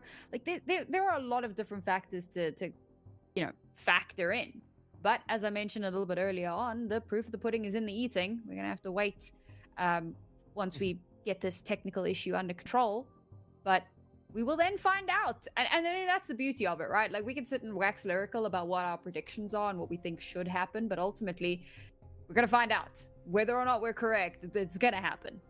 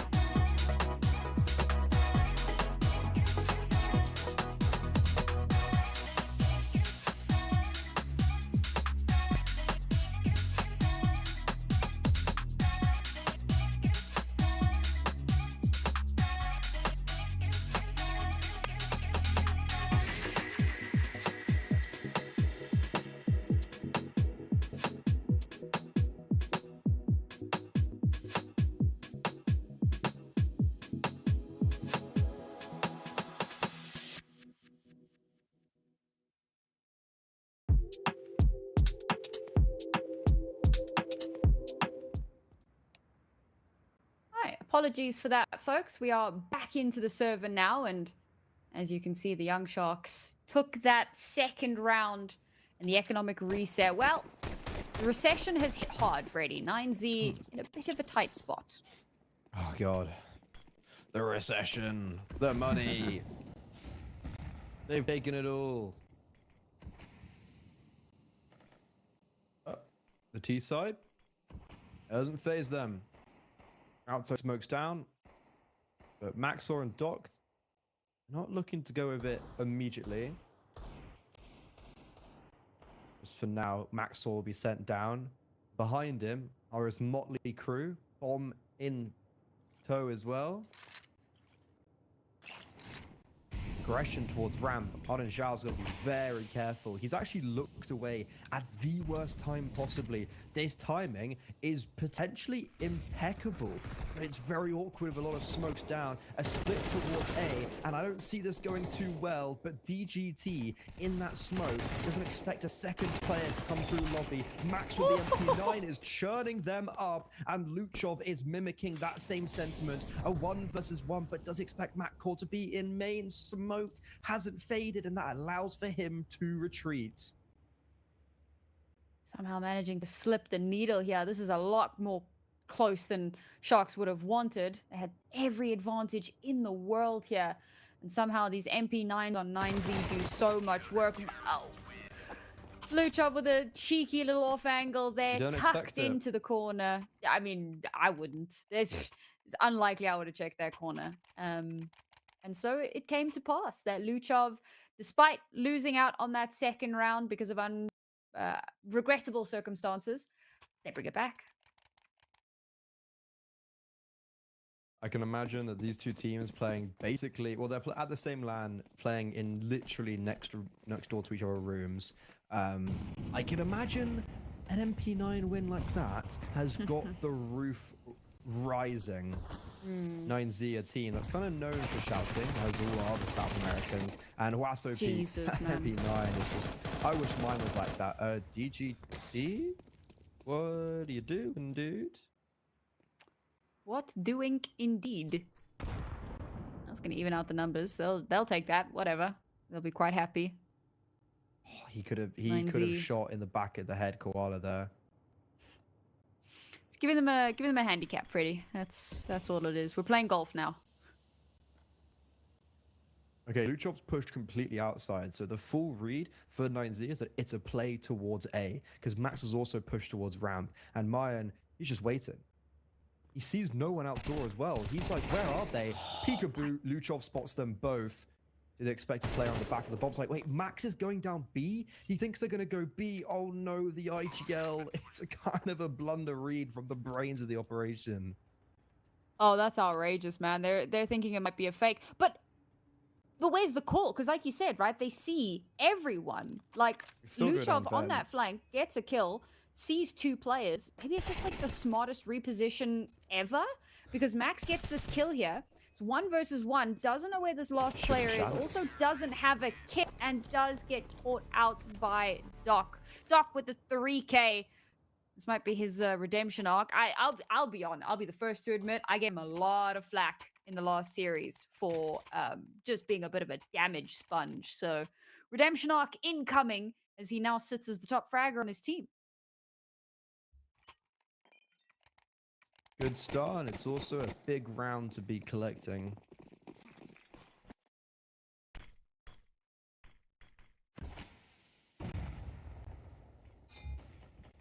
CT side, they can win on the MP9s, despite Huaso Peak giving them a 2-man advantage. Pointing at Mr. Major semi-finalist over here, DGT. What's he doing? I just thinking back to that last round. Sharks, they're not messing around. No dilly-dallying. Out onto the A-bomb site, they charge. There's 2 defenders. These Deagles, it doesn't matter. It's Huaso Peak once again. This time, he's not going to just end at 2. He's going for a 3rd. Just look at the confidence flowing through his veins. This man is unstoppable right now. He's had a lot of these kind of hero moments over the last couple of maps. Every now and then, stepping up in unreasonable scenarios. Oh, what a shot, DGT. So perfectly in tune. This has gone very, very back and forth, which, for the sake of long-term economy, really does start to become a massive concern here. I mean, look at the Sharks. They're going to come into this next round with, at best, upgraded pistols. And that's if they opt to actually put any sort of spend into this one. And even if they do come out on top of this, which they won't, but even if they do, like, it's going to be uncomfortable. And if they lose this one, it's only 2 rounds of loss streak. Oh my heavens. Okay. They are, in fact, I should have known. They did this on the second round. This is the exact buy that they ended up winning with, but it was off the back of 3 disconnects.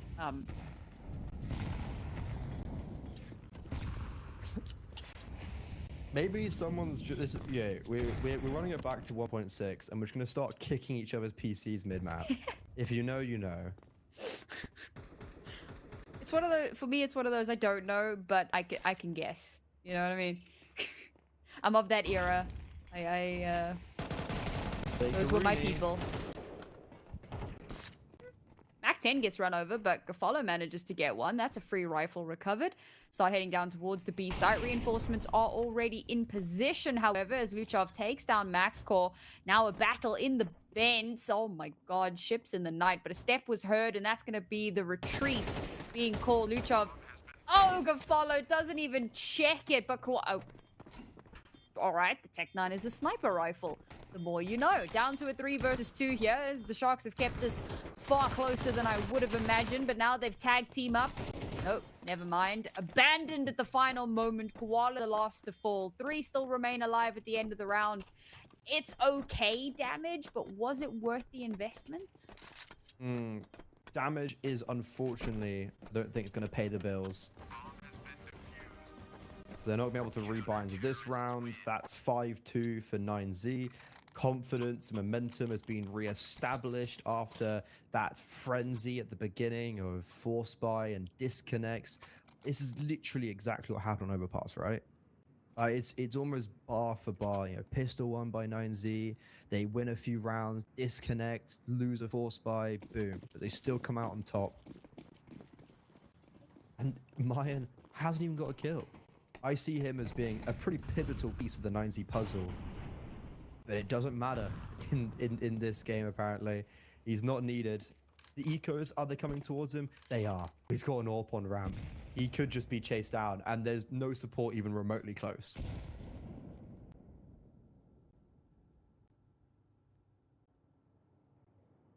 And therein lies the brunt of losing that round. Couple of deagles. Not a whole hell of a lot to write home about. I mean, I say that. We've seen some really disgusting things happening with pistols over the course of the day. They're about to walk into an AWP. And sure, you'll probably get one and then have to be flushed off of the angle. Yeah, exactly, right? I mean, he's got so much of it. So many of his teammates are there. Even if he does have to back off, it'll just be the rest of the team there to back him up. The bomb is still kind of hovering at the moment, but it is hovering ramp. Sharks not really looking to second guess this decision at the moment, waiting for that kind of 30-second timer. That's going to be the best opportunity. They don't have any utility here, so they're going to have players cosplaying flashes, and it does actually net them a frag. Oh my god, he's so brave. Oh my god. Okay, I really thought that was going to go wrong, but Luchov came in as well. Like, he took the AWP shot, his teammate dies, and he goes back up the ramp like, yeah, I'm going to take another one. Oh, that scared me. That could have gone, like, that's how rounds go wrong. It didn't, but that's how they go wrong. I was calling out Mayan for being brave, but it's one of those, you look at that and you go, is it brave or is it just not smart? But, I mean, he gets the shots. Absurd, delusional trust in himself. The key to success. I mean, truly, it did, in fact, end up in success. 3-round deficit now. Oh, speaking of DG2D, that's not the first time he's just decided, through door I go. What was that? What was the adjective you used? Something trust in himself? That's... Unfortunately, it's a little bit more coin flippy for him. And now Max has lost his life. Up close and personal. Spots that first one. waiting to see if there's a second to re-peek, but no. Oh god, but Doc knows he's there, shuts him out. Luchov had no idea that somebody would have slipped past him in the smoke there. Despite that little bit of trade back, the Sharks are still at a player disadvantage. The bomb is out towards outside. I have to regroup with Maxor. 90 are backing away here. I like this. You don't really have too much to go off of, and you don't want to be caught unawares, so give yourself some slightly longer sightlines, slightly better opportunities to react. But it's a move in towards the ramp, and with so much time at their beck and call, should be a pretty easy rotation down towards the B-bomb site. There is someone there, but if they can win out that duel, might be in with a chance. Time, however, of the essence. Yeah, this round certainly is still up for contention. DGT, he's looking the right way though with the orb, but he just doesn't seem aware that they could be there. Like he's thinking, oh, they can be out ramped, but then doesn't react accordingly. The glass fades his vision. MaxCore out in the open. If he gets peeked from ramp, he is a dead man walking, but he repositions in the nick of time. Mayan, a perfect trade. He knows that Doc is still on the bomb site, and he just swings with all the conviction. 6 rounds for 9Z. It's way closer than they would have wanted that round, but it's still on the board. And this is actually feeling a lot like that first half of Inferno. Purely because, so obviously Sharks were winning in that scenario, but again, it was these really, really close rounds where you're bringing it down to like 1v2, 1v1, 2v3, you know, it gets ridiculously close. We had a few rounds where it was the defuse a split second away type of thing, but Sharks consistently coming out on top of those rounds. This time around, it's 9Z. The shoe is on the other foot, and Sharks replicating that same disappointing performance that we saw from them earlier this evening against the Red Canids. Still a chance for them to come back into this. I mean, 2 more rounds and you're looking at a more than doable scenario. This round should be... I don't know, man. It's Mac 10 and Tech 9s. There is a world here. Flash comes out. Koala gets that first kill, is able to pick up a rifle.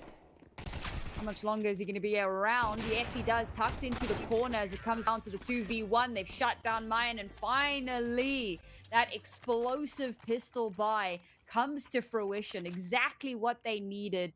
It's not doing the greatest of damages to the economy, but it brings them one step closer to a doable scenario. Have they won a gun round yet? Or have all their wins been on some sort of like, I don't know, like weird eco or Tech 9 or Tech issue?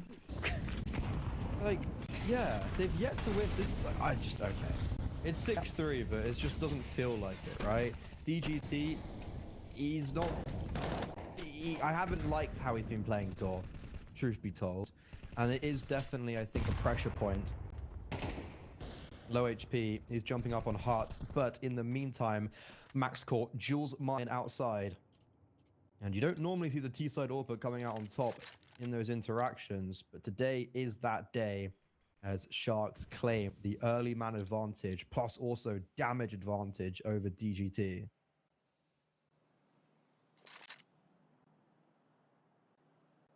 Won't be the first time that Sharks have given themselves numbers advantage, but so very often they still lose out that advantage. Slow things down. Find some sort of an opening, a bit of utility over towards the A site. You know, they've had a lot of A hits. Maybe this will be the convincing factor, but Luchov has spotted them out as he gets flushed off of his position. 2 of the players get taken down in lobby, but instead of going down secret, Sharks opt to double back. Not yet committed. Max has an inkling. Luchov is incredibly far away. May yet be able to regroup. Sharks chill. Down to the 20-second mark. Max is now spotted out 1, and that's going to be the force to accelerate. Doc just solo swings that, gets punished for his hubris. Brings it to a 2 versus 2. Luchov's been spotted on the stairs, but counter, he has spotted Gafalo himself. The bomb has been allowed to be planted. Luchov has lost out that duel, and Max is caught all alone. The Molotov denies that space, burns him down. he knows where at least one player is, or knows where he was, and cannot find the last remaining. Sharks bring themselves up to a 4th, exactly what they need. And that's the first gun round. They finally did it. They also have put 9Z's economy in a very fragile position. Luchov's going to be able to bring out the hero A1S, but he's going to be spending quite a lot, so it's going to hinder his purchase in round 12. So that's the first maybe convincing round from Sharks you look at. It's not only just the first gun round win, but it's a good opening kill into a good mid round, into a good post plant. Sure, it comes down to like a 2v1 or whatever, but that's just finally signs of life for Sharks on their map pick. And it's not a little bit too little too late. They have time to get 5, get 6, and that's when they then go onto their defense and everything gets a lot easier. Speaking of the hero A1S, it's down and out for the count instantly. Perhaps having learnt from some of their mistakes earlier this evening, or perhaps just simply coming in feeling like they've got a point to prove with how devastating that performance was. Either way, you cannot take this away from them. They are potentially 1 round away from an evened out half. But at this point, a resurgence from 9Z would be a miracle to say the very least. We've seen some magical things happen, but yeah, it ain't happening, folks. So there is a world here where we even out the scoreline. There is a world where Sharks bring this back into their control and force that 3rd map. And it would be, I mean, I spoke about redemption arcs. I was talking a little bit more about Doc, and he's kind of continued along that trajectory. But certainly for the Sharks as well, off the back of at least, yeah, actually 2 abysmal maps over the course of the day. To win this one and give themselves a 3rd chance, I'd be more than happy with that.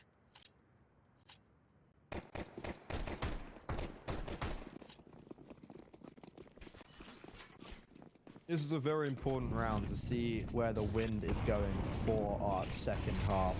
All out for Mayan. He's been very hit and miss with it. He's also just been very hit and miss today so far in this series. We didn't really see him much on map 1 because he wasn't needed a lot of time. Bomb down secret pretty much instantly. Doc and Gafolo dropped. What are these players doing in lobby? Because they're committed outdoor, committed out hut. Gafolo's gonna, oh sorry, Koala's going down vent, and they don't know this, and they don't realize that vent is completely insurpassable. Luchov's gonna go down, think he's got a timing. No, he definitely can't. Up he comes. There's another lurk on A, and they expect Arden Zhao. 9Z have the advantage. They know Max Core's trapped outside, and they know the other 2 are down on the B bomb site. This is going remarkably well.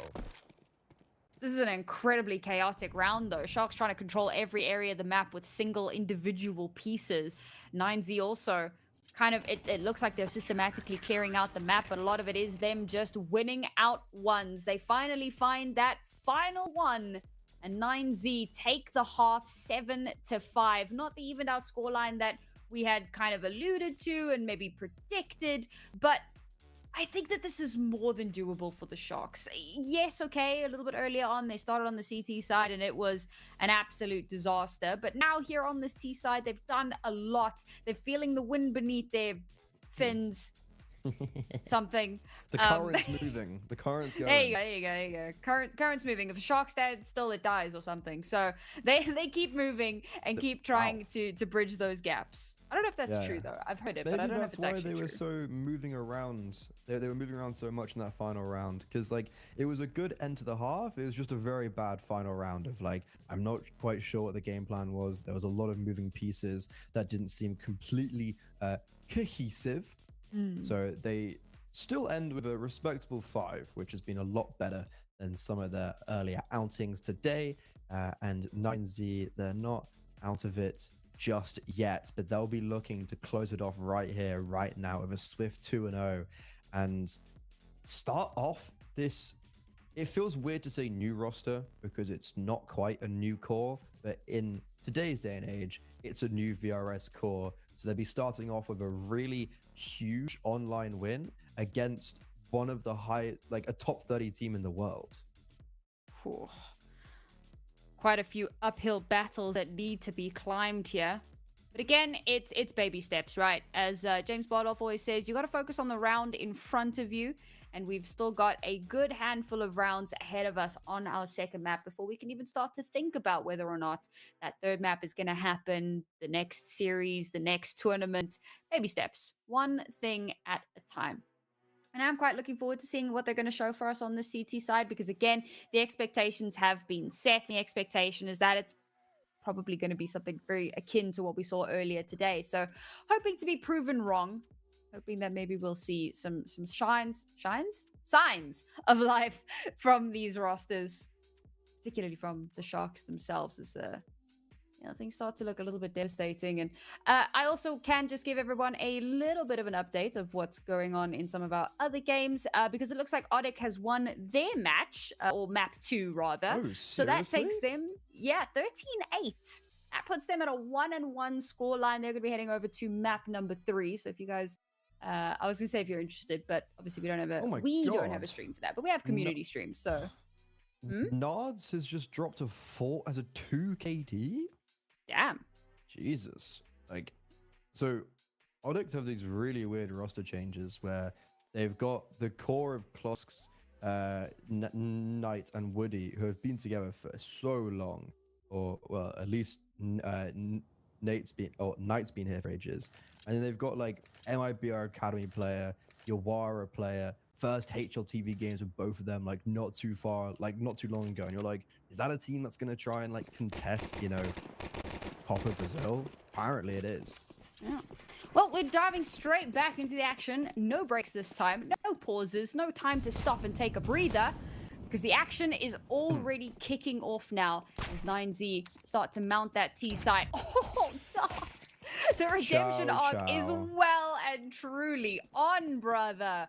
Beautiful double from him. Doesn't take a lick of damage. Spots out 2 players heading down as well, so knows that that's happening.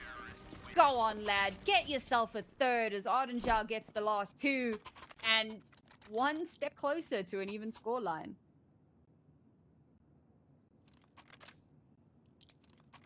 Well, it's probably this step, because 9Z have no money, no bomb plant. They're going to go for the full eco. Verbally speaking, first gun round, if it's convincing, if I come away from it with a bit of confidence for Sharks, maybe a third map. Because again, I love this team so much, and I'm just kind of upset to see how bad they've been playing today.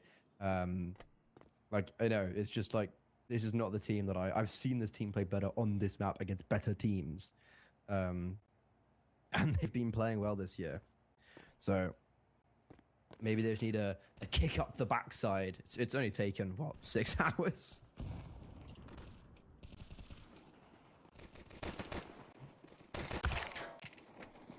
Ooh. A little bit of a return fire there from the pistol. But probably isn't going to amount to too much. Oh, jeez, what the hell was that? That was a bit of a ridiculous shot. But there you go. There's that evened out scoreline that we were thinking could happen. So it does. So it comes to fruition. So it came to pass. Prodigal Shark has returned. At least for the first 2 rounds. I mean, who knows what happened after this. 9Z didn't opt to do a crazy force, so a full gun round available for them. Hot to trot.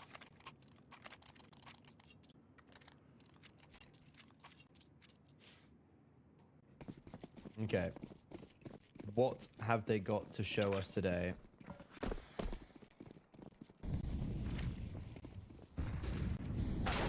Arden Zhao instantly tries, and that's the operative word, to get into secret, but Luchov, there was a pretty big gap in that smoke, the glaive smoke. There wasn't much crossing around that. And Arden Zhao, I don't know, did he have just a tournament of his life the other week? Like, what's happening to him, man? He's playing so badly at this event. It's just so weird to see. But Max Core makes up for his inabilities with an opening kill outside. I think he popped open the smoke, so it's back to a 4 versus 4. Issue is rotations are just everywhere, yet nowhere. And the T side, as they're regrouping to maybe hit inner, it was a big timing. But Doc is cleared outside. And maybe it's a false sense of security as 9Z are coming back outside. What? The mind games, Freddy. It's all about the mind games. If we don't know what we're doing, they don't know what we're doing. I will say, I talked about the Doc Redemption arc. He's currently 17 and 10. Like, this has been a huge resurgence from someone that I had given a lot of flack to, so love to see that. And I am convinced that it is a part of why Sharks are definitely looking a little bit better than we'd seen from them previously. But now, with that extra little kill to come through, 9Z have a clear pathing towards the B site, completely uncontested as all of the, the reserves of the Sharks roster are still kind of hovering over towards the A site. Still have to make that rotation in. They have realized that it's definitely not an A hit. Do they opt to go for this? No. They're just going to back away, hold on to the weapons. It's the right call to make. You're a Chow Chow. Chow, Mr. Sharks. So you keep saying Chow Chow, and I keep thinking of, like, the dog. Chow Chow. Dog. Chow. Is this a generational thing? No, there is literally a dog called a Chow Chow. Wait, that's what they're called? That is literally what they're called, a Chow Chow. I don't know what to tell you, man. Oh my god. Ow, I did not know that's what they were called. Yep. Hmm. The more you know. Well, yeah, so this is like my my significant other's superpower is, you know, like stuff like that. Just like knowing every dog breed, she knows every plant. You go on a walk, she knows every plant. So with stuff like this, I tend to leave her, you know, I tend to leave those matters to her of remembering these things. Those matters. Those matters. So not matters for one such as I. No, of course not. Too menial for a man of my stature. Okay, umbrella boy. Inside joke. Don't worry about it, chat. She knows about that. Yeah, it is what it is. Alright, 9Z have regained control for the time being. Sharks with that save are still able to buy in quite nicely. Backscore still got the AWP in hand. A bit spicy there is the gap in the smoke, looking for a bit of an opening. Oh my god, the timing on that Max takes a ton of damage, but doesn't get cleaned up, so is instead going to push out. He's on the site and he's dead. Oranjao has finished him off, and he makes a meal of this, goes for a second. It's an absolute slaughter on the A site because the entirety of Sharks had the perfect read. One kill for 9Z. It was Oranjao, that first point of contact, but that was the only casualty that they suffer, and we're back to an evened out score. Ooh, baby. It's also 9Z with just, look at that. They got a Tech 9. Okay, Hasso Peak does get one, an AK. Oh, DC. Okay. I was thinking, there's two Mayans, and Max has just become Hasso Peak. No. At least they DC'd not in a live round. So we're going to take the positives there. And this screen, I am going to see that in my nightmares. Admittedly, I wouldn't mind turning into Hasso Peak at this point. Like, I feel like many of my games would go so much better.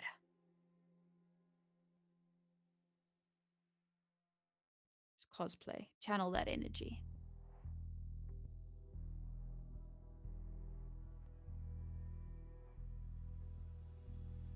What do you think, Freddy? What's your prediction on this one? You know, we're at a pretty even scoreline. We're going to a third map. Like, I don't know. That's where my head is at right now.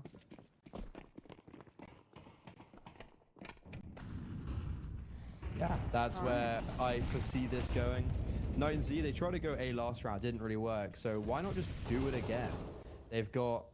Oh no, it's a DC. Wait, did they? Oh no, the HUD needs to be refreshed. It could be the HUD. Yeah. We've they're been gonna here go out before. this time.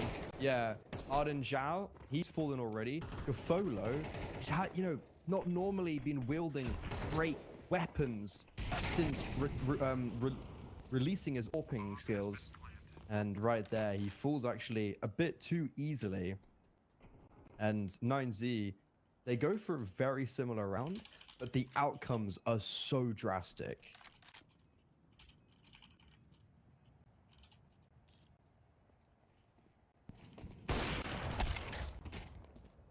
Oh. Just when it was starting to look like the Sharks may have a bit of a runaway on this one, 9Z have something to say about it. Back in control. We've gone pretty 1-for-1 though, and we had this a bit earlier as well. You know, you keep kind of going back and forth 1-for-1. Things start to look a little bit spicy for the long term. So now I think all that 9Z care about is they just keep kind of dragging and clawing their way towards that finish line. I think that there's even that little bit. It's interesting. Both teams certainly have something to prove, but for two very different reasons. For Sharks, it was losing and losing two very dominant maps over the course of the day, finding themselves in the lower bracket, needing to come back from it. But for 9Z, they're only in the lower bracket because they had to go for a forfeit, and They were now playing they're kind of like, Imperial. I don't know, you know, would they have beaten Imperial?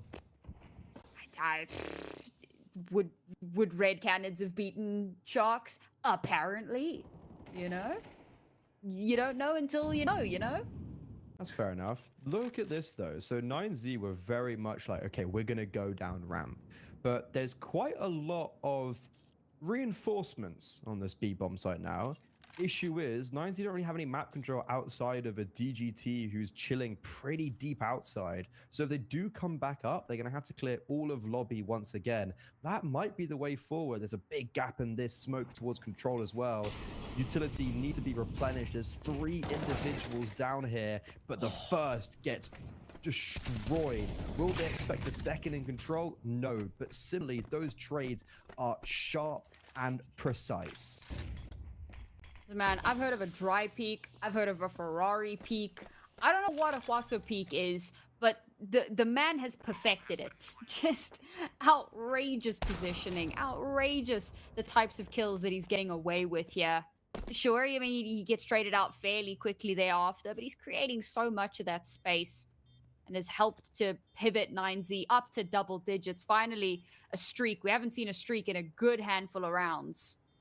It's going to be 9Z themselves getting them up to 10, and the Sharks forced to have to back away, hold on to those last vestiges of weaponry and utility, and hope that they can turn things back in their favor in the next.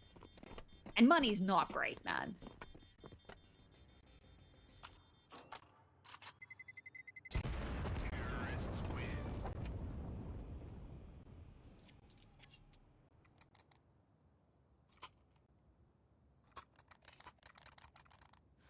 I thought this was going to a third map, but Sharks outside of literally like that one gun round have actually been pretty underwhelming. Like there was 3 players on the B bomb site. They had the perfect read. They'd left Gafolo on the A bomb site. They had Maxtor, they had Maxtor playing distance and was able to like hold them into round. And they get like 1 kill. It's like, how?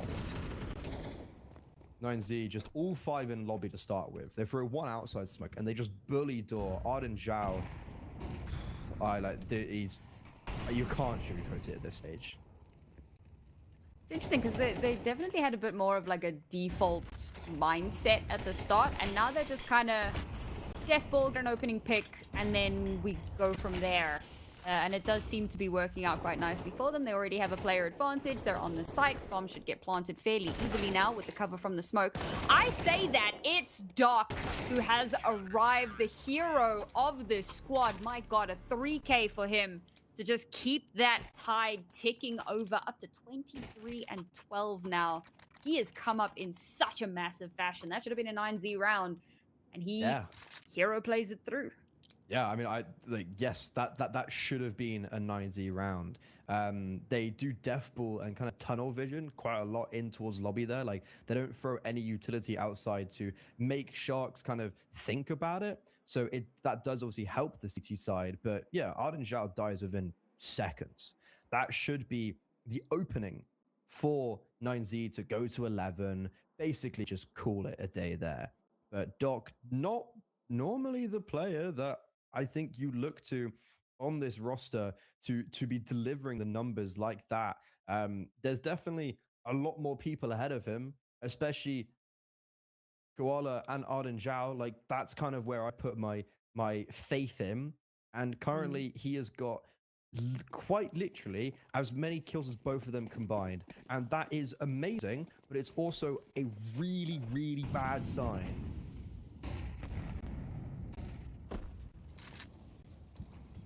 One step closer. One foot in front of the other, round by round.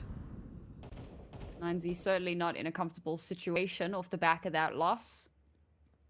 You start to put so much stock in those few, like those handful of wins. But the rounds were kept so close that despite the fact that they had a bit of a streak going, you lose one round and suddenly you have nothing to play with anymore. But you know what? Huasa Peak exists. So an opening kill garnered. They're going to know that that was happening towards Secret, though, obviously. So there's potential here for rotation. We've also got a little bit of a lurk happening over towards the ramp to potentially catch some rotations there. Because it doesn't look like they're committing to the Secret push. They want to potentially double back here. I mean, Bomb is still angling, but nothing is confirmed yet. They're looking for a definitive opening. They fanned out around the map. Oh, Max Core spots one out, gets caught on the retreat. So now they know there's a lot of numbers towards the A site, but they think they've done enough. Aid comes out, does a little bit of damage there. It's DGT with the Tech 9 to keep things ticking over. Koala now all alone. This was a devastating round, it feels like, from 9Z. The way that they worked the map, the Sharks seemingly had no idea where to look. And as Koala tries to mount his last stand, he'll be put down. 3 players remaining, 11 rounds for 9Z. Yeah, like if that clutch was ever possible, the herd had to be thinned a little bit more than just one kill. And it's very unfortunate in that 3 versus 5 how the setup on the CT side was so quickly unraveled because of the player playing second vent and one playing default. Even if you do tuck on default, the player second vent, there's only so much he can hold for you. So if a Tech 9 just swings out, like hugging the close left wall, he sees the player on the back of the bomb site basically at the same time as the player second vent sees him. So if it's done correctly, it just reduces that setup to mush. And that's exactly what happened for Shark. So 9Z, they have not allowed the CT side any consecutive rounds whatsoever in any meaningful way in this second half. It's just been a dominant performance from them. And going back to the point I was kind of making of like, look, it's great Doc has 23 kills. Sharks are never going to win a game ever when Koala and Arden Zhao are doing this badly. And Max Kerr on the CT side is just absolutely awesome. It's heartbreaking to see. We're seeing a step up, but it feels like it swings and roundabouts. Everybody has a turn. Sometimes it does feel like that's the case. But I mean, we spoke about how important this game and this tournament is. Unfortunately, if there's going to be a moment for you to have a bad day, this should not be it. 9Z now on the precipice of map and series point. That's a good opener. DGT taken offline here. MaxCore looking to get a second. Almost gets handed it for free. Misses the second shot. And instead of backing away, goes for the repeat. Somehow still surviving with his life. Meanwhile, Luchov manages to get a trade-off onto Koala. So brings things back down onto an even kilter. But look at how aggressive the Sharks are getting out towards lobby here. Taking a lot of space in. And it's a bit of a tuck. So if they do push into or in through lobby, they can get caught kind of unawares. Wait, where's Arden Zhao? He's Oh on my roof and then God. Doc's on door, but then Arden Zhao's not in a position to trade, and then he makes noise. Arden Zhao was flanking them, he goes too quickly, and that's going to potentially cost him, but no, the AWP misses, and Gafolo leaps around the corner courageously to save his teammate Max. Now a 1 versus 2 for map, series, and elimination points. Bomb down behind enemy lines. A smoke on door to cut vision. 15 seconds and Arden Zhao finally comes alive for one of the first times in this series as he barrels his way through and continues his back and forth affair. What I find so interesting about that round is that it's like a replication on the idea that 9Z had a couple rounds back. You know, I was talking about how they were working the map and Young Sharks really just didn't have any sort of control or information and they just kind of fall apart at the seams. They do the similar thing here. They take that space, they push out in unexpected ways, manage to find themselves in behind 9Z and slowly dismantle the attack from there. This time around, 9Z going for a little bit more of an aggressive push, as we've already had Max slip down the vent. Sure, he's taken a lot of damage doing so. Peak gets caught out as they try to move their way down towards ramp. Max position definitely figured out, understood, realized early on, but Luchov with a very quick response gets a free gun for himself. Bomb planted, only a 1-player deficit. They've put themselves into some decent positions, but DGT gets caught out before they can properly set themselves up. Utility now flying in the face of our post planters. Mayan left all alone with the Tech 9 in hand, and it's a beautiful retake from Sharks. The score's evened out once again. We may have yet another overtime slog.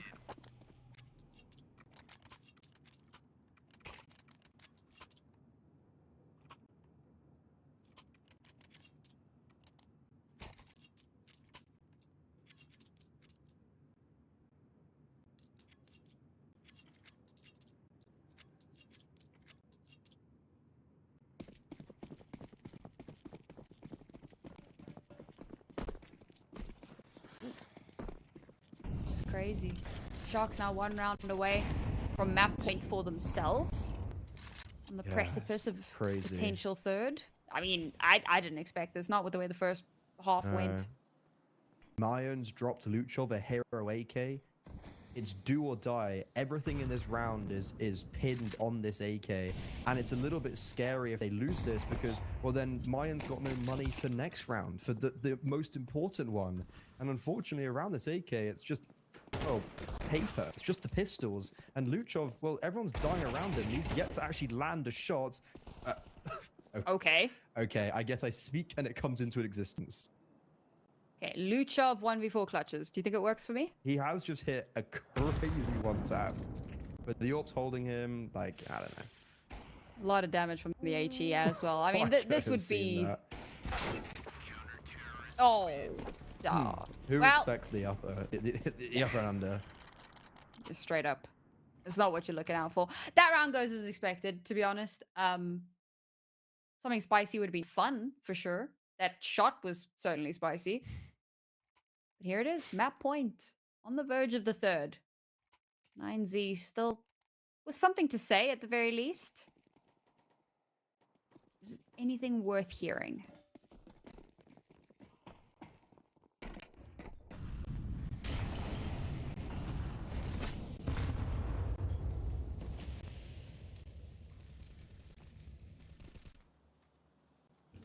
Overtime or bust. We've seen many of the former so far. Luchov, he's continuing with the taps outside. Doesn't expect Doc to be lurking around the corner, but that's when Peak swings in and trades from above. Assassin's Creed style gives 9Z the man advantage and also full outside control. There's nothing Arden Zhao can do about that. There's also only 1 player towards A. This is just a very awkward position for Sharks to be in. Doc so close to the 30 bomb in regulation. Denied at the final hurdle. 9Z will be very happy with that outcome. But they have like no utility left here. So just about everything is going to have to be kind of contact play. The good news for them is that they've made the right call. Instead of heading towards A, they start making their way down towards B. The question is, how quickly do they get this done? Because already Arden Zhao has started to rotate in and is waiting for them to make those moves. Now, Mayan is in position to potentially catch a flank, but it's he himself that will get caught, unfortunately. Brings it to the 3 versus 3. Arden Zhao has already found himself in position. DGT and Muscle Peak, however, do so much, and it takes that little bit more, but they do carry us over the finish line. Well, not the finish line, the overtime line, because it's not over just yet.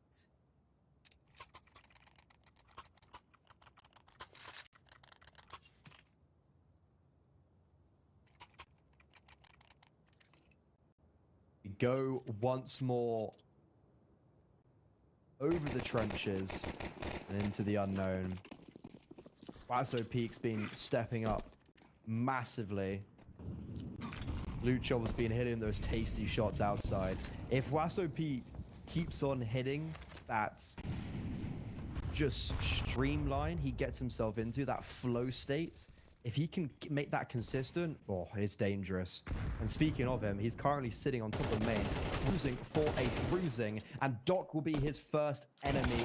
Arden Zhao falls just like his teammate does. And DGT, look, that is timed to perfection. Oh, I thought the headshot was going to be connected on the Orc in heaven as well. But on the 75th time of asking, it still doesn't connect. And somehow Koala's died first.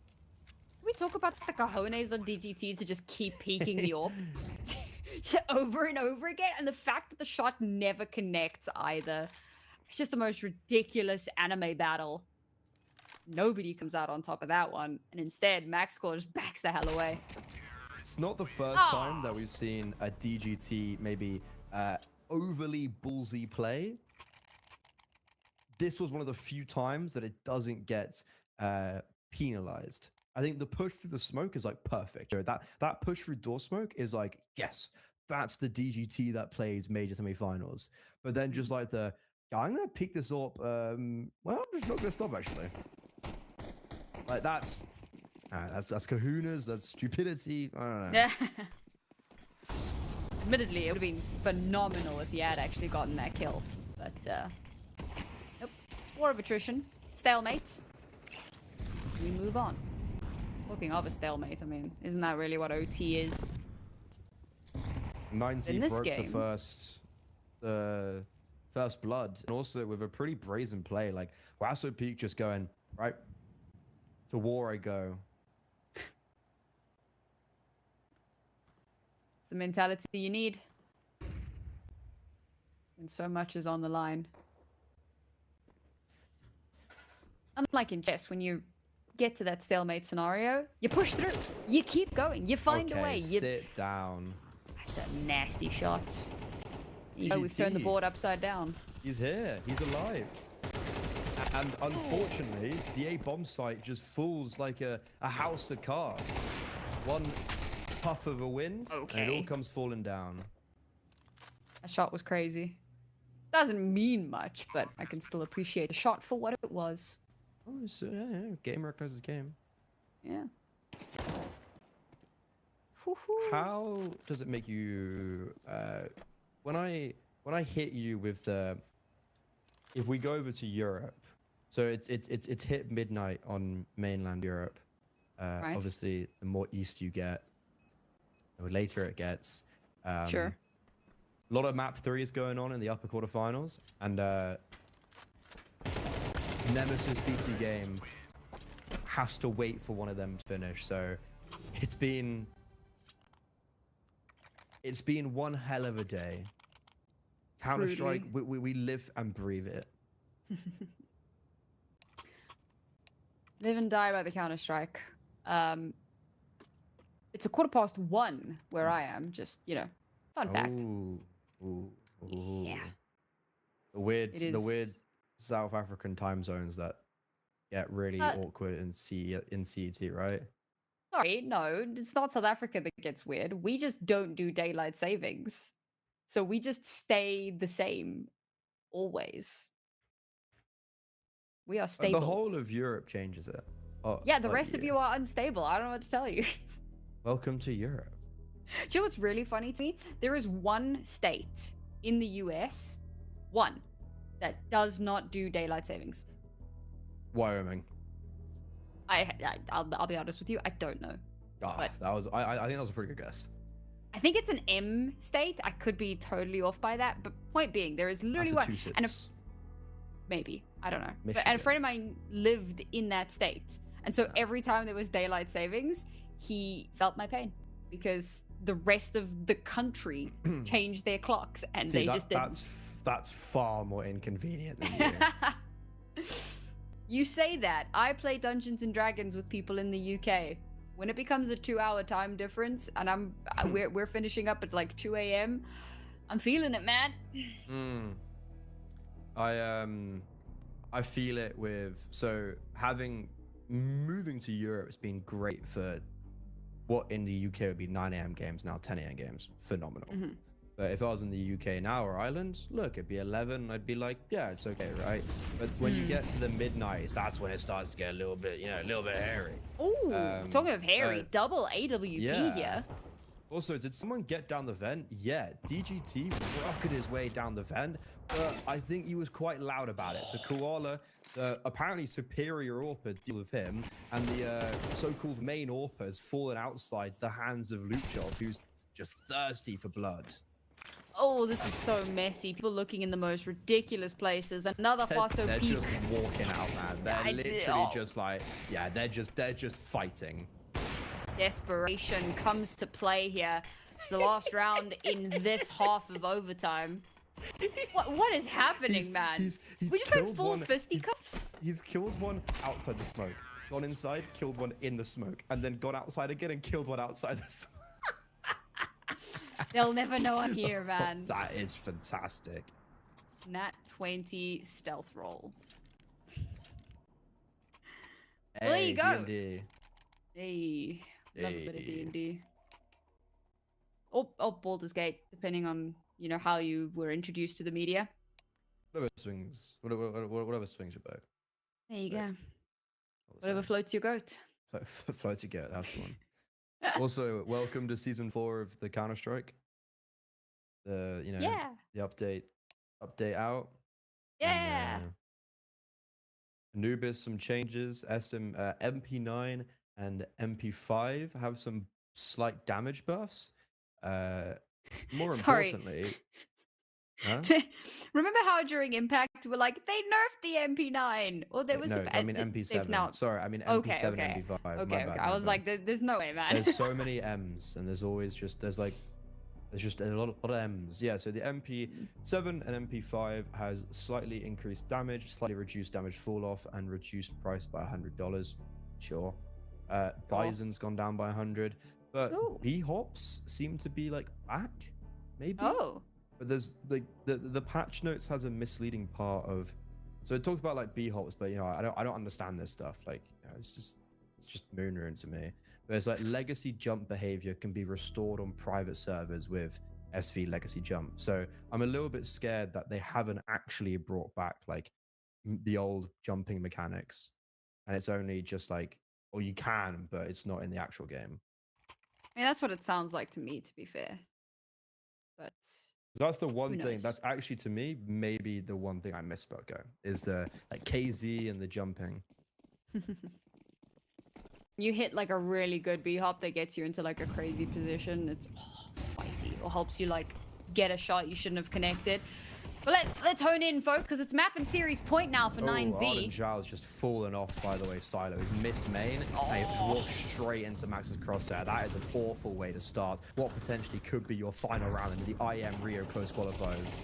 And already a numbers advantage for 9Z, but we're trying desperately, Sharks, to battle it back into a doable scenario. Unfortunately, they just keep getting chipped away at, down to the last 2 players remaining. Gafolo looks like, it looks like he's gonna go for this fight. He survives. That means they spot out DGT. They can get that shot to connect, but Huasapeak trades it perfectly. The Tech 9 does not connect. Huasapeak ends the first map, begins the second map, and will also end the second map. Not only that, but he ends Sharks' run here in the IEM Rio closed qualifiers as 9Z take the victory 16-12 for a 2-0 map score and will move ahead in the lower bracket. An incredibly disappointing performance from Sharks, not just in this map, but also in the series against Red Canids. They did not come out to play today in any way, shape, or form. And I'm just not happy with the team I've just watched after they've done so well this year on LAN against the best in the region. They ended last year on a pretty decent high note, despite maybe not making the major, and they come into what is a very important close qualifier. Like, this isn't just any IEM. This is the IEM on home soil. You can talk to any player when they go into an open qualifier or a close qualifier, and it's for an event in their home or their region. They want that so much more. And for Sharks, that opportunity has been ripped away from them because of their own inability. It is rough out here, folks. And as you can see by the bracket, 9Z will move forward. Otic and Fluxo still battling it out. Fluxo, I believe, currently leading in the first half of map number 3. But as we have well seen, anything can happen as the games go on. Meanwhile, folks, a little bit later on, you'll be moving up into the upper bracket here on the B stream, and we'll have some lovely casters to take you through that one. If I'm not mistaken, it's going to be Imperial Esports versus the Red Canids, so you'll get to see the Red Canids for the second time today. And it's going to be Travis and Hayes taking you through that broadcast. I believe it's just that one. So there you go, folks. Don't go too far away. If you can't wait, there is still action over on the A stream, but don't go far for too long because, of course, we will be back a little bit later. From Freddie and I, we'll be back tomorrow. We hope you enjoy the rest of the games, and we'll see you then.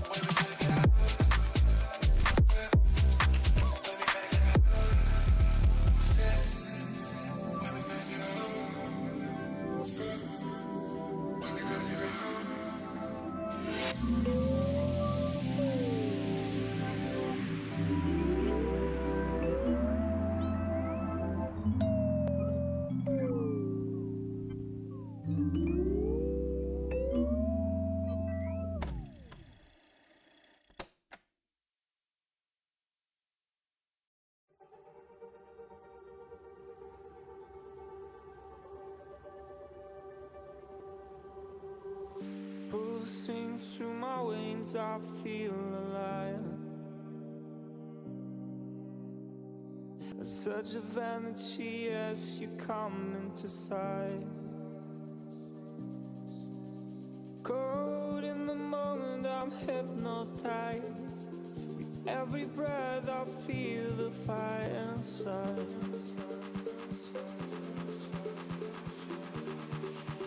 Your love is like a wildfire. Your love is like a wildfire. A force I can't contain, it takes me high. I'm lost in the heat consumed by the sun. Your love is like a wildfire. My heart's on fire as I hold you close. Your touch, it's electric, a beautiful overdose. I'm addicted to the way we move and sway. Lost in the rhythm, body's insane. We're in days. Your love is like a wildfire. A force I can't contain. It takes me high. It takes me high. It takes me high. It takes me high. It takes me high. It takes me high.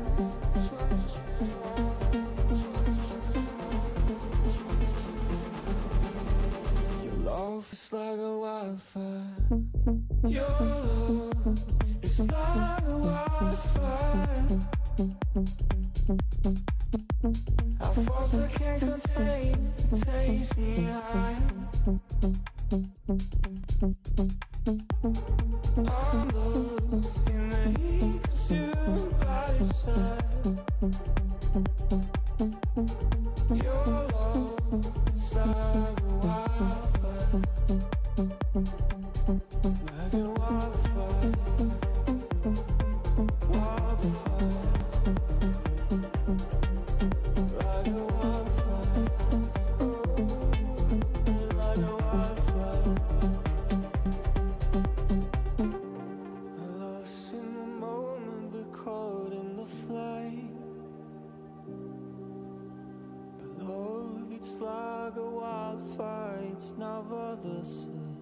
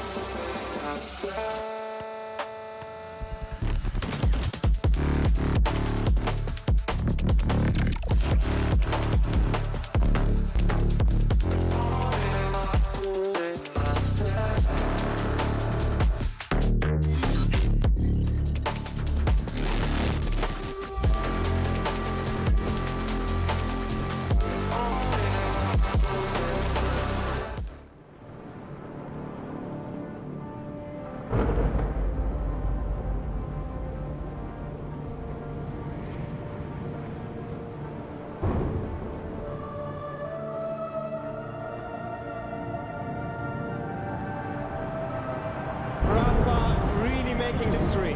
Absolutely phenomenal. And Ace is the champion of the Intel Extreme Masters World Finals. Storm's still not quite done. MC is going to take this fight, though. 3 seconds left. Last 2 rounds of passion's got to start it well for ESC. And this is a massive move for Zez, but he's not content with just a Nexus kill. He wants to win out. And it's all done.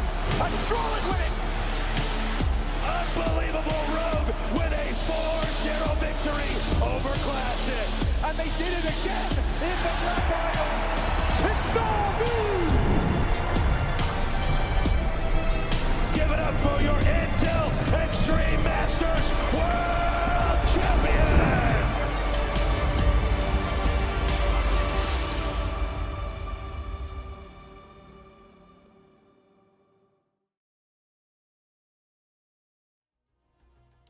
Hello everyone, we are back for more qualifier action for IEM Rio. 2 different qualifiers in this one now, Matt. We are used to covering games in South America, but we've got a global qualifier and a straight up Americas qualifier here. So not many chances to get through to that main event. We've got a great upper bracket match to bring you this evening. Yeah, and we're covering the region of the teams trying to qualify for the country that the event is hosted in, right? And it's the illustrious IEM as well, so you can imagine how much it means to the teams and the players that are going to be involved today. Upper bracket at the moment means you still have that extra life in the pocket. And like you were saying, Trav, kind of feels like home away from home for both of us. Yeah, we've done a lot of coverage for South America in ESL Challenger League in particular over the years. And yeah, it's feels right to be here again. And we've got some great teams, as you can see, in this bracket as well. Here's how the upper bracket has gone so far today. Now, one thing I want to mention quickly off the bat here is that there's quite a lot of manic scheduling going on at the moment, because 4 of the teams involved in this IEM Rio qualifier are currently playing a LAN in Curitiba in Brazil. So they're all having to scramble to try and find time to play both matches, both here online and on LAN in that event. So it's going to be a bit of a rush, and that we've already seen a forfeit because of that. Imperial are here not because they beat 9Z 2-0, Matt, but because they got a forfeit win. Yeah, I believe Red Canids are also playing at that same tournament, right? They're also Correct. at that LAN event. Thankfully, they've clearly been able to find a way to get to play these games. Obviously, having played one of their matches already, where they won out in the upper bracket against Sharks earlier on this evening. As we get a look at the veto here, Trav Nuke for Red Canids. Now, obviously, they've had a roster change, but I mean, we still have, pretty decent level of expectation based off their past results. One roster change doesn't really change the optics of those results a whole lot. Imperial going for Overpass is maybe a little bit surprising, because this is the same team that have stuck together through the off season. This isn't a map that they normally go for. Yeah, and you mentioned like sticking together through the off season. That's one of the things that Imperial I thought weren't gonna do. Okay, I'm surprised you say that actually a little bit, to be honest.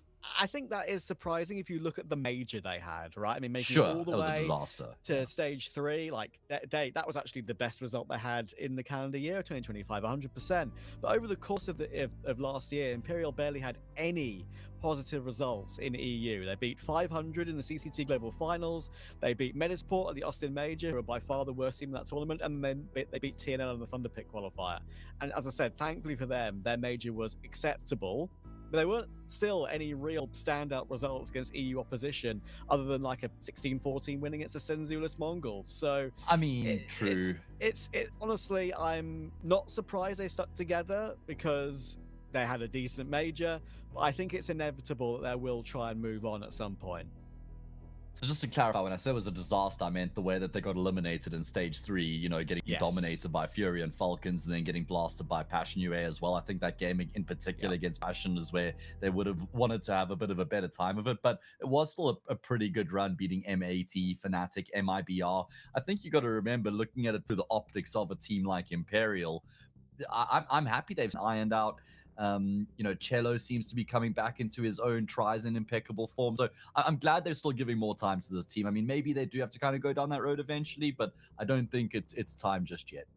Yeah, exactly. I think that's fair. And there are still standout players on this team, especially Try. I mean, we talk about Try every single time I think we cover Imperial. On the AWP, at least in South America, he usually plays very, very well. In EU, that's when it can be a little bit different.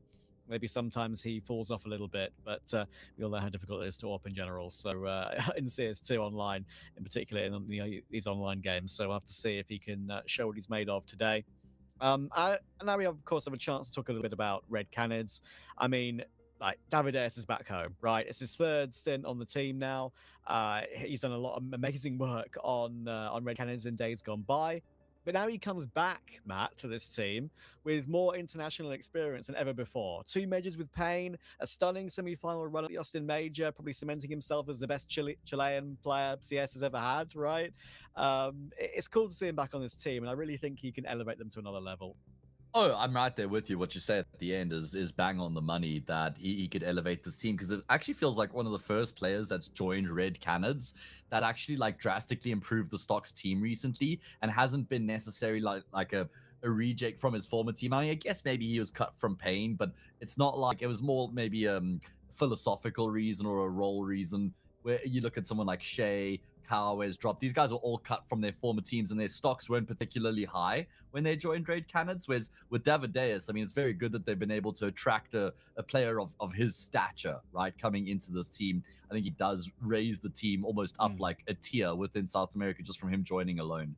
Yeah, and as I say, like, just going back to an org that he's familiar with, it's almost like he had that option in his back pocket. The Zelo of Brazil. Maybe you're right. I don't know. That's a nice little reference there. So I go back to Nexus all the time. But yeah, maybe he had that option in his back pocket when once he got kicked. It's like, okay, I just drop Red Canids a message, see if they want to make a change. Hey babe, you up? And then I've got him back. So there we go. We've all sent that text before. You know, you've just done it a couple times. Yeah, there you go. Shay, you brought him up. Good point to mention him, because he's actually playing against his former team here. Not the first time he's done that in his career in various different organizations that he's played on. We've always been had a bit of a liking for Shay. Sure. He's always been incredibly talented. At one point, I think, Matt, we had him in the same sort of breadth as like a Pyria, for example. Yeah, that's true. We did. We also now Pyria's on Pain, so great chance for him to deliver. And now it's like Shay's turn to, as I say, especially the talent that he's got alongside Davideus now against Imperial, his former team, a chance to show what he can do. And as you touched on at the beginning of the show, playing in Brazil for an IEM event at IEM Rio is something that all these Brazilian teams desperately want. And also, just to cap it off there at the end, I think Shay was done a little bit dirty by Imperial in terms of the roles that he had to play in the team. I think someone like Skulls is far better suited for those roles in particular. So maybe Shay is going to want to show them what he's capable of when he's playing maybe roles he's more suited for. Anyway, here we go, thrust into the action. It's going to be Skulls' duties to draw first blood. He's got Try there in support. We know Deadly Try is with the pistol, has his bell rung. There's still so much more where that came from, though. Yeah, there is. And 3 toward ramp, or at least 2 still holding, is maybe not something you expect all too often. Gonna go back into Ward lobby, and unfortunately, No Way has got right in the way of Vinny. They've taken a goosh, and the team kills come into the mix as well. And Red Canids are kind of confused how that's gone down, it feels like, with the way Cowes was clearing hut there.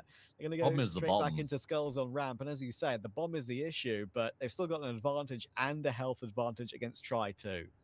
They're just going to go with the strength and numbers approach here. 4 players grouped up, looking to just try and burst forward together, breach in towards ramp, and Skulls as Julie's rattling off shots, nothing really connecting. And Red Canids are just a posture, just going to wait for these fights to be offered up and then back themselves to work with the numerical advantage. Skulls will be able to drop a couple more. They started to run out of ammo, 6 bullets left, and you could see he had to be a little bit more calculated. 20 seconds though, bomb scooped up. Now the big question is, do they double back and go A? Surely down ramp to B, right? That makes the most sense of the time on the clock. So Try unfortunately misreads this one, and with his lack of health, probably counts him out of the round. Unfortunately so. I think one of the things that for Red Canids over the course of this game, knowing that we have a couple of players we haven't really touched on, Cowes has always been a great player. Payne was obviously the main team that he really showed what he was made of. But yeah, he's trying to revitalize his career now in Red Canids. I think he's doing a very good job on this team. Tries giving us want to go, but as we said, he's 1 bullet from death. So it'll be very unlikely he'll be able to do much. And there we go. History finishes him off. So I think the 2 players that I'm yet to be totally convinced by on Red Canids, which I'm hoping to see have my mind changed and maybe see Red Canids go up to that next level in South America, is how good history can be and how good an IGL drop can be. Yeah, both important questions to be answered. You know, for me, history is one of those guys who it's cool to see him kind of getting the step up and getting the opportunity in this Red Canids team. Was he not calling in some of his previous teams, I think? I'm pretty sure that History was IGLing before. Are we sure that Drop is still calling for Red Canids and History hasn't picked up that role? I'll double check that. Yeah, it might be worth checking on Wikipedia for that one. Be curious, because I know Drop definitely had more than just like a stint as an IGL last year, right? Kind of like assumed that role and made it his. It is still Imperial Drop. on the 4 spy. It's still Drop. Okay, good to know. Imperial on the 4 spy. Double set up here and towards Secret. Oh, they're not going to be able to get out. So they're just going to have to stand and fight and hope for the best. 1 certainly not enough, but the CCs yield 2. This is where that wave comes through. 2nd, 3rd, 4th wave with 4 players being there, and the MAC-10s will be able to clean up. Yeah, Cello deciding to nerf himself by using the CZ over the 5-7. Whoever does that on CT, you are basically trolling, in my opinion. But he got a kill. He got a kill, so I can't bash him for that. And he's managed to give his team a chance in the 2nd round 4 spy. Nice call here.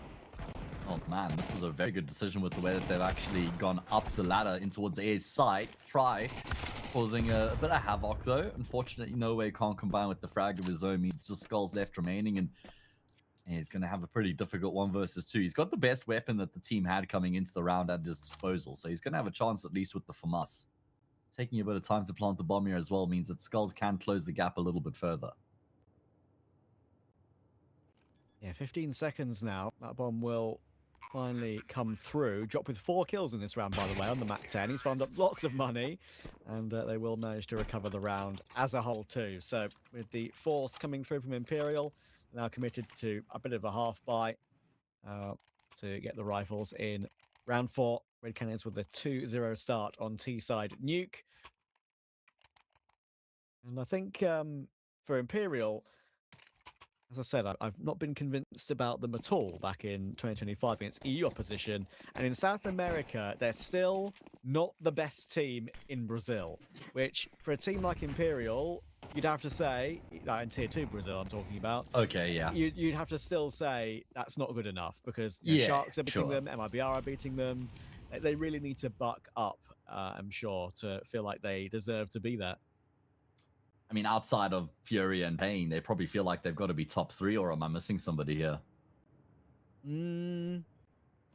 Well, the others that really we've seen lately that are really giving them issues are Sharks, MIBR, and I think, to be fair, a couple of times they've even lost the games against Fluxo. So, but those are all teams, like you've alluded to, that they should be beating. And exactly. So I think that the only 2 that's kind of like acceptable, or they wouldn't worry all that much, would be Furia, and then to slightly less of a degree Payne. But those 2 are definitely in their own kind of echelon in South America at the moment.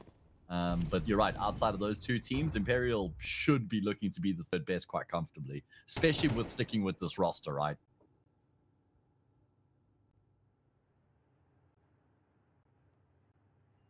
It'd be a Legacy. Third. That's another one. That Legacy. I felt like there was one. Yeah. Yeah. Legacy I definitely also put Legacy ahead of Imperial still. I agree, but funny you should say that. But that one of those lands that I mentioned to you at the beginning in the pre-show, right? It was the Bet Boom Rush v Summit Season 1.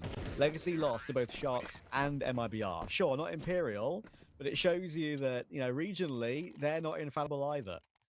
Yeah, and the biggest concern for that, it was on LAN. So that's the real worry there, is that the gap is maybe being closed. I mean, they had such a stellar 2025 though, right off the back of what was it, the Budapest major, where they were gifted that lifeline where Bestia couldn't make it.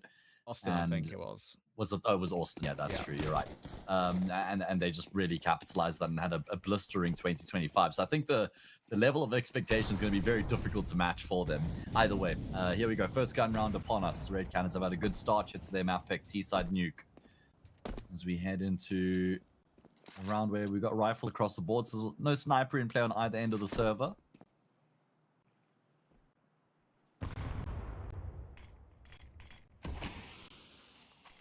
Interesting that we are getting the Nuke pick out from Red Canids here, because it's not really a map that they adore. They have won it both times they've played it in 2026, but yeah, they kind of struggled a little bit on it at the end of 2025, losing to some local Brazilian teams like Canids and Uara in one of those Sao Paulo lands. So, sure, new roster now.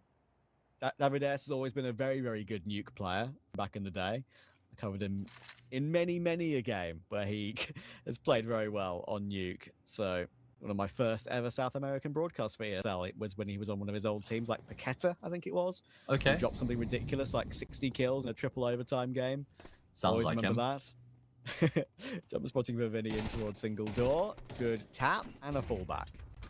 I like the fact that Vinny doesn't just immediately fall back off the back of spotting somebody. He actually does step to the right there and then maybe come from an angle they wouldn't necessarily be expecting from the stairs, and then he's still able to get out of dodge. So damage inflicted and still remains in control of the bomb site. 20 seconds left on the clock now. Red Cannon's not going to have the option of rotating away. They're going to have to end this on B. Oh, Vinny, no bullets for the ONS anymore. Trying to shoot through the railing, not working out for him. And Drop, Shay, and Cowes have all delivered. 5-7 out, 1 bullet required. Doesn't find try, but Shay was always going to connect that 1 bullet I mentioned. So that's going to be a 4-0 start for Red Canids. No way looking to try and save. And the money that Red Canids have built early on, they will be hunting. Yeah, that makes sense. The counter deletion is if they can find no way. I mean, you have a pretty good idea as to where he is, and he may be in the third job by history. Looks like with pieces where they're moving in the map right now. History is even maybe waiting for his teammates to come through and for a flashbang for him to take the fight. Nope, they've said you're all by yourself for this one, and it's actually Shay who's here. Yeah, smart from nowhere, not to overextend there, not to take the fight unnecessarily, just he tucks himself into the corner, and Red Cannons, yeah, looking pretty good out the gates here, 4-0 up, going to be very happy with how they've been able to open up in this upper bracket semi. One of the things that I think is really helping elevate the Brazilian scene, and maybe why we've really seen them do so well in majors compared to, say, different Americas regions, is just how many LANs are being put on now. Like, they've definitely realized in the VRS era that having these local LANs will not just elevate your VRS, maybe some could argue artificially, but it's clearly given them enough experience to really show what they're made of internationally too. And for example, I think Sharks in this qualifier, unfortunately not doing too well at the moment, but winning at Sao Paulo LAN that I touched upon at the beginning of the year, they got up to 32nd in the VRS off of the back of that. Jeez. That's global. That's an insane. incredible jump up. Yeah. Puts a lot more stock in those LAN events as well. And I mean, imagine what a massive bolster it would be for both of these teams' calendar if they were able to get IEM Rio added to it as well, right? That's what's up for grabs right now. And it's a pretty open-ended qualifier as well in terms of the teams that are competing. It's very difficult to predict who's going to be the team to get across the line. Skulls does get overwhelmed, but there's a wraparound coming through, not just from one, not just from two, but 3 players on the flank. There's 4 kills in the blink of an eye. No way he's actually going to be able to find himself essentially a quad kill, including the team kill. All of a sudden, it's just Shay left. How's that happen then? I mean, Red Canids were very carefully and I guess you could say with calculation taking ramp, and they should deal with Skulls pretty comfortably. Kept baiting out his shots and then eventually went in. But they didn't have one of those 4 players they had there watching lobby and watching the hut push. So they get rounded on by Cello. Cello's able to get 1 kill. No Way comes in and destroys everyone, but Shay's still got a chance here, but 10 seconds, that's the main issue. He's gonna have to try and run for the kill, and he's not gonna find him, I'm afraid. Try will hide, realizing the time on the clock. And Shay is gonna have to try and keep the AK. Try can go for the kill here. It's worth having a look. You won't find him though, so it does mean that Imperial win their first round. Sure, on a half buy, so it's not as bad as it would be if it was a full purchase, but they do win it with no one surviving. Thankfully, they can purchase everything they need, and it is a critical start to the game they needed. Yeah, I actually really like the way that they make a move there after Skulls notices how much is going down towards ramp. It was maybe a lobby crunch considered from spawn. That's why they had so many players in position to actually push into lobby like that, because you're never expecting 3 players to be flanking you if you're Red Canids, and maybe it took too long to actually get a move on into ramp once they got the kill on Skulls, and that kind of cost them a little bit. Because from Vinny, will actually decide to pull the trigger as he drops David. Davideus, that is, got caught off by the kill feed for a second. I was like, hang on, who's David? What the hell? Where did he come from? Good old Dave. All right. good old Dave. But this is a fantastic start. I love the initiative again from Imperial with the way they're taking the fights towards outside, showing some good confidence. Yeah, I like that from Imperial. They have to play assertively, especially when you've got the talent that you have on a roster like this that is probably in their eyes still somewhat underperforming, like I've kind of been mentioning lately. So we'll see if that is something they can really work on in these sort of qualifiers and regionally and other South American events that are being played, obviously. As I said earlier, teams playing this qualifier who are playing that LAN in Curitiba, Sharks, 9Z, Fluxo, and Red Canids. And already 9Z had to forfeit due to a lack of a PC setup being available to them. So that's the reason Imperial are here without having to play a game at all. One of 9Z's owners tweeted earlier. Yeah. That they weren't very happy with the situation. At least they won their lower bracket game, right? So it's not like they had the forfeit loss and then lost their first game that they played in the closed qualifier, and that was the end of their run. Still got a chance to make that run all the way. Yeah, shame that it was at the expense of Sharks, though, to be fair. Yeah, true. I mean, Sharks, a little bit underwhelming, I'm afraid. They should have won the second map of their first game that they were playing earlier. That was against Red Canids. I think they had like a 9-3 half and may even have gotten to map point first, but they definitely should have closed out that second map. And then losing in overtime in the lower bracket as well, right, in the second map. So making a bit of a habit of it, unfortunately. Yeah, I think the only silver lining for Sharks will be the fact that they're still playing on LAN, and if they've won the previous LAN they played, there's a good chance they can win this one too, and it might bolster their VRS more than it would even be bolstered going to Rio, because it's unlikely they'd really find much against the good international teams in Rio. So look at it that way, and just hope to get direct invites at some point, because 32nd in the VRS, that will get you direct invites eventually. But anyway, that's about Sharks. This is about what we have in front of our eyes right now. Imperial and Red Canids. And Vinny once again trying to play with the angles outside. Yeah, when does it become predictable is the question, because obviously he was underneath Silo in the previous round, and Red Canids a little bit more apprehensive. Shouldn't be getting caught off guard by more than once and a half. Good Molly. Not going to burn Vinny out of position though. And he doesn't have any support. There we go. It actually does spread. I love the camera angle. Shout out to the observer, getting to see that from the third person perspective. Vinny was always in trouble, and it's going to be a good opening kill here for Red Canids to work with. Cello repositioning toward the corner of Hut to play some unpredictable angles, but at some point they might feel like they need to go looking for some information. If they do, for example, push Cello in toward Hut to look for info, they might decide they could go A, and there are still 2 players here. That could lull Red Canids into that false sense of security. Might just be going A anyway, though, and that could mean that 3-man hold on the site could really do something dangerous. First kill to Cello. Carriers down, 24 seconds now, and they are going into the blender here. How do they get into their way in with 2 more players? Surely unaccounted for. Davideus will get 2, but Skulls is still here. Are they going to clear him properly? Oh, he hasn't seen him. His gun model was in the way of seeing that. And the bombs are on the floor as well. Skulls has done a brilliant job considering it's all down to history. He's 4 HP. Try's going to quick scope him, and with 16 HP between the 2 of them, they win their 3rd round. Well, let's say you create your own luck. I'm not sure Skulls had much to do with his luck there. That view model blocking him and actually just completely saving his life. It's like I almost want to compliment Skulls for winning the round for his team, but he gets so fortunate there with the way that the view model, the gun model, ends up blocking the vision, obstructing the vision of the player who would have definitely gotten the kill. It almost felt a bit too baity from Skulls, because when you got 3 players, I get that he really wants to hide to catch them off guard, but I almost feel like being a little bit proactive after No Way dies in the rafters would have been his best opportunity to pounce. And he decided to stay tucked in. It worked out in the end, but he got very fortunate. Technically, the plan that, as you described, he put into place did work, just in a very roundabout fashion. Yeah, that was pretty lucky.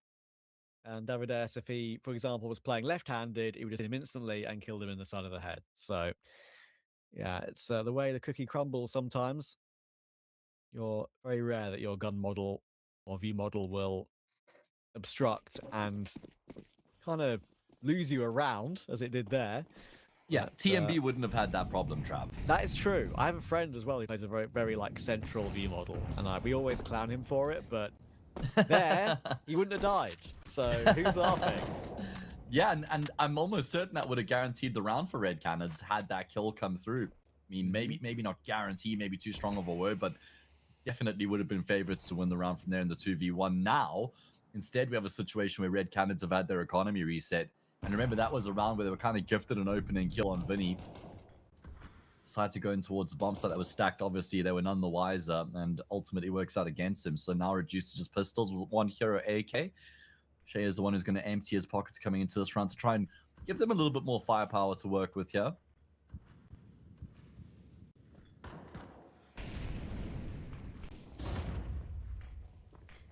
Here the tags to those mollies. And he will show a little bit of presence out.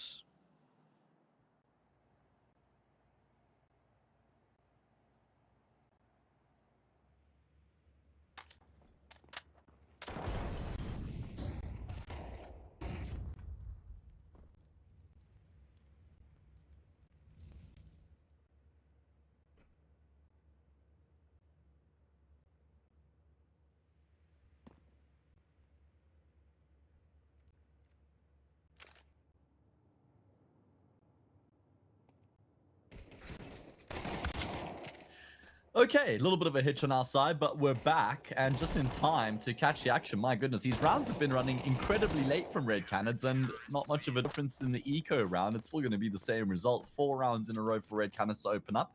4 rounds in a row in response from Imperial means we have a dead level scoreline pretty early on in the first map.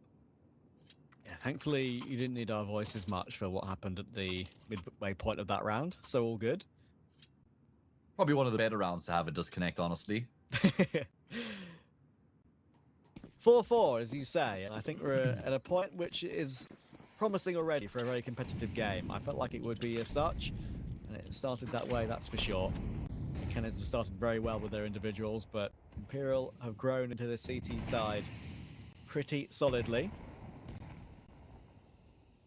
Already, in the next round, Cello playing close to the vent. Actually a pretty weird position to play from. Might not go checked. Quick 1-for-1 for Davides. No Way got the trade, and Cello will deliver 2. But the Molotov does catch No Way in the end. So it gives Red Canids a glimmer of hope in this round. History is going to be cleared though. Cello needs to be careful. Not many bullets left in the M4. Thankfully, Skulls was coming through toward ramp to help anyway. So it does retain the man advantage, and it leaves Shay 1v2. Yeah, and his position's now been compromised. The decision is for Vinny. Does he decide to wrap around outside? How does he actually go about his business here? Shay's being loud. He could drop down indeed. Best option available to him, and it's what he's going to go for here as well. Good read on the situation coming through from Shay. He's not wasting any time either. Drops the smoke, commits to the bomb plant. Now, does Vinny go down the vent, or does he join up with his teammate? Because it can always be a little bit dangerous if you remain isolated with the way that they are right now, because Shay can actually take some individual fights from here. He can.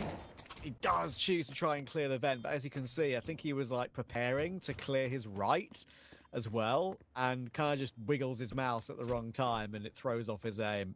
It'll be a bit of a spook in a way, and they'll allow They need the time to go back and collect the AWP from the opposite bomb site. So it means that they can get anything they need. 5 rounds in a row now for Imperial. Shay not given a chance to do much in that 1v2. And now questions will start to come about for their T side. Yeah. What have they got in the back pocket with their ideas? Because they're going to need a bit more. Yeah, we just saw one of their variations, right? We just saw them go for a different option compared to what their main approach has been. There was a lot faster of an approach in that round. They're coming through from Red Canids, and it looks like they want to just try and run it back here straight in towards the A bomb site, but they run straight into a brick wall. That wall has a name.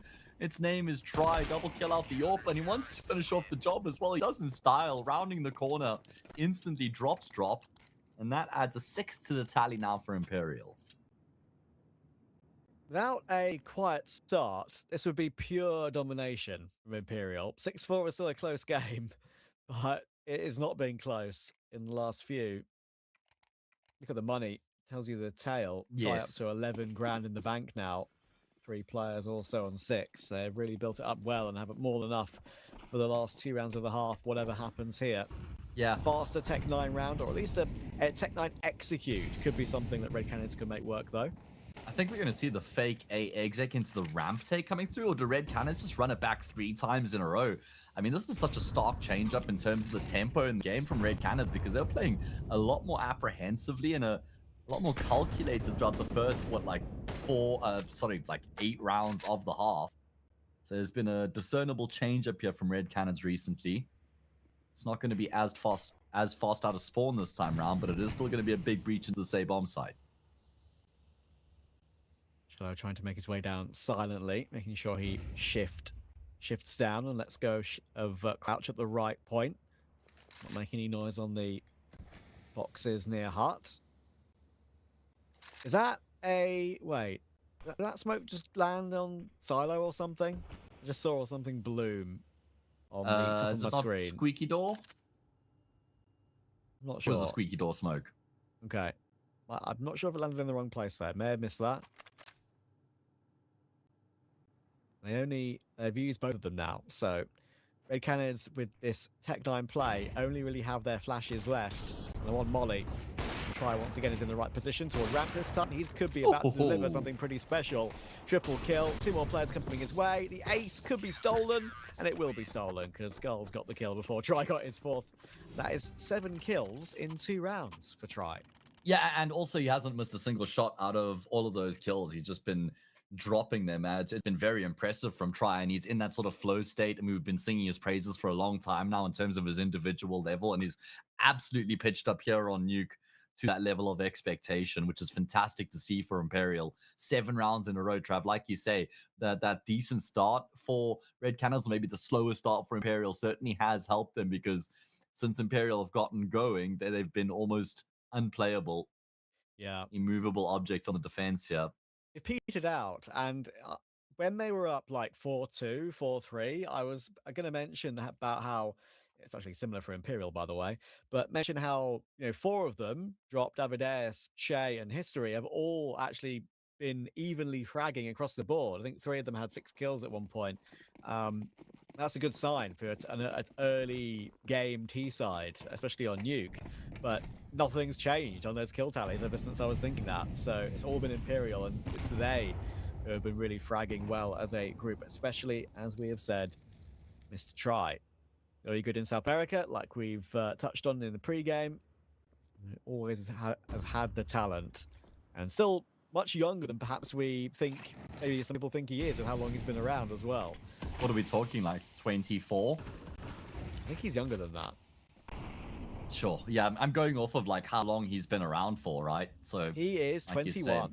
Well, there we go. That tells you all you need to know, because it feels like he's been around for like 7 years already. Yeah, definitely started his career that young, I'm pretty sure, like 15, 16.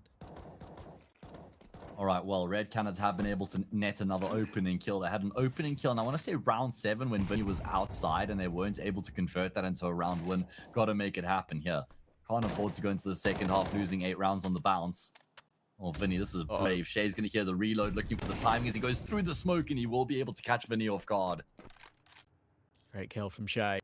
Now, Try might have more on his plate than he realizes, because more havoc and commotion going down outside might make him think ramp is not really a threat, but you'd actually be right in that thought now, because we've walked back into lobby and we're going to walk out A. We've only got, again, 3 flashes and an HE on the Red Canids players here. Thankfully, that shouldn't matter too much to them, because it is this 5v3, and they've realized that with their 2-man advantage, they can just shift into the side, not make any sound, clear it properly, and get the plant down. 8 seconds left in the round to try and do it. It's a great shot from Try. That bomb plant is secure. There's no risk of it being removed, and now Try has got an awful lot to do, and Davides will not allow him to do any of what he wanted to do. It's a decent half, to be fair, between these two, and Red Canids with 5 on that T side. I think we'll be pretty content with that. Imperial, though, with that 7 in a row to make it 7-4, that is pretty decent. We'll see if the game continues to be as competitive after the break.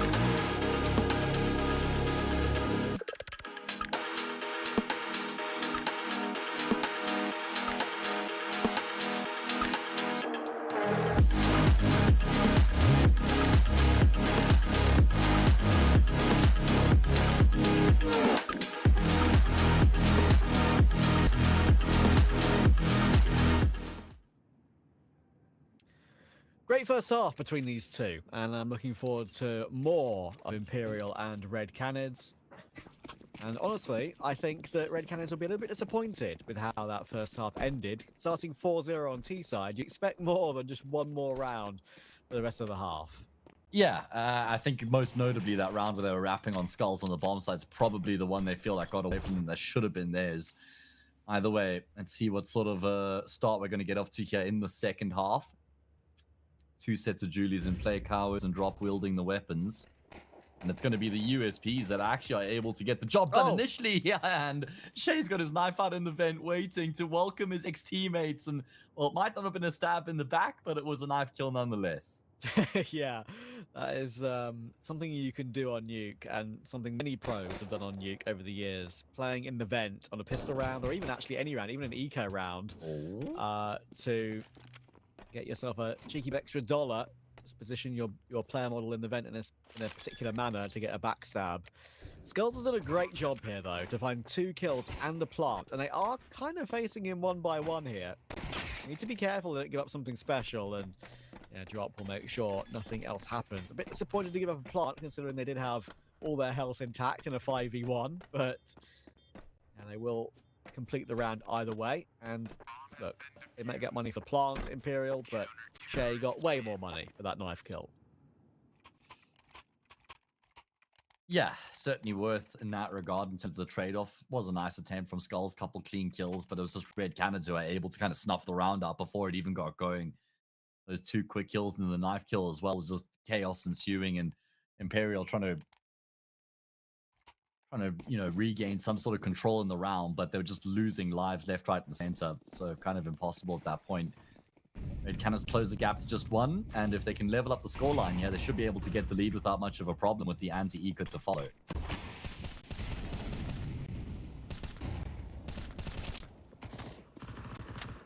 Skulls with the hero AK on this occasion. No helmet for him, so definitely susceptible. But thankfully, of course, full helmets on everyone else. If that AK is dropped and it's retrievable, they will be able to use it.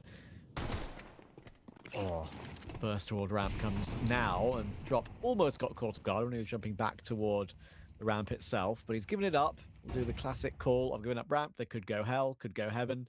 That's why History is keeping an eye on it. Goes for a little crouch swing, but gets destroyed by the No Way Mac 10. Shay's there too, thankfully, and he makes sure to retain a man advantage. Yeah, brilliant work there from Shay to just get that control in the round, because if he goes down as well, there's just way too much ground being taken by Imperial. It's so difficult for Red Canids to actually figure out what's going on after losing ramp hell and pressure going into B, pressure going into heaven. A lot to contain at that point. So Shay's multi is magnificent. Vinny will at least recover the AK, but I don't see how you can recover the round from here with 35 seconds left on the clock. Would have to find some favorable timing, that's for sure. And it's not going to happen. Not favorable timing. No, Shay far is from moving it. around toward heaven really nicely, and even drops down and finds try as well. Okay. Big quad kill from Shay. And as we said, it's really him and Davide, so you really want to see deliver the goods with the numbers on this team, and at the moment he is most certainly doing that. I noticed there was no body spamming coming through there from Shay after he got in the kill. I'm still running over to try his body, and I thought, oh, is this moment? But no, want to trade for the cooler skin.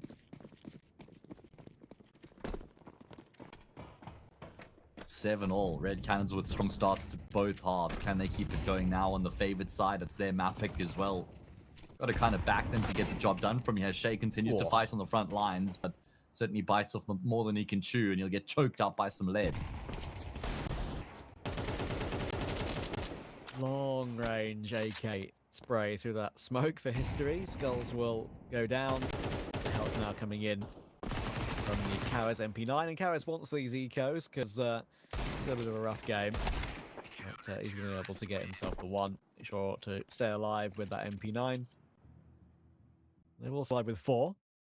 And suddenly they're back in the lead again. A game of some weird streaks, perhaps, actually, so far.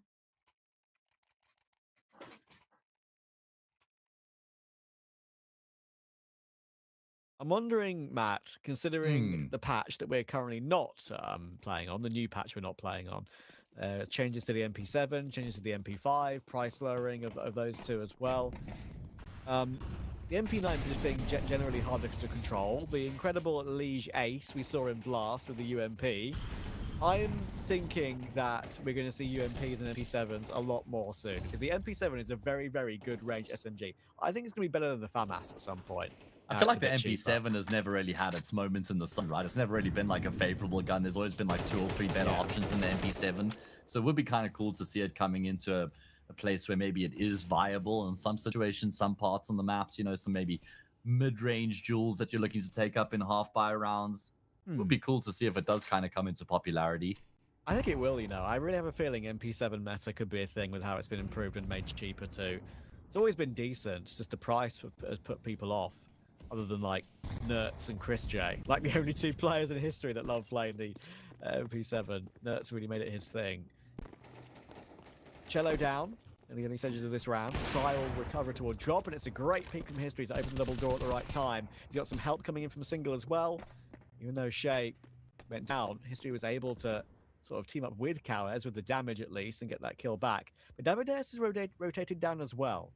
So there is some space elsewhere for Try and Vinny to try and make a move.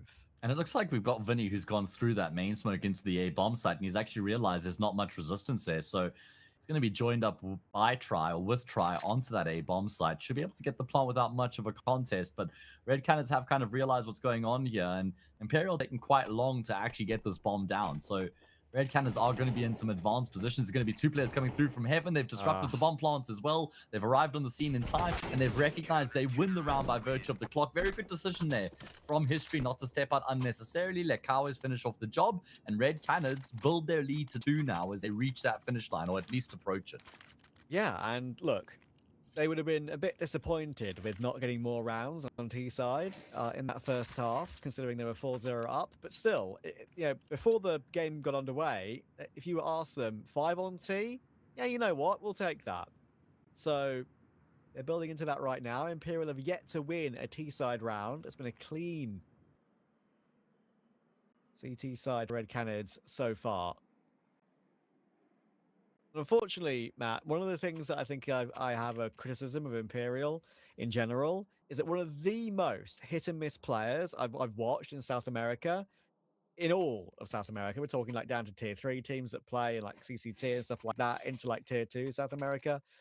Cello might be the most hit and miss player I've ever watched. Like he either goes 6 and 13 like he's going now, or he destroys everyone and goes like 24 and 13. There's no middle ground with him. Yeah, you probably want a little bit more consistency. I will say, at least in a team like Imperial, I feel like he's got solid and consistent players around him in like Skulls, Vinny, and No Way, so it probably creates a little bit more space for a volatile player in that regard, but it's obviously not ideal. It's very difficult to build around a player who has that lack of a consistency. The problem is, like, you see the flashes of it all the time. You see more than just glimpses, but it kind of gets you bought in, and then you do tend to be disappointed more often than what you would like by a player with his capabilities.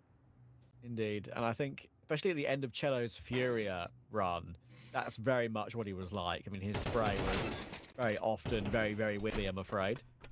But yeah, as I say, Imperial has been a little bit better for him. Just still got those streaks of being that hit and miss player that I'm mentioning. Tap on the bomb to try and lure Try into the peak towards single. It actually works perfectly. Davides bites on that one completely, thinking that the bomb planter was the only player really close to that single door. Good spray from History. Brings it back into a 2v2. It's a very even 2v2. With Shay also low. Look, round from Cello being watched by History. The internal clock just about ticked over. Now Vinny, the patience from Shay will win this round. He was not considering that he'd go back towards single again.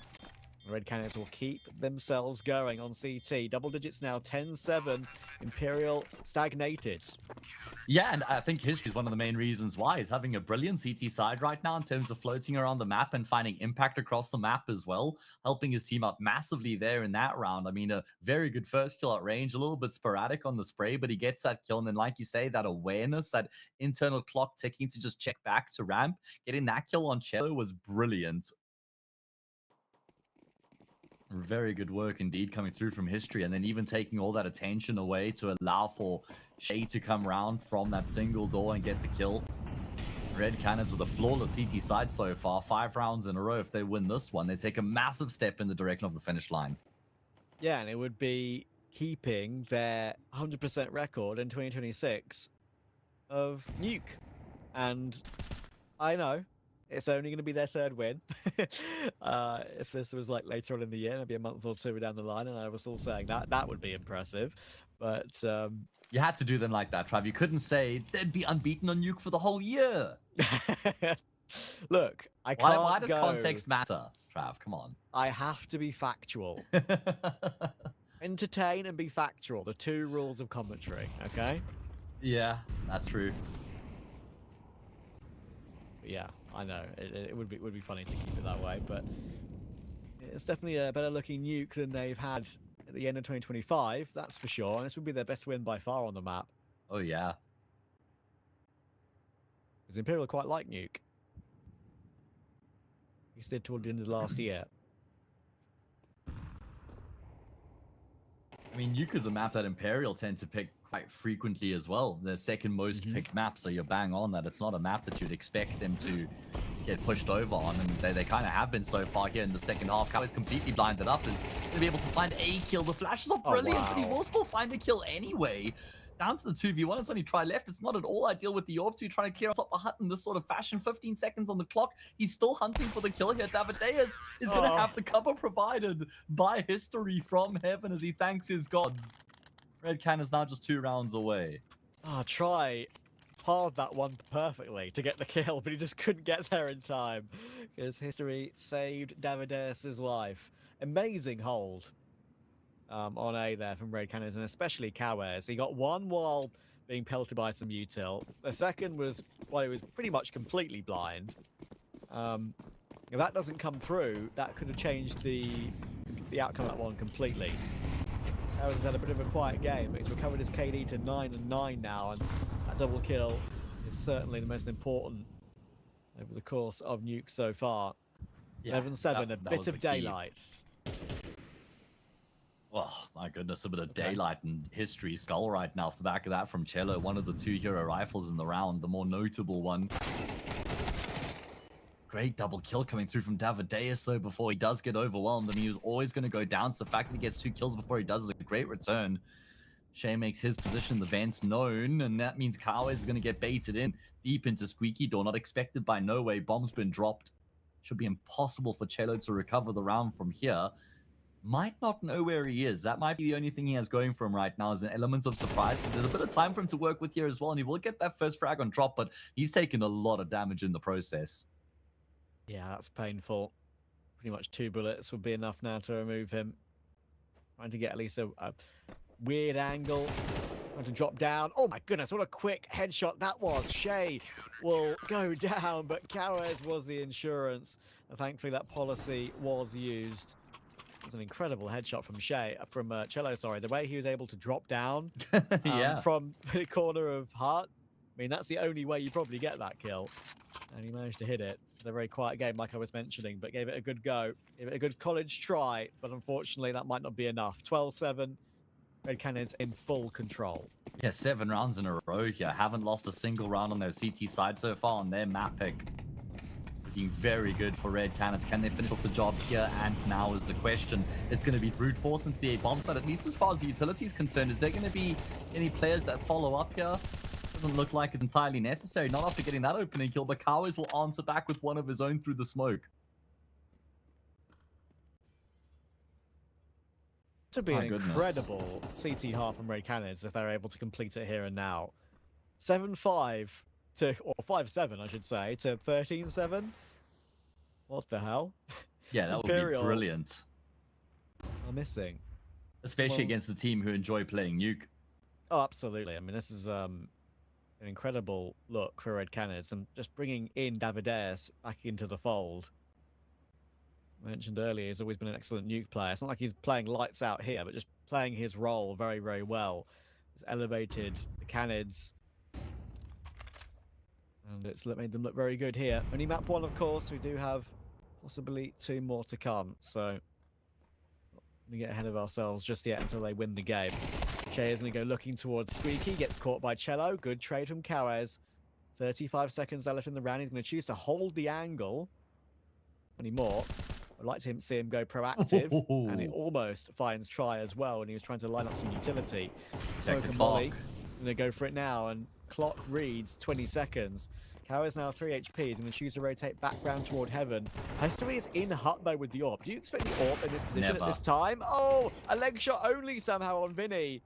Does move the bomb plant to behind the silo though, and that might activate Cowes. It has. 7 seconds on the clock. Nade comes flying in, and I think Cowes now just survives. Don't fall, as you say.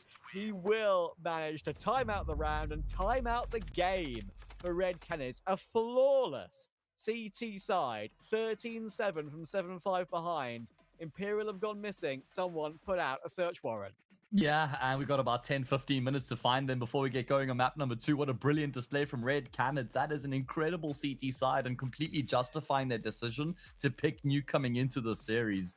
They looked so good. I mean, I was very nervous right at the end. Kawis had me clenching. It looked like he was considering dropping off to get back to safety, then realized he only had 3 health and thought, okay, let me be a little bit cautious here.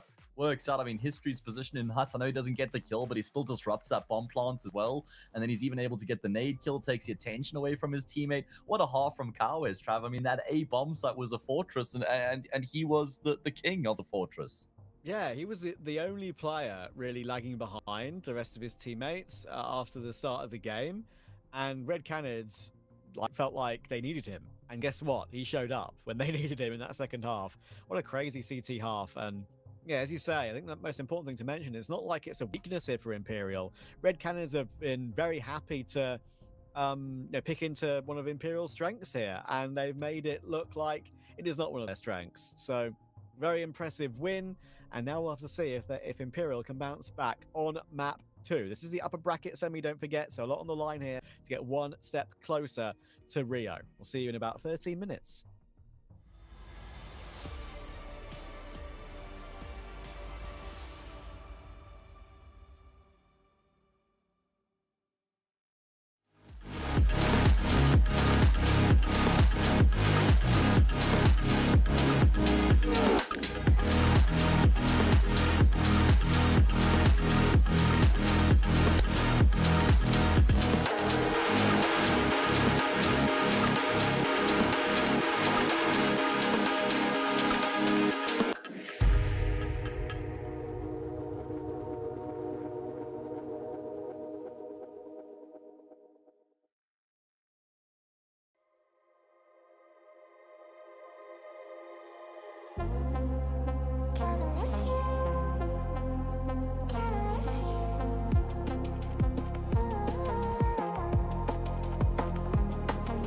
You're pulling that way onto another.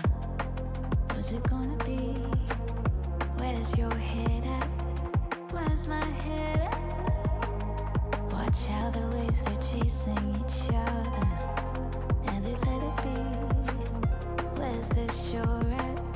Where's the shore at? Loud gets louder, fast gets faster. You know it told me pride aside. I don't know which of us is right, but let's just get on the same page tonight. The same page tonight. I don't know which of us is right, but let's just get on the same page tonight. The same page tonight. Kinda miss you. Kinda miss you.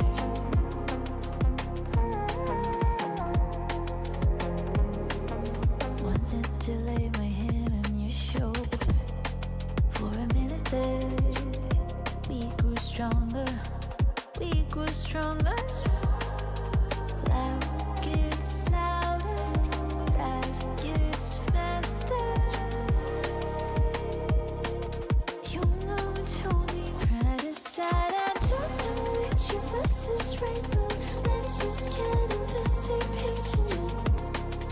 The same page tonight. I don't know which of us is right, but let's just get on the same page tonight. The same page tonight.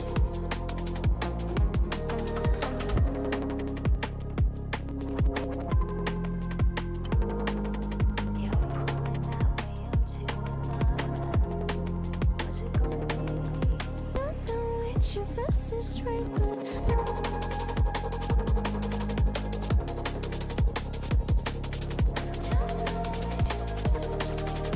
don't know which of us is right, but let's just get on the same page tonight. The same page tonight. Don't know which of us is right, but let's just get on the same page tonight. The same page tonight.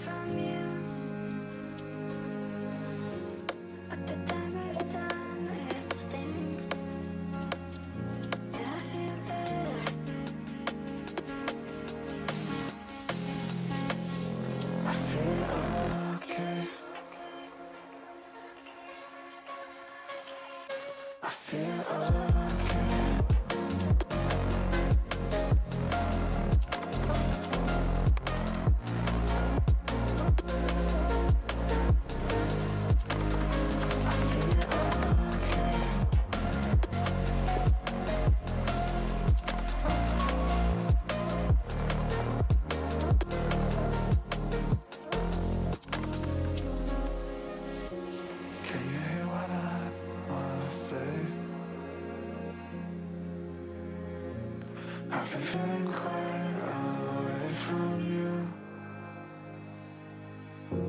but the time has done its thing, and I feel better.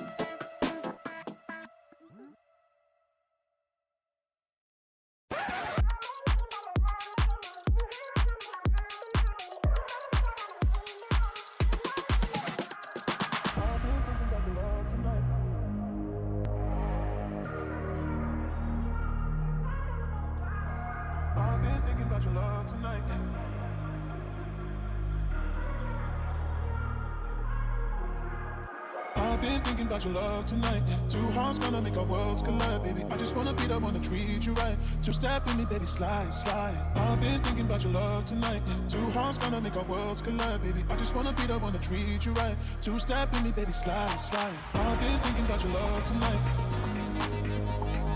I just wanna be the one to treat you right.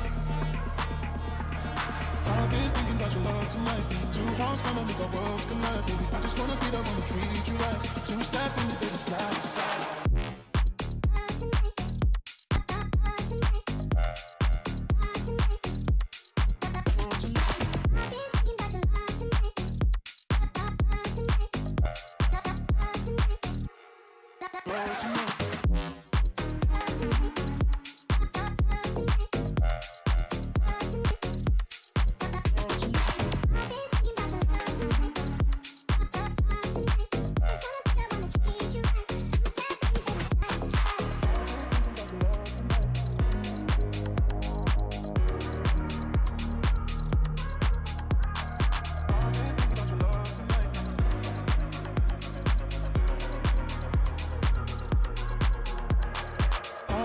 about your love tonight. Two hearts gonna make our worlds collide, baby. I just wanna be the one to treat you right. Two-step in me, baby, slide, slide. I've been thinking about your love tonight. Two hearts gonna make our worlds collide, baby. I just wanna be the one to treat you right. Two-step in me, baby, slide, slide. I've been thinking about your love tonight. I just wanna be the one to treat you right. I've been thinking about your love tonight. Two hearts gonna make our worlds collide, baby. I just wanna be the one to treat you right. Two-step in me, baby, slide, slide. I've been thinking about your love tonight, love tonight, and the love tonight. I just wanna be the one to treat you right, treat you right, treat you right. I've been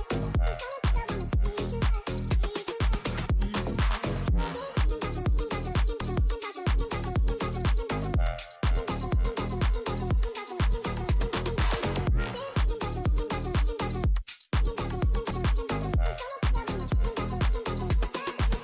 your love tonight,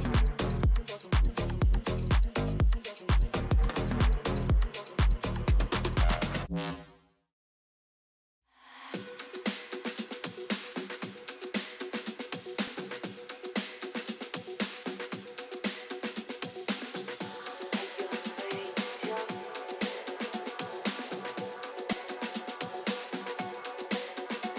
love tonight, and the love tonight. I just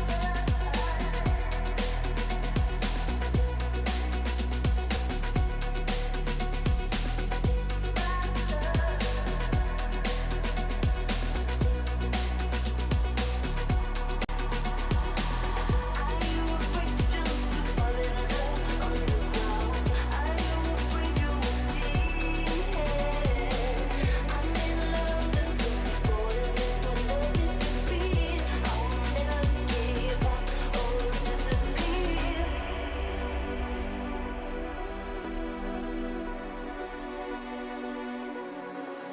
treat you right, treat you right, treat you right. I've been thinking about your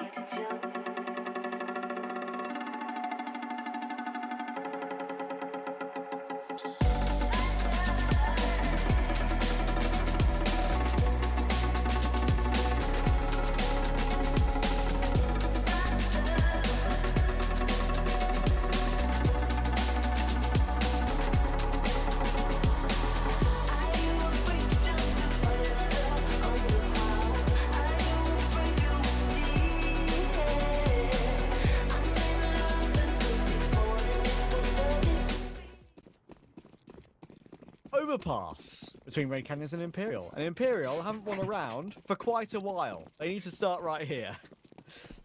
Yeah, they don't want to leave it too long, especially with them starting on the T side of Overpass. Let's see what sort of start we're going to get off to. It's just straight out to the races, in towards this B bomb site. Drop's going to be the first line of defense with his Julie. Rattles off shots. He's not able to find any kills. His teammates certainly are. An immediate response from Skulls with his double. His teammates continue to fall around him. He too will follow suit. It's Cello who's trying to control the backlines. And all of a sudden, he's the last man left alive. That's a very good hold from Red Canids in the end, because they were kind of tripping over each other somewhat. I mean, to begin with, the dualies towards short were obviously wanting to fight. Then he saw two players there, hesitated, and then fell back to bridge, meant he was exposed to monster. Thankfully, there was enough players to help out that he wouldn't get caught from that push. Now they just need to cross the T's and dot the I's, whichever way you want to say it, and deal with Cello. 43 HP, still got Kevlar, still got the bombers back, but can't exactly go to A, can't exactly plant on B with a couple of players here, and Shay will remove him. So that's another round for Red Canids. And as I said earlier, there's a risk of this snowballing pretty badly for Imperial here, and snowballing the direction they do not want it to snowball, because, as I said, they have not won a round since they won the half 7-5 on Nuke, and Red Canids swept CT completely, and they start CT here again.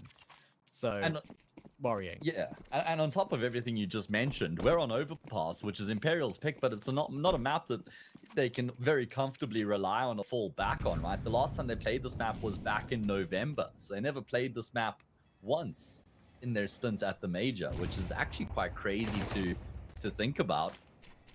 Surprised that they didn't actually play it once across all 3 of the stages. So it's not like Overpass is a home map for Imperial by any stretch, Trav, which is a little bit of a concern as you were, kind of rattling off what we were already worried about based on what we saw on Nuke. That kind of compounds matters a little bit. It does. It does indeed.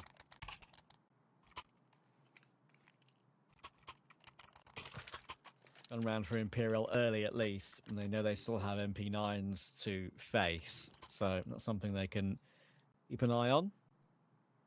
The day has been so long for production and for everyone involved with this qualifier that the EU day is also not even over yet. It's insane that their game has started after ours is going into map 2, to be honest. It's actually insane, and I'll quickly give you all an update if the knowers and interested human beings about EU when this gun round is over. Just got to cover this first. The gun round is important. And we'll shift our focus here for a moment as Imperial take a little bit of shape. They get a few players in towards construction. Pretty standard default without much emphasis towards the top side of the map. Got control of lowers, got control of construction. Bombers towards the top of the ladder. Utility going to start to dwindle pretty soon. It's a nice nade molly combination though to flush this player out, and it's actually combined with the swing from short. It's going to cost Try his life. There's not going to be an immediate trade, but then Davideus eventually does fall, not able to get out of dodge there with his life intact. Cello will swing long bathroom. Good jiggle. That puts Shay in an awkward position. Only just gets away. Nade is good. Even more damage to Cello now, down to 41. But he's got a bit of help with the AWP on the corner, trying to be cheeky, Cello, and tap him on the jump. Would have been something to see on the highlight channels later if that came through, but that is 1 in a million. Skulls holding from front bathroom, playing a very aggressive peek, but brave. History just swings right into him. History is keeping up his form from that CT side of Nuke, looking very good here, but can't find one more. Vinny, 19 HP. That bomb plant is not being planted by Vinny. Can he avoid the nade? He can, but big damage on No Way to equal them up somewhat, and Cowers is coming in from that long bathroom flank all the way through to try and get this round 1 for Red Canids. Another one in a row. Vinny, 15 HP, has picked up the AWP, try and give himself a chance. And right now, Red Canids are playing very, very patient. They're thinking Vinny could go aggressive, could go looking, thinking that he needs to take the initiative in the 1v2. And right now, the clock's getting pretty low. Kit available on both, though. They realize they can't afford to wait that long. And in the end, Vinny does show. And who knows, maybe if he waited and played time on long, that could have been different with how long Cowers and Drop took. Yeah, he's probably hoping though to catch him in transition with one player maybe running onto the bomb. You get that kill and then you play a little bit safer afterwards, but doesn't work out for him. Unfortunately, being low on health certainly did make that a lot more difficult for him. And it's actually a very good sign of the confidence from Red Canids that they were happy to take as much time as they do on the retake, clearly backing themselves, not starting to get frantic and panicking, trying to figure out what's going on there and making a mistake in the process. Taking their time, methodically clearing out the sites on the retake, and then by deduction, figuring out where Vinny actually was. So Red Canids, I mean, Trav, we can keep tally of the streak here from the back of the first half into first half of Nuke, first half of Overpass. It's been a streak of what, 11 rounds now for Red Canids, if my maths is correct. So 5 plus 8 is 13. So that was 8 in a row, and now it's 3, so 11. Yeah, there you go. Love a little fact check, especially when it's correct. Don't like being fact checked when I'm wrong. Not as much of a fan. I mean, valid. We hold each other accountable, though. That's what matters. Indeed. All right, Imperial, where do they go from here? It's looking like they're going to want to go back up the stairs and towards, say, bomb site. As you've already mentioned, history seems to be in good form, and that could certainly bode well for Red Canids on the CT side of Overpass. We'll see if they can clear this up comfortably. Skulls with that AK could easily make something happen. And they need it. Winning around like this, and you're on a half buy, just to bolster your funds. to get you going. It's very important. That smoke's going to be very good for drop. He might get overlooked in that corner. Now they know he's there, but it's going to be too late. Crispy with it is Shay on the swing. Skulls down at the click of a button. And no way, he's stuck in the smoke with the Tech 9. They know that it could be a possibility as well. And there you go, Shay's found him. How about that? That makes it 12 in a row for Red Canids. This is an incredible streak from them at the moment. What's going on the other grounds, Trav? What updates do you have for us? Updates I have in South America, it's pretty interesting because we've got Bestia playing Shinden in the other upper semi-final. Shinden beating Fluxo in that first opening round. It was a great win for them. More Argentinian Counter-Strike on the map and a great Argentinian derby against Bestia in their upper semi-final. 9Z got through in the lower bracket. They'll play the loser of that game between Bestia and Shinden. Odic are waiting for the loser of the game we are watching right here. And everything to play for with the IEM Rio closed qualifier, and it's super open-ended as well, Trav. It's not like there's one clear and defined favorite to actually get that spot at the main event. I reckon every single team who came into this closed qualifier would have backed themselves and felt like they had some sort of a chance. Some more than others, but everybody with some sort of a chance at a minimum. I think that's different for EU, or the global qualifier, as I should be calling it. Which I'll touch on a little bit later, because this is a chance for Imperial to get around on the board here. Big moment, Try's got on an open pick. History's pushed up, though. I'm not expecting the AWP to be so far up long with a minute on the clock. It's Cello.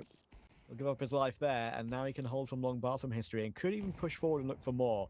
It's all about the timings now, because he's got to worry about his right and his left, and could be shifting to the open, but a great tag on Try. Big damage, and now it will help out Shay on site, but no, he fights no way in the open. It means that finally Imperial have a chance to plant the bomb. Yeah, this is the best position that they've been in so far here on the T side of Overpass, and one that they have to convert into a round win. Man advantage, full control at their disposal. History's position been made known as well, so he can't catch anybody off guard. Nobody looking in towards Davideus right now. I'm hoping it's not just an oversight here where everybody's thinking somebody else has got it covered as they now start to actually push forward. Kills go back and forth. It's going to be dropped with the trade. Knows there's still one on the bomb side. He's taking No Way down low, but thankfully No Way on a swivel will still be able to get that kill onto the AWPer.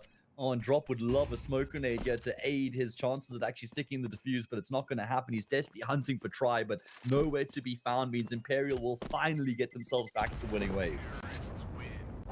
Red Canids win that round if No Way doesn't hit an insane spin headshot on long. He's been distracted by Drop coming up green bin and somehow is able to pivot and kill the long player, which is a crazy frag to get. And he had such limited room to work with, right? He had like 5 square centimeters on the bomb site where if he had stepped out in either direction, he then just leaves himself overexposed. So, yeah, very well done from him with very limited room to work with. Excellent. And that is what they need. They need some star power. That has broken the streak finally of the Red Canids run. CT if you're just joining us now, we're not talking about just the 4-round streak Red Canids here. We're combining that with their 8-round streak that they pieced together to finish off Nuke. Off the back of being down 5-7 on the half, they won the map 13-7 with a flawless CT side. Still looking to make moves. The Incendiary has missed, Trav. The Incendiary has missed. That means then he will remain in position unchecked, undetected. And he makes Davideus pay the price. That is so annoying.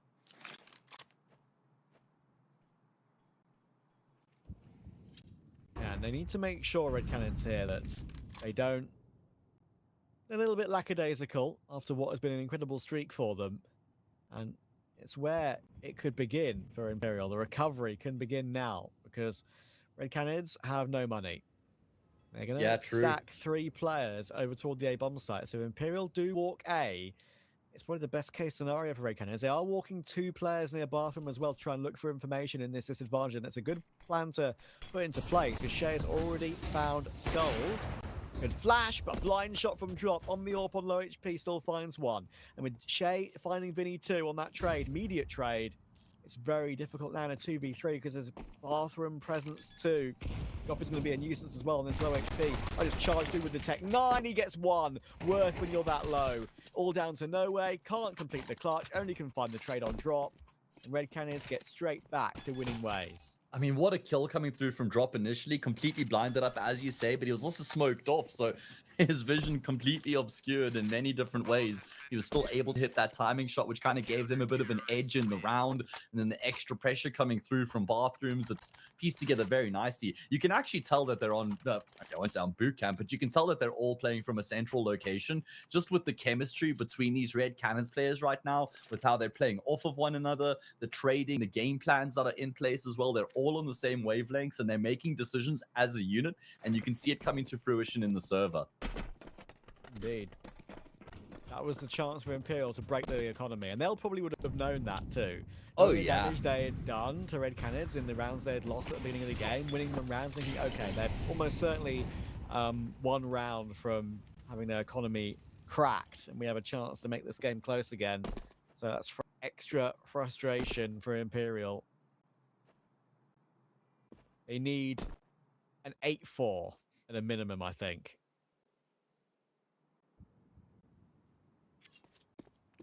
Yeah, I'm right there with you. And that starts to become a bit of a pipe dream if they don't win this round here, especially without a bomb plant. 6-1 will probably be 7-1 afterwards. History does miss a shot, then fall back to another checkpoint with the AWP posted on the angle. Imperial are persistent with the same bomb site, and Red kind of seem to have the read, because now that again there's that third player in position, there's that extra man here, but Cello will dispatch off the first to make matters a bit easier. History on an aggressive line again with the AWP. You get double swung though from front bathroom and on the headshot angle, but he commits that headshot angle and deals with Cello unceremoniously. Finally traded though, Drop is here, doesn't know which player to shoot. Kawes still finds one. It might give Davides a sniff, but MP9 only. Smoke and Kit sure. They go for the unexpected move of going toward long, but it's being watched. Long range spray with the current MP9 is not easy. He's somehow able to find Vinny, but now one bullet from death, and he's going to try and waste the time, I think. Maybe this would be lure impossible. Try into thinking he's going bathroom, but Try will just not take his eye off long, and there we go. So the impossibility is the truth, and that is a second round for the T side. Now we're going to end up in a position where Red Canids will empty their pockets again, and Imperial have an opportunity to reset their economy. I mean, that was a very impressive round for Imperial to win, just because of how much it actually required for them to get it across the line, right? 3 players, including the AWP on the A bomb site there for Red Canids, able to get that kill on the player in the corner first, and then even after running into a bit more resistance, still able to find a way to take steps forward. Great round for Imperial, much needed round for Imperial.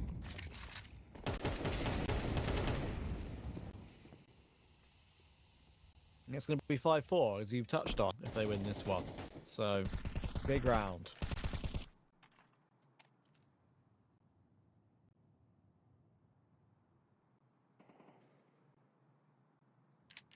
Cello all started off well as well, and that's the most important threat to remove. The AWP of history is gone. It is history. For at least the next 1 minute, 10 seconds. Nice Yes, frag so from is Shay. Try. Nice frag indeed. On the move with the MP9. Imperial, are they going to shift their focus back towards the B bomb site for the first time since the pistol? Feels like it.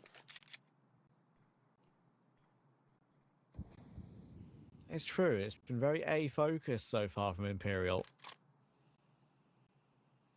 Howard's going to play Close Monster with the M4. They are going in toward one of the 2 rifles. There's a chance. Caught on a timing though is dropped. It's going to have to be all Kawes, and he can't even get one. Really important second entry kill from Vinny. That will relax everything for Imperial. And as I said, now it will be 5-3, and it should turn into 5-4, even though there will be an M4 and an MP9 to try and deal with, most likely. And all of a sudden, they're looking a whole lot better on their T side, right? At that 5-4 mark, they're going to be feeling a whole lot more comfortable, like they've been able to settle back into this game and put some more pressure back on Red Canids, who are just coasting up until the past couple of rounds. Imperial looking a lot more convincing on their bursts into the bomb sites as well in terms of their executes. Good layering in terms of the players pushing forward, so they always have that trade potential. Lovely jiggle from Cello to get the information of Shay on the angle. He can then swing with conviction, tears his head off, crosshair perfectly placed. Imperial coming to the party. The CK round will come in with this one M4. I'll have a chance to quickly touch on the EU qualifier. Yeah, go on, mate. Shouldn't be able to at this hour of the day, but I shouldn't. BC Game have only just started their lower bracket game against Nemesis. That's going to be one that will probably end for those players. Wouldn't be surprised if it ends at like 4 a.m. or past 4 a.m. their time. Pretty likely. But if you look at the upper bracket right now, see the teams that are involved. Oh, you got Foot there. You've got Sangal. You've got Nuclear Tigers. You've got Gentlemates. You've got Bet Boom. Only one of those teams are in the upper semi-finals after today's play. The two upper semi-final matchups tomorrow for a chance to play in that main upper final. One of the two spots in IEM Rio are 9, Hotu, Bet Boom, and Ursa. Ursa, yes, a team that no one really knew anything about, who only got into the qualifier because 3 teams pulled out. Heroic, Gamer Legion, and one more, which I forget right now. Talk about taking advantage of your opportunities, man. Insane. And the only player Ursa have, which is like a player that we will have heard of, Matt, that we've covered in the past, is Alv, when he was on 9 Pandas, the AWPer. Yeah, and even then he wasn't good enough for 9 Pandas, right? True. So it is the most insane run for them. And even if they do lose tomorrow against Bet Boom, which they should, I mean, they have lost against, beaten Eyeballers and BC Game today. Yeah. So it's, who knows what they could do against Bet Boom, but it should still be Bet Boom in the upper final. Bet Boom versus 9 is the expected result, but we know how good Hotu can be. Goat Norbert doing the work as usual on Hotu. Now actually higher ranked in the VRS at the moment than 9. So if you could say that's actually Hotu favourites on that one. Yeah, crazy day. And it leaves Eyeballers versus Foot in the lower bracket. Gentlemates versus Gen 1 in the lower bracket. Kalesi, ex-Venom, that team, versus Nuclear Tigers in that lower bracket as well. And BC Game trying to fight to play Big Academy tomorrow. So, yeah, absolutely wild. And, I mean, they're on a pretty good side of the brackets, our BC Game, because if they win this, like you said, they play Big Academy, and then they probably play Gentlemates, which obviously will be a difficult game, but it's still pretty conceivable for them to make a run through the lower brackets, actually go pretty deep in the closed qualifier. I hate to say it, Matt. You're absolutely right, but at the same time, Jabin will farm simple. I'm telling you right now. Sorry, I sneezed as you said that. Who's going to farm simple?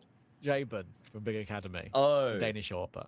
No, it's okay, Trav. Don't worry, man. I know it's getting late. You're getting delusional. This is why we work as a duo to keep each other in check. It's actually not delusional, it's all good. Don't worry about it, mate. I got you covered. I'll save your bacon on this one. Anyway, guys.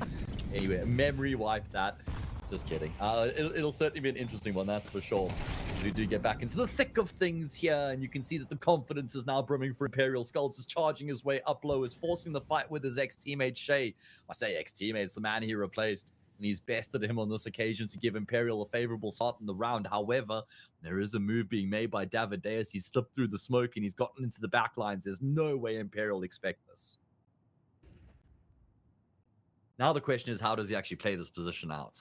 Yeah, I thought he might wait there for a bit longer, and I was like, oh no, if you go now, you have a chance. And he's waited a little bit too long, but he could still be in Fountain and behind front bathroom just at the right time. He's shifting through now. You can see it on the minimap. Keep an eye on number 1. You could have 3 players with their backs turned. He's keeping going. They're also stacking the A bomb site because Davideus knows exactly what's about to happen. So he's relayed that information over to his team. He's found 1 kill, and after taking 50 damage, falls back into Con. Oh, but no. Skulls and Cello still broken through on the A bomb site. Kawes, you have to be the man now. He's in the smoke. He's not being checked, but the bomb's being planted for bank. He can't see it. Now has to pass really awkwardly, but still finds the 2 kills. Will finally get traded by Vinny on long. Unfortunately, Davideus went back down to Con, thinking they could come back and fight him, so he was not in that duel at all. Now a very difficult 1v2 and disconnected from the action, so he decides to save the AWP. I mean, honestly, you can't really fault Davideus' decision-making there, besides maybe, and we didn't get to see this from his point of view, so it is just speculation, but besides maybe a bit of trigger discipline, maybe he could have extracted a bit more value from that flank before he decides to drop the hammer. The one questionable decision I kind of or the one question I do have about the decision making, should I say, for Red Canids on the A bomb side is the decision to drop that smoke grenade, Trav. Because what that does is it means that all of a sudden the players on the A side can't actually swing and fight Imperial after Davideus activates from lowers. They can't then, you know, take the fight with the Imperial players when they've turned around to deal with Davideus. So it's almost like isolated the two parts on opposite ends of bathrooms at that point. I think that certainly did cost them and helped Imperial out, actually.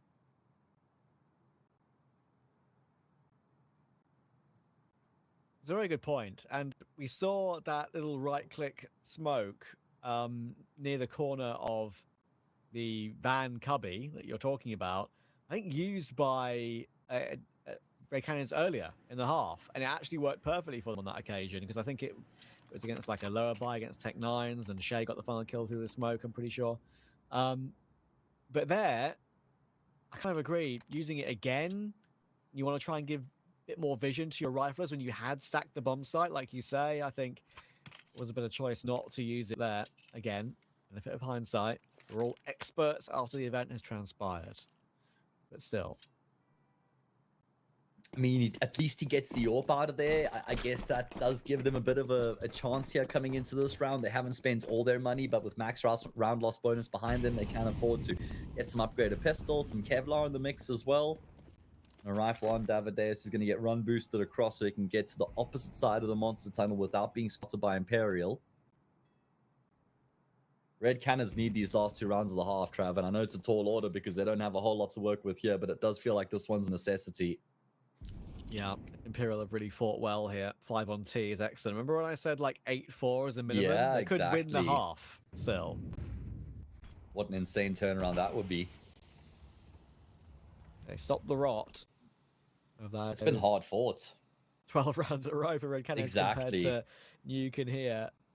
But And I was just going to say, and then they won their first, and then Red Canids won the round immediately afterwards, so it felt like it was almost back to business as usual. So it was a very difficult sort of point in the game for Imperial to actually get themselves back into the thick of things, but they've really done that and then some. Good kill from history. Going to have to be more where that came from if there's a chance for Red Canids in the round, though. yeah, they've got players in the right positions though, and Shay is jump spotting the sign near long. As soon as he sees a foot, he'll try and deliver, but history being removed is very awkward. Now Drop and Shay have to play this together somehow with a Deagle and a 5-7. Crossfire is very awkward and it's not going to work out. Finding there's some help, but Green Min was being watched as well. Davideus now needs a 1v4, and he won't be able to find the van player as he sprays that smoke desperately. Wow, Imperial are going to take the lead on their T side. Who'd have thought it? Yeah, not me, man.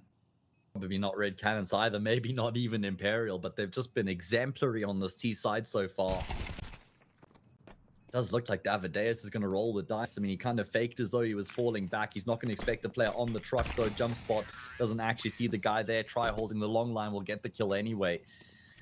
And that is going to be a 6th round on the board here for Imperial inside 11 rounds in the half. A big moment there, Trav, was just, sorry, I think it was Vinny, Skulls, and Cello all got a kill apiece in the blink of an eye on the executes on that A bomb site. And I feel like Imperial have just done so well in terms of their executes. In fact, every time they've chosen a bomb site to execute on, they've almost always gotten a plant at a minimum. Very true.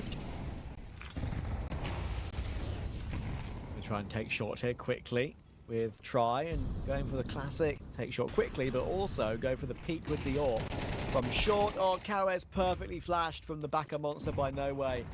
Gives Vinny a free kill as he entries in. And with Trice on that angle, that puts Davideus under a lot of pressure. That jump throw smoke won't be doing much anymore. They are much more advanced, and I think he realizes now, knows what's going on. Great reaction to find Vinny though. And Vinny was kind of pushing up to the site somewhat alone. So it means that Davideus has another 1v1 to deal with Skulls pushing forward, but again, counter flashes coming through, a lot of pressure on him. He's peaked by both No Way and Skulls. Back into a 3v3, nades coming through, and history's found No Way on that trade through that smoke with that nade breaking it. So Skulls needs to get that plant down now. Yeah, and he will. Single smoke grenade there for them to work with. It looks like they're going to go for the boost here to try and find some sort of a fight here before they actually commit to the retake itself. That smoke is providing the necessary cover. Oh, fine margins at the moment. You can see Shay's got the right read on the situation, but Skulls is not going to overextend. In fact, it's actually... No, it is Skulls. This try is in towards short with the AWP, and he will get a kill, but traded out straight afterwards by History. A very good kill coming through from the sniper.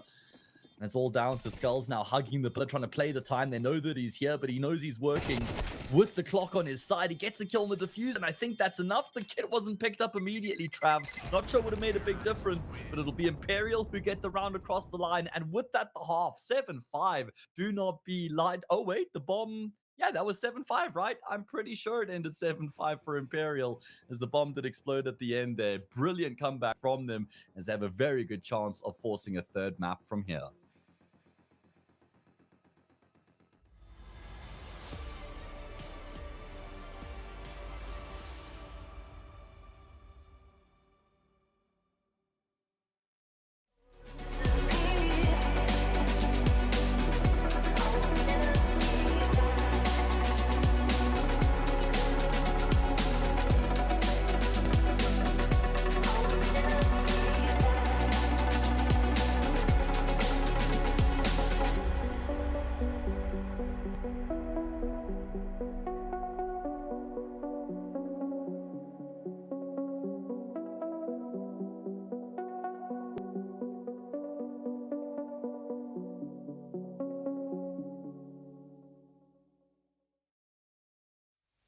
Whatever happened to make a fool out of me? I was lost in the idea of it all.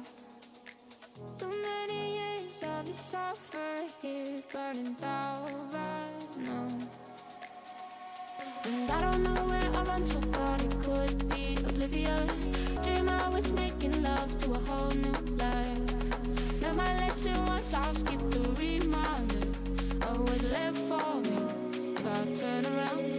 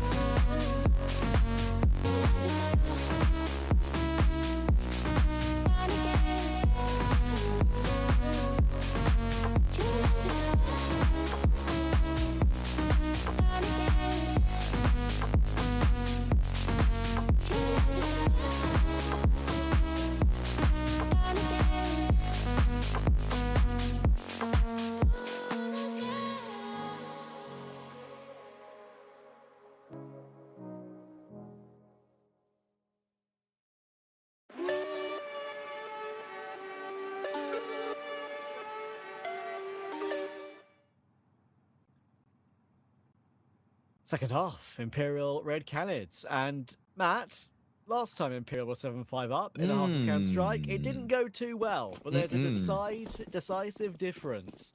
They're on CT Overpass now.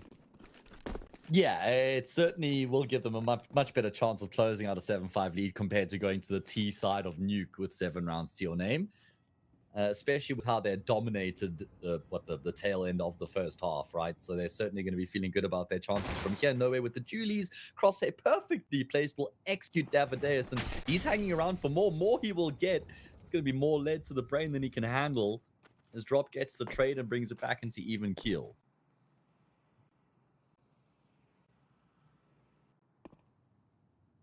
Red Cannons need this pistol round, Trav. That's almost a non-negotiable. And thankfully, they've spread their utility across multiple players, so they've still got it all intact. They need to use. Flash will be used to try and take top con and take short.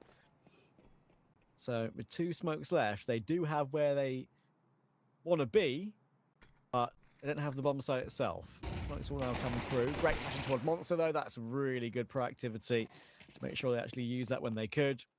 Cello Splash sets up Skulls and those dualies, and Try holds on to the A side of the map by dealing with the first, but Canids has slipped the net.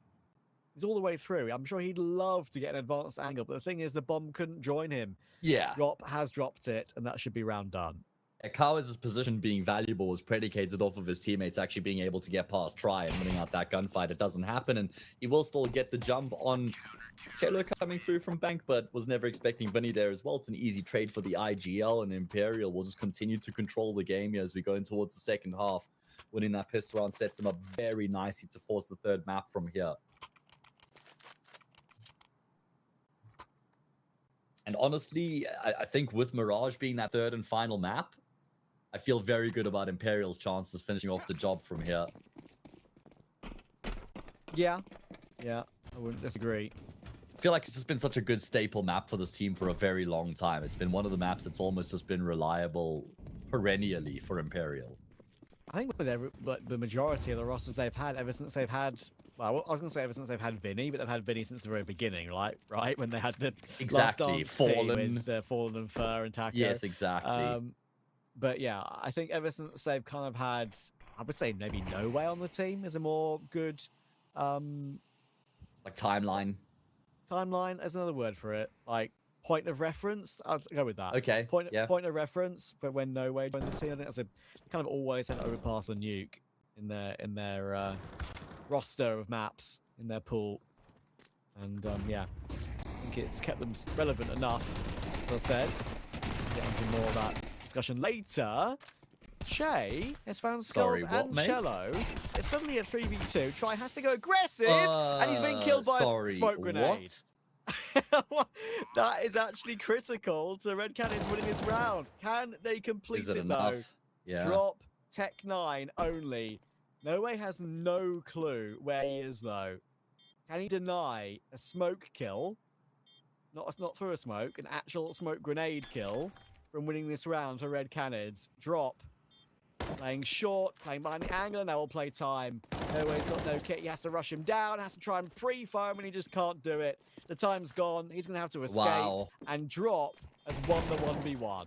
That is just incredible work coming through there from Shay in particular, because he gets the first kill with the Tech 9, he then turns 180 degrees. He should have been traded every day of the week. I can't believe he was able to get that second kill. Brought down incredibly low. I think it was just 2 or 3 health. Throws the smoke in towards heaven, and like you say, it wasn't a kill through the smoke. It was the collision kill from the smoke grenade itself, which does 1 damage upon collision, but that was enough to actually get that frag. Was it even from the grave, Trav? I think he had been killed, and he traded himself out from the grave with a smoke grenade collision kill. That's crazy. I think so. Well, that is a huge reprieve for Red Canids. I've got the stream up right now. I'm going to have a rewatch of that to see please exactly let me know. I'd love to know if that was after you died. No Way, a lovely swing ahead of the Molotov and connector. Rodeus will get caught by that. Wanted to make sure he puts that M4 to good use. Needing to make sure that they wrestle back control of the half again. Oh my. They might be able to do it. Drop gets one with the Mac 10. Shay does find 1. It could be more. It is 2, but it's not 3. Back into a 2v2. And Vinny playing close in that monster smoke, walking through it. And really weird timing. And history backs up as Vinny pushes through. He'll be grateful he made that decision. Try now needs a 1v2. Yeah, and he's not being silent about his approach either. Going to drop the nades to try and tenderize these players, but unfortunately for him, the bomb's been planted on the reverse side of the pillar. Looking to isolate the jewels. It's exactly what he's going to do. Takes quite a bit of damage in the process on the first one. That smoke being dropped is going to give him a little bit of room to work with as well. History's asking questions. Where on earth has Try actually gone from here? And the safest option for History is actually to depart the scene entirely. The problem is the bomb's not planted for where he's currently positioned himself. And no kit again. 2 rounds in a row is a lack of a kit going to come back to bite Imperial. Oh, he's lost him. And the round's over. Even if History died there, the round was done. Great headshot either way. And as you rightly pointed out, all of a sudden, from the back of a smoke impact kill, Red Canids are actually back in this game. It's about to be 8-all. Yeah, incredible. I mean, I spoke about how the pistol round was basically non-negotiable for Red Canids, and they lost the pistol, but the one sort of lifeline for them, the one backdoor entry to kind of keep themselves in the contest was by virtue of winning a force buy. A force buy, mind you, that didn't have the financial backing of a bomb plant in the pistol round they had lost. So it wasn't a great force either, but it was enough to win the round. Now they're on the brink of leveling up the scoreline. Shouldn't be any problem in terms of going 8-all from here. Okay, we have a game on our hands here once again on Overpass. The curse of the 7-5 scoreline for Imperial, perhaps. Maybe. Matt, I don't want to alarm you, but currently in that EU game that I was talking about that's still going on between BC Game and Nemesis, it's 9-5 to BC Game on T-side Nuke. Simple as 26-9. Good lord. I mean, the Perennially problem is either washed or he's so back. Go. I know. I mean, like I was saying to you when we had a little break, it was either going to be Simple just completely stomping on them to get it done as quick as possible, or he was going to have an awful performance, and, well, he's clearly having a hell of a game. I hope he breaks the record somehow. If that game goes like 13-11 and he keeps up that record, like he could get like 35-36. Yeah. Break some sort of rating record, maybe. But, I mean, I would say he has somewhere to be, but I guess that somewhere is just bed. Yeah, I mean, same here. Yeah, we all have that in common. Either way, it is going to be Red Canids who are able to clean up that stack on the B bomb site. Pretty toothless stack with mostly just USPs, 8-all, and Imperial probably pulling their collar off their neck a little bit there with the pressure starting to brew.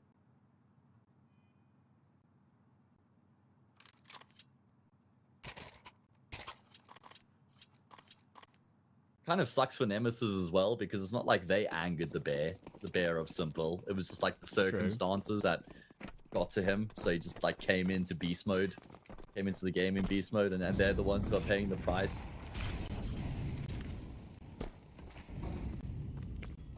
Yeah, I'm just having a look where this smoke kill came through. So okay, I got this. Yeah, I got this. We missed it in the thick of things. Either way. Massive gun round here, round number 17, a huge moment in the second map. If Red Canids win this round at a rate of knots, it starts to become a high pressure situation for Imperial if it isn't already, especially with that 1-0 scoreline kind of looming over their head. Red Canids having won that first map. I like this here from Red Canids as well. They're kind of applying pressure across the board. They're keeping Imperial guessing as to where the round's going to end up, making sure they don't have any advanced positions, don't have any ironclad info as to what's going on here. So they're going to just go for the pretty standard setup, but because Kawes is in towards bathrooms, it means he can drop this utility in advanced positions, and look at what that does to the minimap, guys. Look at how it forces Skulls to have to maybe consider this repositioning, right? Maybe force a rotation out the defense and then breach into what they're hoping is going to be a slightly weakened B bomb site. But Skulls hasn't bitten down. He's hung around at B, so Red Canids are going to have to execute into the stacked up site right now, and with the fresh smoke and monster, that's going to make matters even more difficult. Often these flashes they've lined up, the nostril flashes, obviously, toward Monster, have been very successful. CT players playing close, and this time, though, Damides just sprays it, and Vinny can't hold on because the flash does come in the end. Che will go down to try. Time is a bit of an issue, like you say. 10 seconds. Can Cello deny this? Oh, he's got one trying to transfer, but the bomb just goes down in time. Doesn't make any difference. They clear them all up anyway. But still, imagine if that was the difference between winning the round and not for Red Canids. That bomb went down with a split second to spare before he died to Cello. But, as I say, fair play Imperial. That was a great recovery. Honestly, I do want to say, I feel like Red Canids missed their window of opportunity by about 5 seconds. It wasn't much at all, but it made a big difference because at that point, Skulls had actually made a late rotation up towards the A bomb site because they kind of hung around a little bit there. Skulls was able to make his way back, and it made Red Canids had such limited time to actually get onto the site. So even though they have 2 successful opening kills, it's still so difficult to get onto the bomb site from there with limited time. They have to be so frantic in terms of trying to clear it out. They aren't able to have their proper due diligence, and it means that it does cost them. They're able to get a semblance of a buy here, but that includes a Mac 10 and limited utility. Losing this round could spell the end of the map, I reckon. Oh no. Oh, try. Though. Back tens. Oh, he's no-scoped him on the trade. That is very important into keeping somewhat control of this B bomb site. Another quick trade. History will find no way. A big from try on this occasion. But thankfully, Vinny's there to help. And now History is only 18 HP. Not even allowed to shift away. They spam those smokes. They check it. They check the cross. Imperial have re-stabilized themselves. 10-8 should be 11-8 in about a minute and 50 seconds. Excuse me. Yeah, it feels like I said, that round number 18, I think, was a must-win for Red Canids because, as you've highlighted, not going to be much going on here. They're actually going to use a timeout. Their third timeout being used. Their final timeout being used here on the map. Imperial going to be breathing a hell of a lot easier once again, that's for sure. Mirage back on the cards, looking a lot more likely than it was.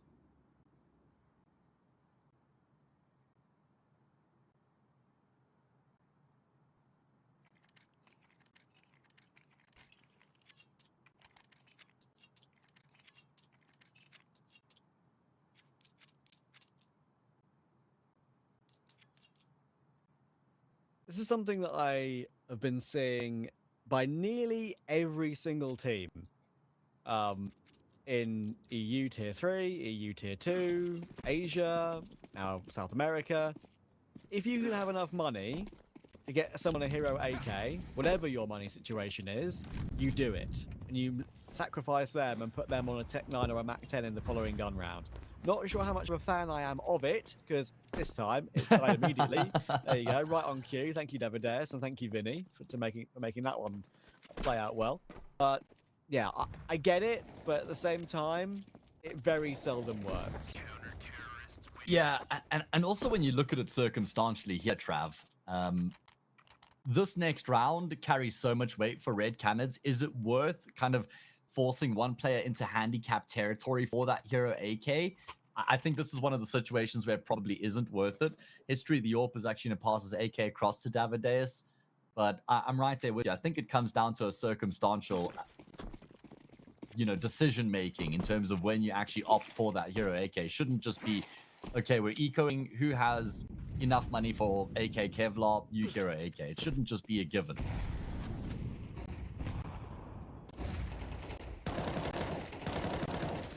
Exactly. At least in this situation with Devadeus, it's not like he's not going to have the AK in this round because obviously he's one of the star riflers and a different player will drop it to him. This time History. But still, it is a fallback in the round they have to deal with, and Cowards is already down. I'm not sure. Where did he die? I'm not sure that AK can be found by History. There we go, he has found it. There we go, good. So he's at something, but it is a 4v5. And I think Overpass T-side, one of the most difficult maps to recover a man disadvantage on. Yeah, true. Such a big map as well. Especially if you haven't been able to force rotations, executing into 3 players on the B bomb site's always going to be a difficult challenge. I see Vinny in towards Short here. Going to get hard cleared. Good crosshair placement there from Shay. Executes Vinny. Brings it back into even keel, but look at the rotations now from Imperial, thick and fast as they just flood in towards this B bomb site.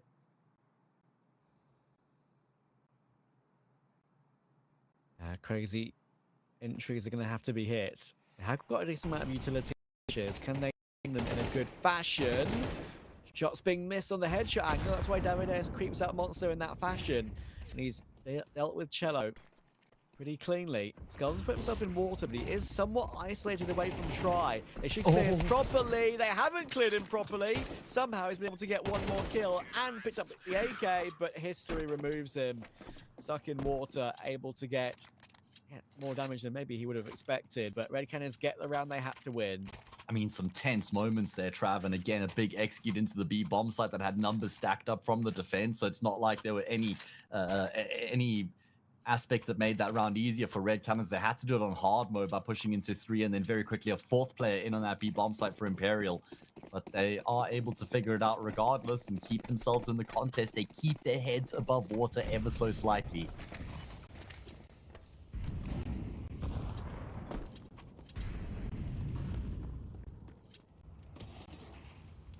maybe they will now be cognizant of the fact that if they win this round, it could be 11-all. That was a dink on Davides, right? Through the Yeah, door. I heard that too. For 18 HP. Yeah.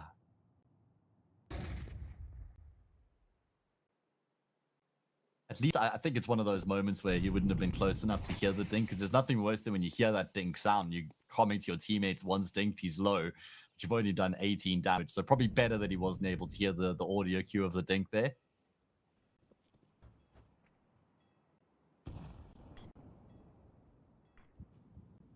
Looks like Red Canids are going to be all in on the say bomb site. They don't have any lurkers on the opposite side of the map. No flanks gaining traction. And Imperial seem to have a pretty good idea of what's going on right now, as there's an extra man who's been rotated up to the say bomb site. Oh, no way, playing close. Bash in, but it's a bit deep. Still wins his duel, though. Wasn't blind at all there, really, Davides, but no way wins it. And it's a great pre-fire burst on drop. That's very impressive. And now there's no double-pronged this attack, really, for Red Canids at all. Double long. 22 seconds. Vinny playing the right way on site, not over peaking. Shay is still in the bathroom, but it's all about him getting a random timing that's going to work out.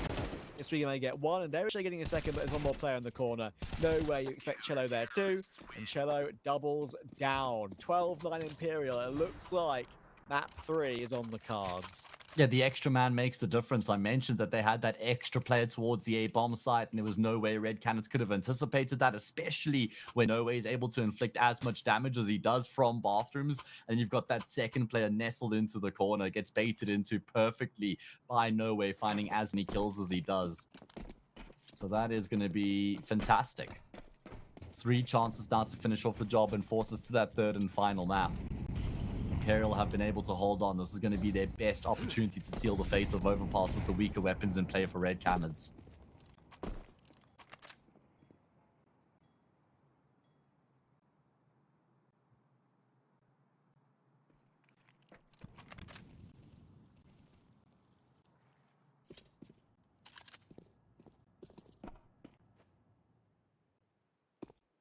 Oh, it's so difficult to feel like you can get any progress at all on the Galil and Tech 9s on TSL Overpass, especially with the long ranges in their bathroom up to the A-bomb site. I think smartly Imperial have realized that and have said to themselves, okay, we don't need to flash our way forward here. We don't need to play and maybe look for information like we did in the previous round against the Rifles. We can just play a normal, stock, solid CT hold. They'll be hoping that's what gives them magical 13. Shay's looking towards short, but needs a clean double headshot with that Galil.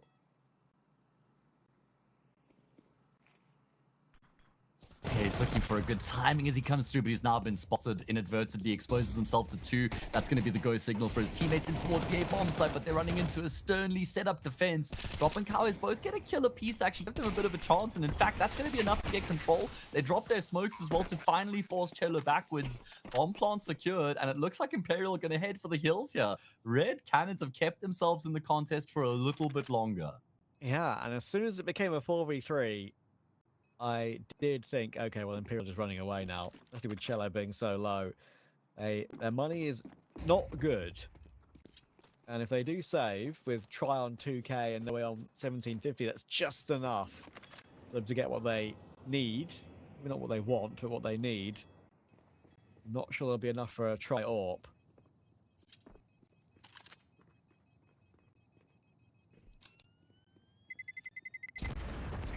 Or not. Well, now it's decision-making time, Trav. Do they spend all their money is the big question. Do they leave something in the bank for in case if they lose this round and there's something to work with in the next? It's probably what this pause is about.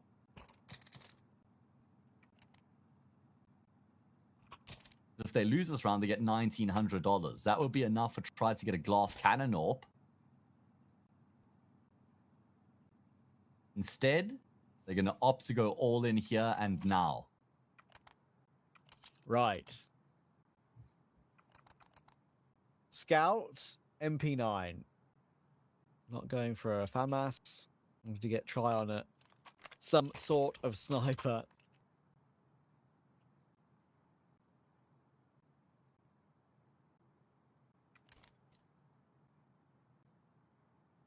Red Canids will know they have a great chance here, as you'll be very aware that Imperial have not got much money built up, and they haven't had much money built up, which is why they're immediately saved in the 3v4. This is so very doable. Cello will be the one to say, look, I'll take the MP9. I prefer it. I'm going to play a close range angle and connector. Vinny, you play the long range with the M4. Overpass doesn't take a dink this time, just takes a body shot, but similar HP. We'll take one more as well.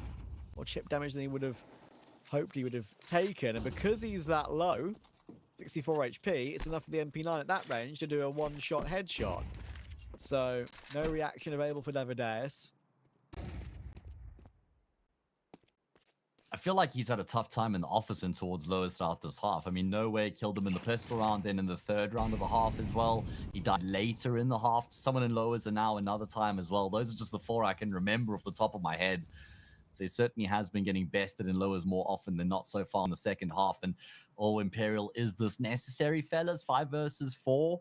Is this really the way they want to try and go about finishing off the job? This could completely cost them 2 players, especially with the way that Red Canids are set up right now. They've got their entire team on the opposite side of this monster smoke. And there you go. 2 for 1. I didn't like it. I'll get back to that moment in a second about what I think about that, but it does give them a chance now to get to 11. Try dropping into water with a scout. He does have support from the Cello AK, but that AK is only 38 HP. It's a great bit of positioning from Try, though. Dancing around the site, sandbags while in water, but now it's all down to the 1v1 in history. Oh, he can't find it. Cello has stood his ground on 30 HP and got the map over the line when we thought for sure we would be going to round 24. Not the case. We've got a map 3. Yeah, we do indeed. And it's a hard-fought battle for Imperial to actually get their map pick across the line and force that third map. Kudos to Red Canids for holding on as long as they did and giving us as much of a contest as they did. I mean, it felt like Imperial was in control throughout majority of Overpass, and they're the ones to make it happen. They are, and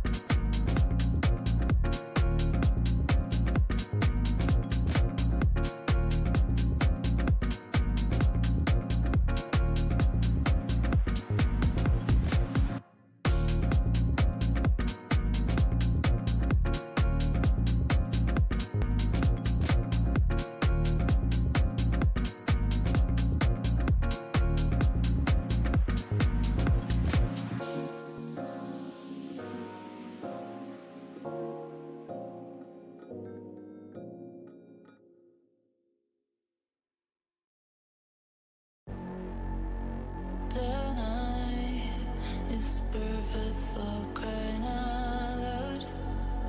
Late night, and you don't text and no call. Alright, I'm gonna head on my own. Alright, alright. I have potential to please you.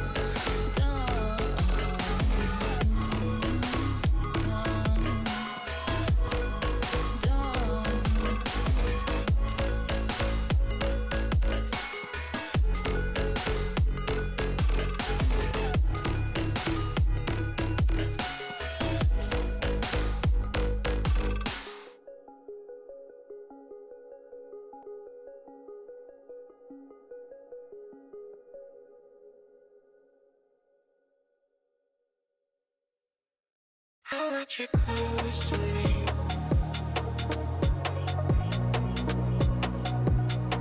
I want you close to me.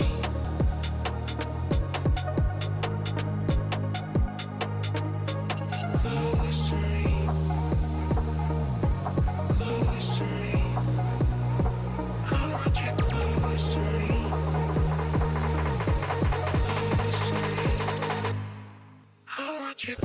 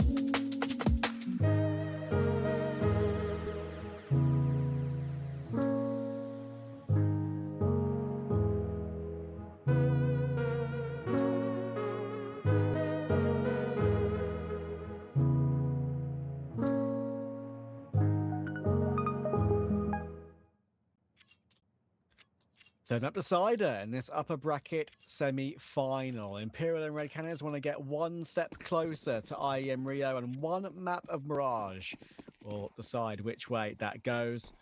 And honestly, I have no idea which way it's going to go. I think Imperial are incredibly hit and miss on Mirage, I'll get onto in a moment, but Red Canids don't play it that much, so remains to be seen what's going to happen.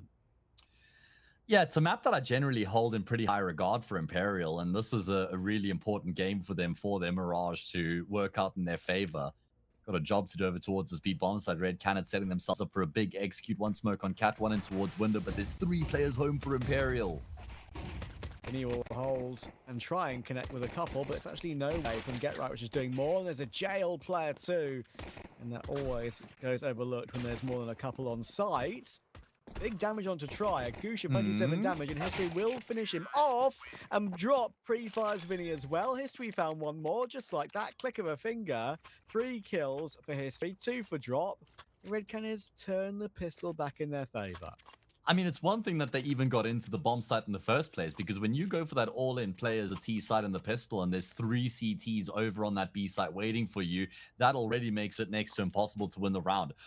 Even worse than that, Imperial got the first 2 kills as well, and that should have just snuffed the round out entirely. But History and Drop able to combine to get all 5 kills in the space of what felt like 10 or 15 seconds to win the opening round for Red Canids. Force for Imperial with some unconventional weaponry. The Cello CZ has made an appearance again with the 1 kit in the round, and Vinny's Mag 7 is in play too. Overpass will make some footsteps in apartments, consciously stepping forward there, hoping that that is heard. And then they just come through toward Vinny's position and takes a good chunk out of him, so early advantage.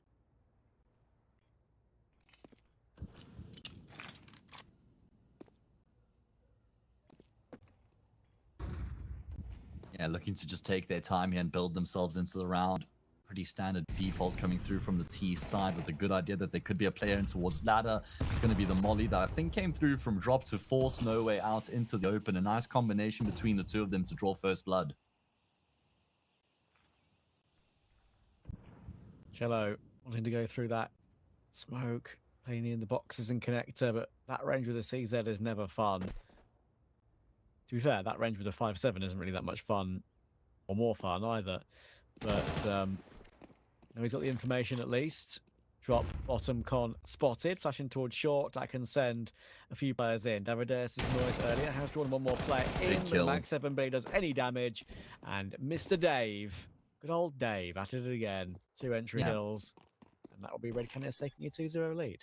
I mean, generally a very safe pair of hands, probably the safest pair of hands on Red Canids. He did have a tough time in the office in that second half on Overpass. You know, his default position in towards lowers, where he generally was bested more often than not. But you're going to struggle to keep this guy contained for more than just a half throughout a series, that's for sure.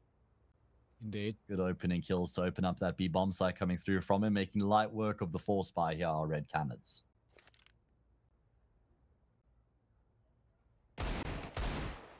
And I said, I've got some things to be mentioned about the Imperial Mirage. A shots here from Trying something, but yeah, only one on the exit. So they have a 50% record on Mirage to Imperial, and it is exactly slap bang down in the middle, 50% in terms of how they win their games.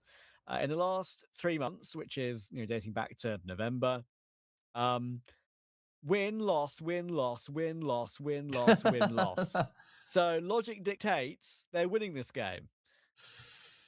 Yeah, well, if the pattern's anything to go off of, then it certainly is going to be the case, right? And they've been true to that pattern for 10 games now. What do the sculpts look like in the mix there in terms of the teams that they've been beating? The thing is, it's not really that impressive, I would say. I mean, at the major, they played it quite a lot. They got beaten by Na'Vi 13-10, got beaten by Falcons 13-1, fair enough.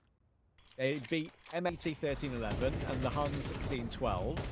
And the other results are not really impressive. They're against lower tier Brazilian teams. A lot of Sharks in that Bet Boom LAN about a week ago, exactly a week ago. And they lost a big in the last year in the UNAC knockout LAN, which would have qualified them to Pro League. So that was a big game to lose. And yeah, that is why I've never been convinced of their Mirage and why I'm hopeful that Red Canids can show a level. As I said earlier at the beginning of the game, though, Red Canids also don't really play this map. They haven't played it this year yet. And last time they did play it, fair enough to them, they beat FaZe at the major, but still, no, most teams were beating FaZe at major at the beginning of their run. So yeah, I think it's completely up in the air, and I would favour Red Canids ever so slightly, purely from just the inconsistencies I've seen from Imperial on this map in terms of their roles and their positioning, let alone, you know, how the results look and how they've played in the past. Yeah, that's interesting. I feel like it's very sort of evenly tied between the two of them. I might just give Imperial the edge from my corner just because of the history that this team has in terms of how long they've been together. Obviously, it's the same 5 players that finished off the previous season coming into this one, whereas Red Canids have made a roster change. So, you know, trying to bed Davideus into the team maybe could prove to a bit of a handicap in a few ways here and in a really important game as well. But it's like a 51-49 kind of split, really nothing in it.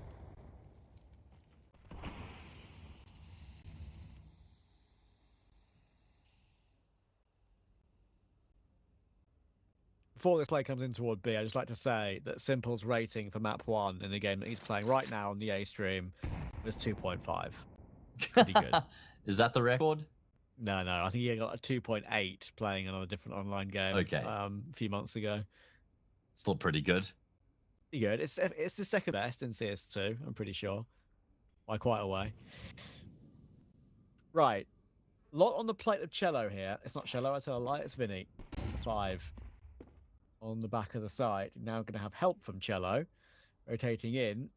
The bomb will be the player on carrier, will be the player throwing utility. That is Drop, as you'd expect. And then I come launching their way in. Davideus on the entry. 2 players on the other side of the wall. And he does get some help from Shay. Molotov might provide some time to get this bomb planted because Try has been pushed back. Sees the nade come toward him, and the crossover is dangerous against that AWP of Try, and Try actually is the player to react to Davideus pushing market, but Drop has a chance at the clutch. It's a gorgeous headshot on No Way, and they now knows where Stills is coming from and holds his ground to easily, made it look easy at least, take his head off as well. Big clutch for Red Canids. Yeah, massive clutch coming through there from Drop to keep it flawless here for the team. I mean, he kind of just puffs his chest out in that 1 versus 3. It's not like he's cowering in the corner and he's trying to hide and let them come at him and then maybe, you know, catch one of the players off and use that element of surprise. He's just standing out in the open. He's taking the gunfights. He's landing clean headshots to get those kills. I thought he squandered his chance when he couldn't get the frag initially on the 3rd guy through the window, but he just stands out in the open, crosshair perfectly placed, and executes him as he swings out. So scoreboard pressure starting to build now on Imperial all of a sudden. I feel like Red Canids have had good starts to all 3 maps so far. That's a good point. Yeah, Drop is not necessarily the player anymore. You'd expect to be the one clutching. And putting in some hard work in the fragging. Early days, but it's a great 1v3 to show for Red Canids 4-0 start.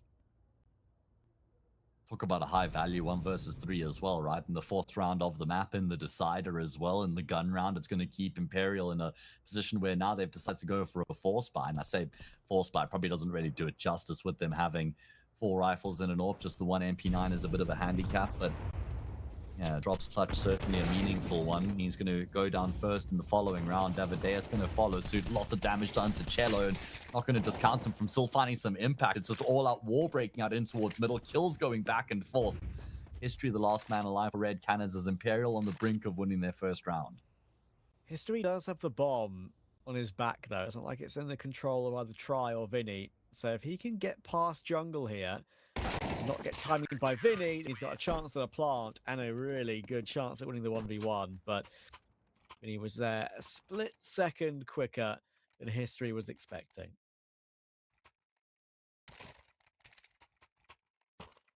Yeah, Imperial not going to have to wait any longer before they're able to open up their account here on Mirage. And because of the amount of kills they've been getting in the rounds they're losing, it's not like there's a whole lot of money for Red Canids to work with here either. Game on. Actually, a weird situation where they're very betwixt in between in their purchase. History could buy, Shay can buy. Drop has already dropped an AK, I think. Or has he? I think maybe he's only bought armor. No, he's only bought armor, I think. So they are going to commit to it. They can get 4 rifles, so fair enough.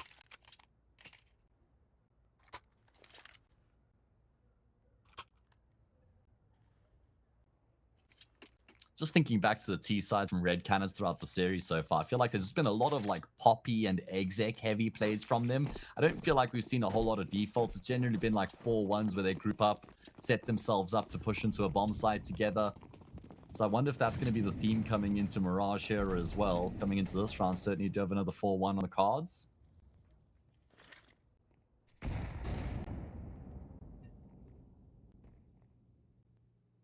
I don't mind this style because it's worked out for them, that kind of explosive style, right? It doesn't mean you're playing hyper aggressive, but it does mean that once you start to make a move, you look to just try and sprawl all over the bomb site. And this is going to be incredible timing for Shay. Yeah, because Cowards has just gotten that kill on the snipers player. It might start to occur to Imperial eventually that this could be happening, but not nearly as quickly as it is.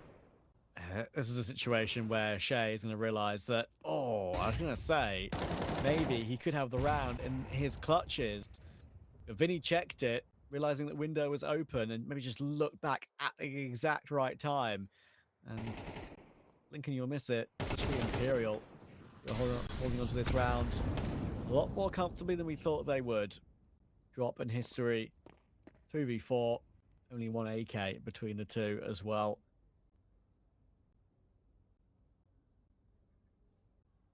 Yeah, it's so brutal for Shay that he's not actually able to really do anything from that position. Like you said, the internal clock there for Vinny, perfectly wound. No way is stuck in the corner, but that doesn't mean it's a problem for him. Okay, somehow History able to get that kill on Vinny. Nice little crouch spray from him. But that's all it's going to be. Imperial string consecutive rounds together as they start to breathe some life into this decider.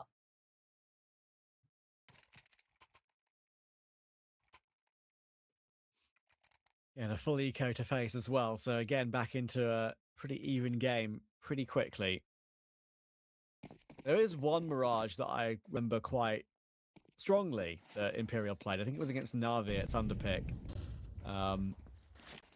And basically every single player in their role in that game played brilliantly. As you can see, Cello, even in this round, mostly the con player, played aggressive, played assertive about all the smokes and all the utility. When Cello's on as the con player and he dominates the half, he can really take the game by the scruff of the neck. And when you've got players like Skulls who are being incredibly reliable, anchoring A, that is what got them a great win against a high-quality opponent. So anything similar to that this evening,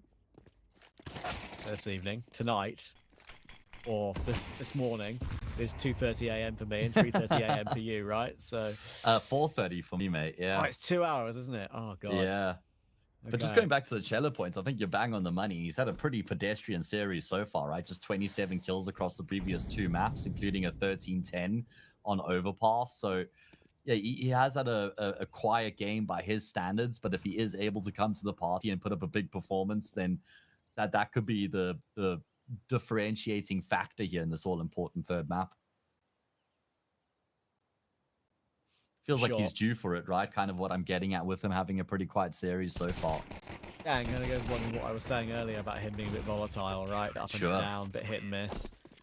I think I do sometimes feel a little bit harsh by the way I've spoken about Cello as a player. So I remember what he was like, I think, before Furia, which was when he was on like Imperial, right? I think he was on Imperial before Furia and then came back to Imperial. He was just very aggressive, very stylish with the way he went about it as well, and was actually, I felt like, way more consistent. But in the roles that he was kind of forced on in Furia, never seemed to suit him. And I think he kind of lost his way for quite a while because of that. Like, if you're on a team with Keserato and Yuri, you're not going to be in star positions usually, are you? Like, so he was usually in okay positions. Not saying he was in terrible positions, but yeah, just never really cottoned onto it as much as he would have wanted. How old is he now, actually? I mean, I know we got a gun round here, 27, I'll guess. Okay, yeah, probably in the vicinity. So it's like reaching that time in his career now where he really has to capitalize on his talent. You do see Red Canids with an opening kill here, looking to deny Imperial, leveling up the scoreline. Great guess, trap, great shot there from Shay. Response from Skulls, but it's the only response in the round from Imperial. Everybody being shut down here pretty much simultaneously. Lovely execute again, the sort of a style that I've been referencing from Red Canids, where they just have this poppy style where all of a sudden they might like in a lull for 20 or 30 seconds and then they're just all over you like a rash. Yeah, it can shock and surprise you, can't it? It's the worst feeling when you're on the end of it. And it's a style that's at its best when everybody's on the same wavelength and on the same page. And I feel like that's what we've been getting from Red Canids in heaps so far throughout the series. So it's no surprise that the style is working as well as it is right now for them. 5-3. This is a vital gun run for Imperial to make sure the game doesn't start to run away from them.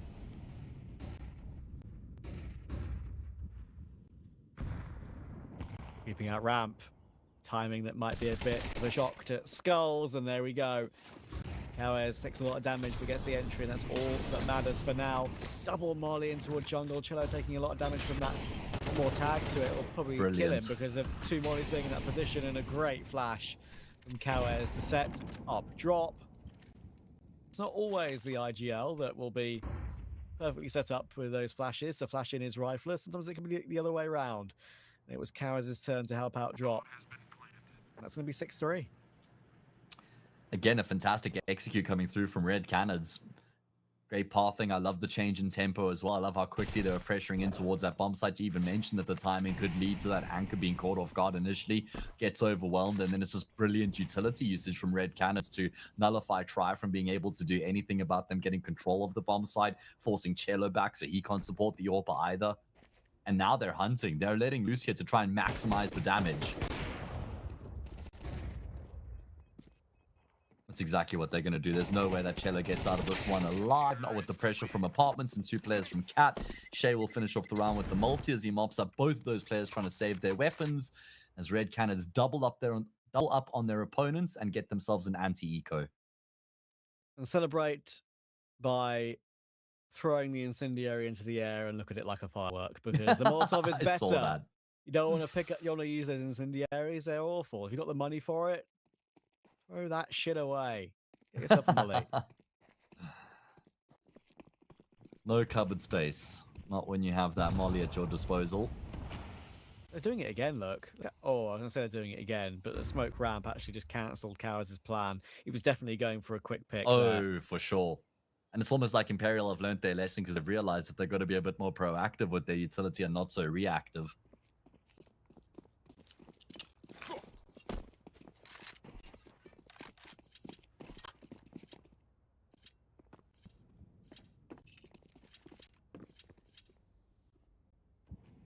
On a round like this as well, you don't need just to pick something dry off the bat. They should know it's Eagles and 5-7s on the other side. A little bit more they certainly don't want to careful. take unnecessary risks, that's for sure. Yeah, I can really put a good number down on this T side now if they don't make any errors. Cello will block that smoke. Actually manages to block both of them, funnily enough. But with a CZ at that range, I mean, what are you going to do? As I said earlier, I mean, same goes for a 5-7. Not really the range for it, playing from that position.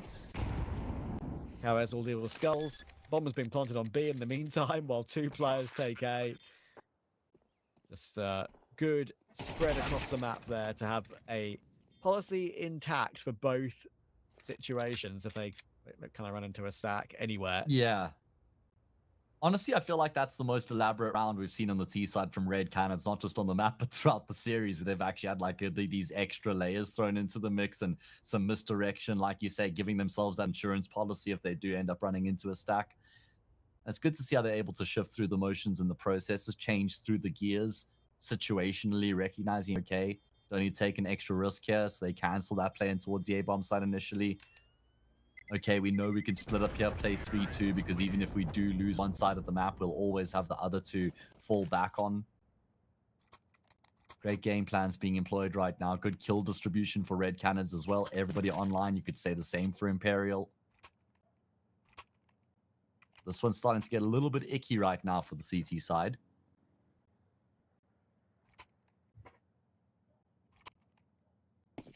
Icky. Do you have an ick, Matt? I mean, plenty. Like ick is one of the more annoying words that became very popular. Might be one of my icks, actually. Yeah. The word ick could be my ick as well, low-key. No way we'll deal with David as he tries to jump into B, and he did get an entry, did David S. David Dias. No more than that. Now, hiding in the apartments is not really a place where you want to be. Being stalled out like this and letting the rotations come through usually means this happens to you. And Vinny, very clean with the M4A4.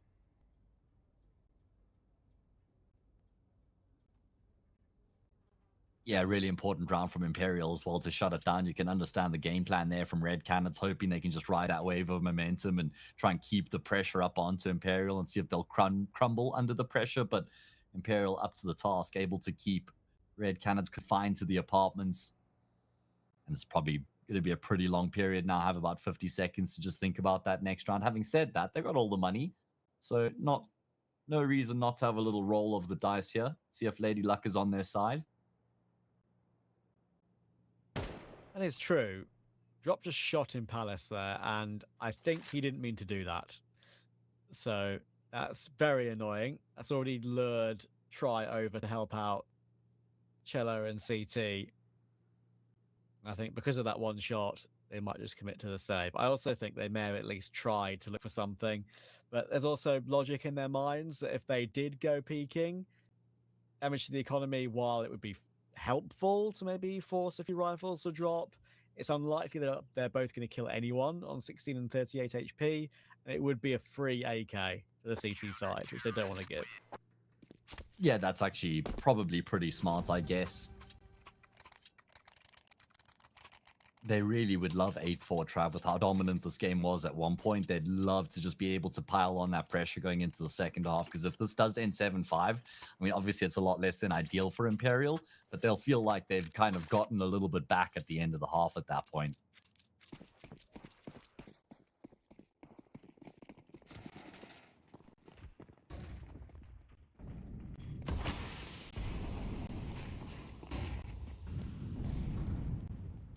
Or start already.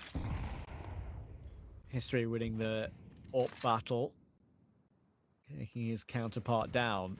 But a pretty even one, actually, to be fair, between the two of them over the course of the game. Too. Yeah. Good response, though. Once again, one from No Way, one from Cello. Full utility on pretty much all three of these Red Canids players still, though, so can be recovered.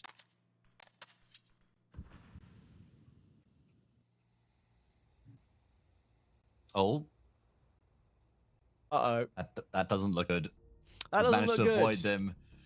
And I think we need to throw it to a quick break while we get the server sorted back up again. Not like this. Okay. Oh, all right. Nice. Our prayers have been answered extremely quickly. And it's Imperial whose prayers have to be answered now. Trav, it was 4v3.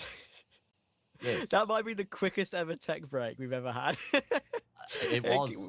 We came back in 5 seconds, goated. And I've never been so happy. Yeah, fantastic. Never been so happy. Yeah, the half is probably about to end. Thankfully, it was only a very quick moonwalk while we got back into the server again. And yeah, Evidence, Drop, and History have managed to recover this. It's only skulls now. And as you were describing, 8 rounds is going to be the reality for Red Canids on this T side. Very, very solid. Davides has now found where Skelton's coming from, and he doesn't want anything to do with that. He'll get away and play his life and play with his teammates. He even uses Molotovs and extra utility as well to be even more of a nuisance. That nade should do big damage, and before it comes flying in, Drop will hit the headshot. 8-4 confirmed. Red Canids in pole position to get that one step closer to IEM Rio.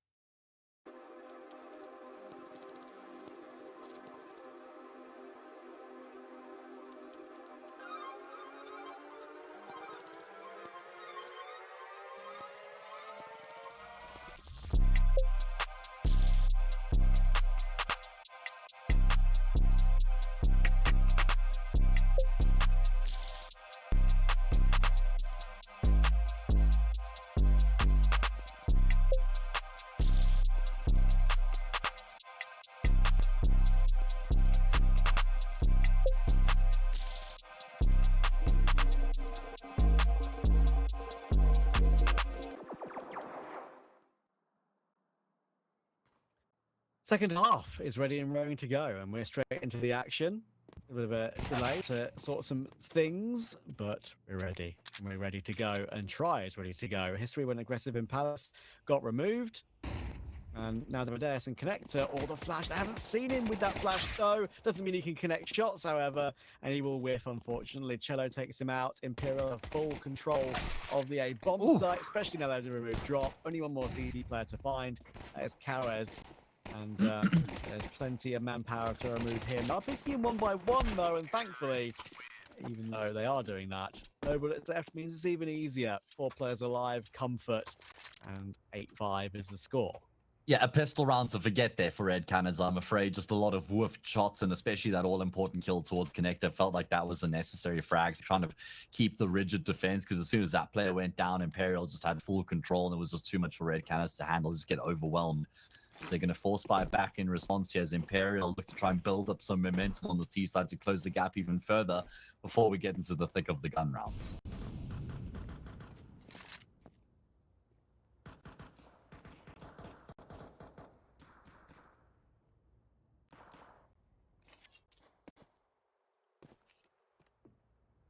Che will kangaroo in the corner of Van to see if there's anyone coming his way.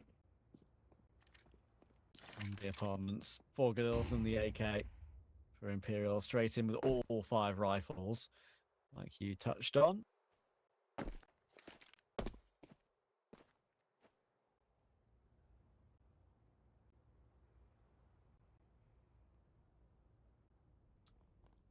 Important round for Imperial, and you can see they recognize that, not wanting to make any missteps or mistakes that could kind of give up an opening kill and leave Cello posted in towards the top of middle while the rest of the team groups up in apartments. Now, Red Canids have got 3 players stacked up on this V-bomb site, and sure, they have only got pistols, but this can get ugly very quickly.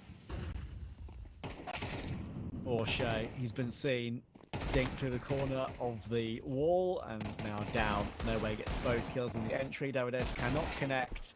He will be allowed to connect. Cello takes a headshot. Round over. 8-6. Confirm. History and Canids will stay at the MP9. And this is the start that the doctor ordered for Imperial to have some sort of a chance to get a... What's the term for when a doctor gives you like the green light and says everything's okay? The A-OK? I don't know. The A-OK, that's the one, yeah. Gotcha. Yeah, and it's just well done by them. Notice how they prioritize actually getting out of apartments and not trying to take fights from apartments into the B-bomb site, because that's when it can become a little bit more difficult to actually get out, because once you're out, you've got so much more room to work with. Then you can focus on trying to get the kills afterwards. Good utility usage to aid their cause as well. Everything goes according to plan. Gap close to 2, and it should be 1 momentarily. Yeah, Red Canids, one of the things with them is that they have barely played any Mirage in EU against any EU opponent. If you look at last year, go all the way back to July, they only played it regionally and only played it once. In a big tournament, and funnily enough, that was beating FaZe 13-7 at the major, so fair enough to them. But yeah, that is the main thing. They are okay on it regionally in all the games they've played in South America and various lands that they grinded last year. Fergie, Rush, Circuit X, South America, so many of these small lands popping up, and there's plenty more of that to come this year too. There's already been 2 that have gone down, and we're not even through January yet. Crazy. The first, and they are currently at the second one in Curitiba. That's how it's pronounced, not sure. I looked it up. It's actually quite a pretty place. Okay. I mean, it is another cool thing about these smaller lands, is if they can do it in some of these less usual locations for lands as well, you get to see more of the country. It's a cool way to kind of like connect tourism to esports, because we have more frequent tier 2 LAN events as well. Maybe a little bit cheaper than some of the bigger and the mainer cities in some ways. I don't know. I think it's a cool way to kind of connect some dots in that regard. Oh, talking about connecting. Yeah. Avadeus with a couple of kills there coming through from his Desert Eagle. Cello's also been tagged. A 1D here would certainly make things a lot more than just interesting. about to be, though. Skulls will take David out. And now history. Doesn't really want to keep the scout, I would say. It's worth looking for damage for him. He'll get owned by Skulls as well. Very clean tap with that Galil. But yeah, I mean, I think if we're not going to have big major qualifiers anymore, RMRs, all that good stuff that we used to have, that was a brilliant thing to have in Counter-Strike, and I think most of the scene still miss that. This is the next best thing, I think. Like a healthy ecosystem of lots of small tournaments. Anyone can put one on. Like if I had lots of money, I could put on Travioli LAN #1 tomorrow, and I had a LAN place to play it from with 10 PCs or whatever. That's what I think. That's great, and as long as they're decent, up to standard, right? Up to standard is what exactly the kind of term I'm thinking of. And yeah, they can have a big impact on where a team gets in the professional scene. And as you say, many great places in the world to visit as well. There was one in Gdansk last year, been one in Riga, beginning of this year already, which I believe Maznix T won. So it's also only going to help teams be more prepared for the bigger stage once they do reach the high level of competition, because they would have been playing lands more frequently. As you see, Nowhere finding really good timing emerging through the smoke. These Cowards is in position to trade. He's going to continue his crunch into middle in conjunction with Davideus, but in the meantime, Imperial have been able to set foot in towards the say bomb site. Davideus through the wall will be able to get another, and he won't stop there either. It's only try left remaining all of a sudden. 1 versus 3, pressure mounting. He's got the bomb on his back, but he's not expecting 2 players to come through from CT momentarily. Trying to juggle to his favored weapon, and now he's got the information there. He peeks out to take the fight, but he's seeing double, and then he's seeing nothing. Yeah, not expecting a second player there. That's why he swung in, thinking, okay, to win this 1v1, then I can maybe get 2 more 1v1s. It was Davideus who won the round, really, getting the wallbang through the wooden panel near stairs, from Colin to stairs, and then the 3rd kill as well on Skulls, which was not really expected. That is the Austin Major semi-finalist that we all know and love. You could argue that 2 players who we've always known to be incredibly talented and have jumped ship to try and make something happen on Pain, Davideus and DGT, didn't really work out perfectly long term. They both jumped back to their old teams. DGT in particular, I think it worked a little bit less good compared to Davideus. But yeah, you can't deny their ability, even though they're not on a team as higher ranked as Pain anymore. Yeah, and sometimes they'll be able to do more work in these sorts of teams because the system is a bit less contained and certainly built more around them. Spoke about how he had a bit of a tough time in that second half on Overpass, but boy, has he gotten back to form here on Mirage. 9-7. Massive gun round here for Imperial. If they lose this, they stay down the barrel of that lower bracket, because there'd be 11-7 down here on Mirage. That'll be quite a difficult position to recover with Red Canids in the form that they're currently in.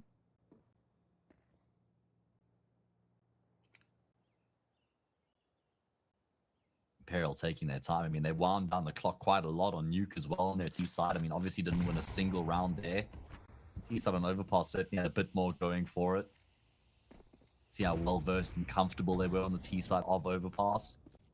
And here on Mirage, just looking to scale forward slowly in towards middle. Drop clearly has an idea as to what's going on as the pressure now starts to mount, and it's great timing. The kills found take the attention away from Sniper's window. Davideus just continues to frag. He finds his 3rd.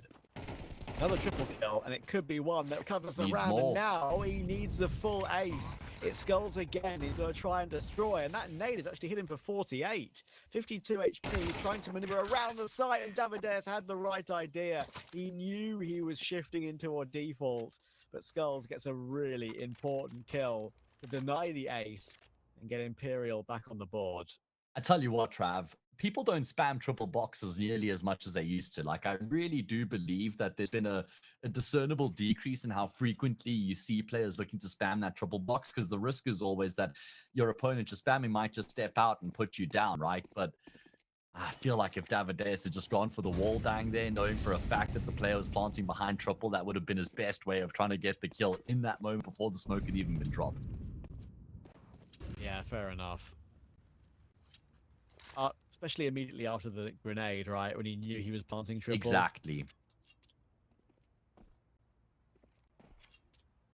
think it's a bit frustrating for Red Canids, that one, because Davides got his 4th kill as his teammate died. It wasn't really like a trade as such, even though it technically was. It was one where if he killed him a split second sooner, his teammate would have been alive to tell the tale, and perhaps then they win the 2v1 together.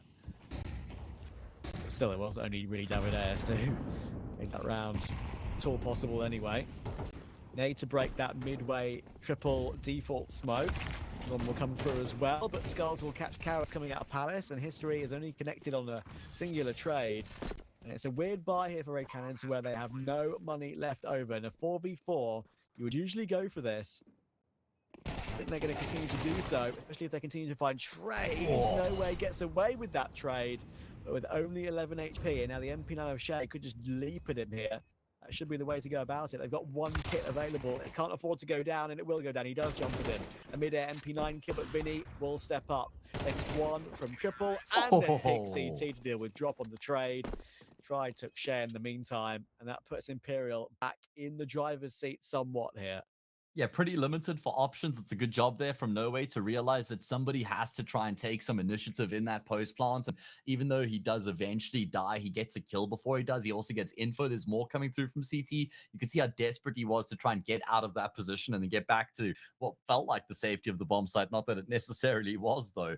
But his teammates able to lock it down and finish off the job from there. It's always so difficult to get past an AWPer when he's got nothing else other than CT to worry about. When he's towards ramp in that corner behind the cinder blocks, he can just stay scoped in on the angle. Like, you're almost always going to die to the AWPer there, especially when it's try holding that line. Hey, Matt, guess what? Map 3 for BC Game and X Guns. I think it might be for old Jay and Dweg. It's makes me feel better. Yeah. Yeah, I mean, fair enough. But selfishly, you know, bad for the players who are probably going to be playing until 4 or 5 a.m. at that rate, with the break and then the and the map 3 beginning, and of course Jay and Dweg up all night pretty much. Problem is, my sympathy's at an all-time low because I've got a best of 3 starting in 6 hours, Trav. Fair enough. Who did you say you were covering again? Gen 1 Unity, I think, is my first game of the day. Okay, well, you can speak a lot about Gen 1 and how good they've looked in this qualifier today in that game you're doing, so oh yeah, for sure. A lot of talking points there. Unity have also got probably the best team they could possibly have at the moment, in my opinion, as well, which is stuck with the same team that they finished off last season with as well, which is promising. Yeah, I think I like those players. I like this take from Imperial. Vinny and Skulls get a couple. Davides very, very quick on the flank, but he needs at least 3 kills in this situation. There is 1, not 2. Very good, clean switch around there from Vinny. Nothing special from drop. No way will get the kill. Imperial back into the lead. And if they are able to drag this one over the line, especially considering they didn't play their opening bracket game against 9Z, got a free buy because of the forfeit and the clash that 9Z had with no PCs available at that Curitiba LAN, that would be a really good win, considering they technically came in cold, Imperial, against warmed up Red Canids. I wonder if there's a question of fatigue, though, for Red Canids. I mean, I know they won their game against Sharks 2-0, so you wouldn't imagine that there was a huge amount of energy exerted there. But second map did go to overtime. You know, a bit of a lengthy affair here. I think there were some tech issues that plagued that game too, so could be something worth considering even just a little bit. Yeah, fair enough. We also haven't played at the Curitiba LAN yet. They're planning to play. Their schedule is for tomorrow, or today, technically, for us. 22nd of January, playing Bestia's Academy. So, yeah, that should be a free win for them. Yeah, for sure. Haven't had to worry about playing a game at that LAN today.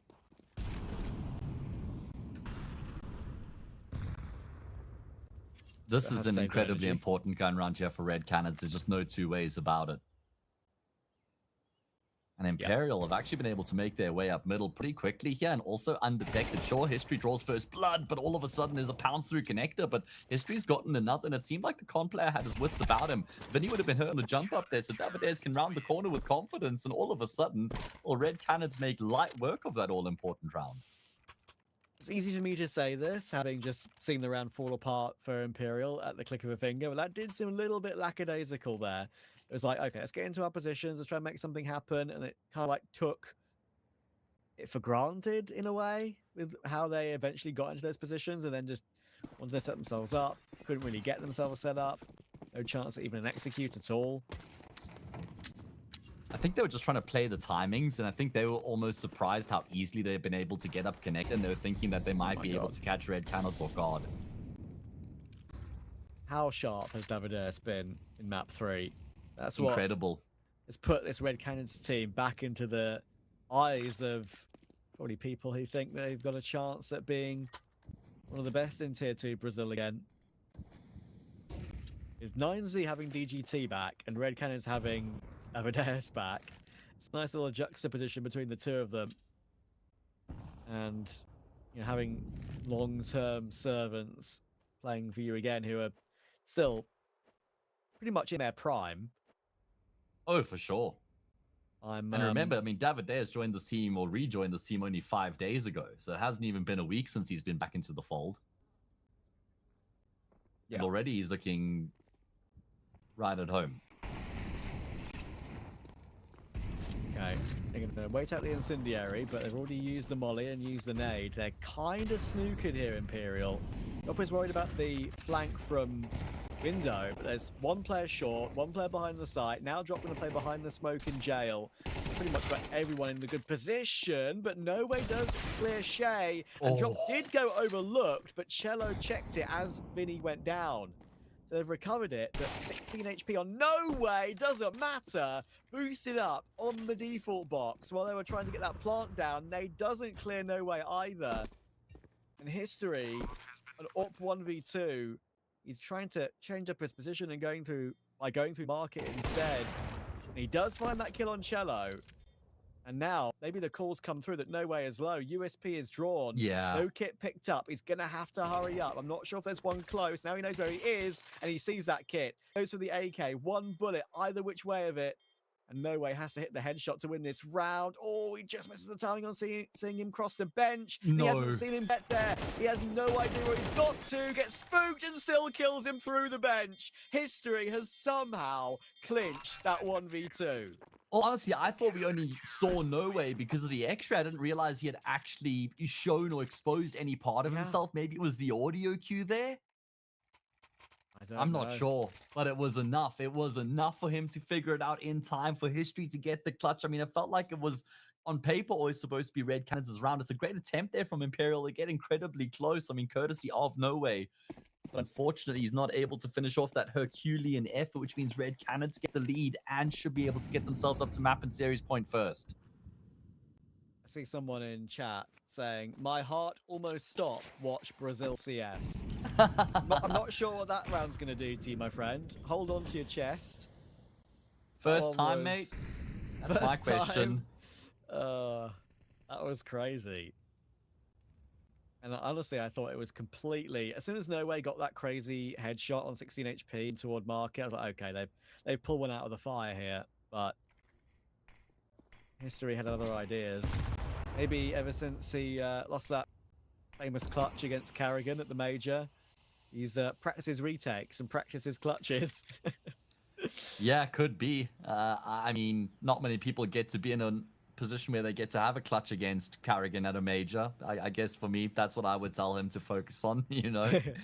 Focus on right-clicking a smoke in front of you, which probably would no.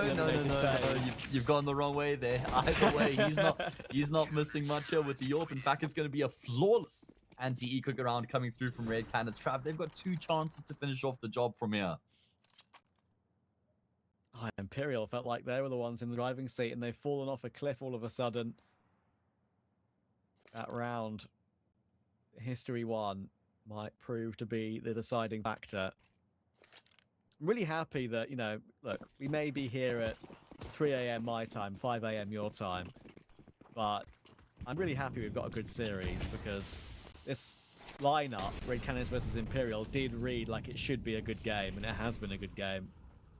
Especially with there being as much on the line as there is. IEM Rio, it's not just an IEM event, it's the home IEM event for both of these teams as well. Also a start of that game between Imperial and 9Z earlier. As we do see the executing towards this B bomb site coming through. It's going to be 1-for-1 for now. Shay looking to lock it down. He's had a pretty quiet map so far. Only going to be good for the 1 kill. Yeah, unfortunate timing for history. Vinny had really made his way up short at a great timing, but again, Davides catches an important kill. It's tried to go down, and Skulls and Vinny have to hold on. Otherwise, they are dropping into the lower bracket.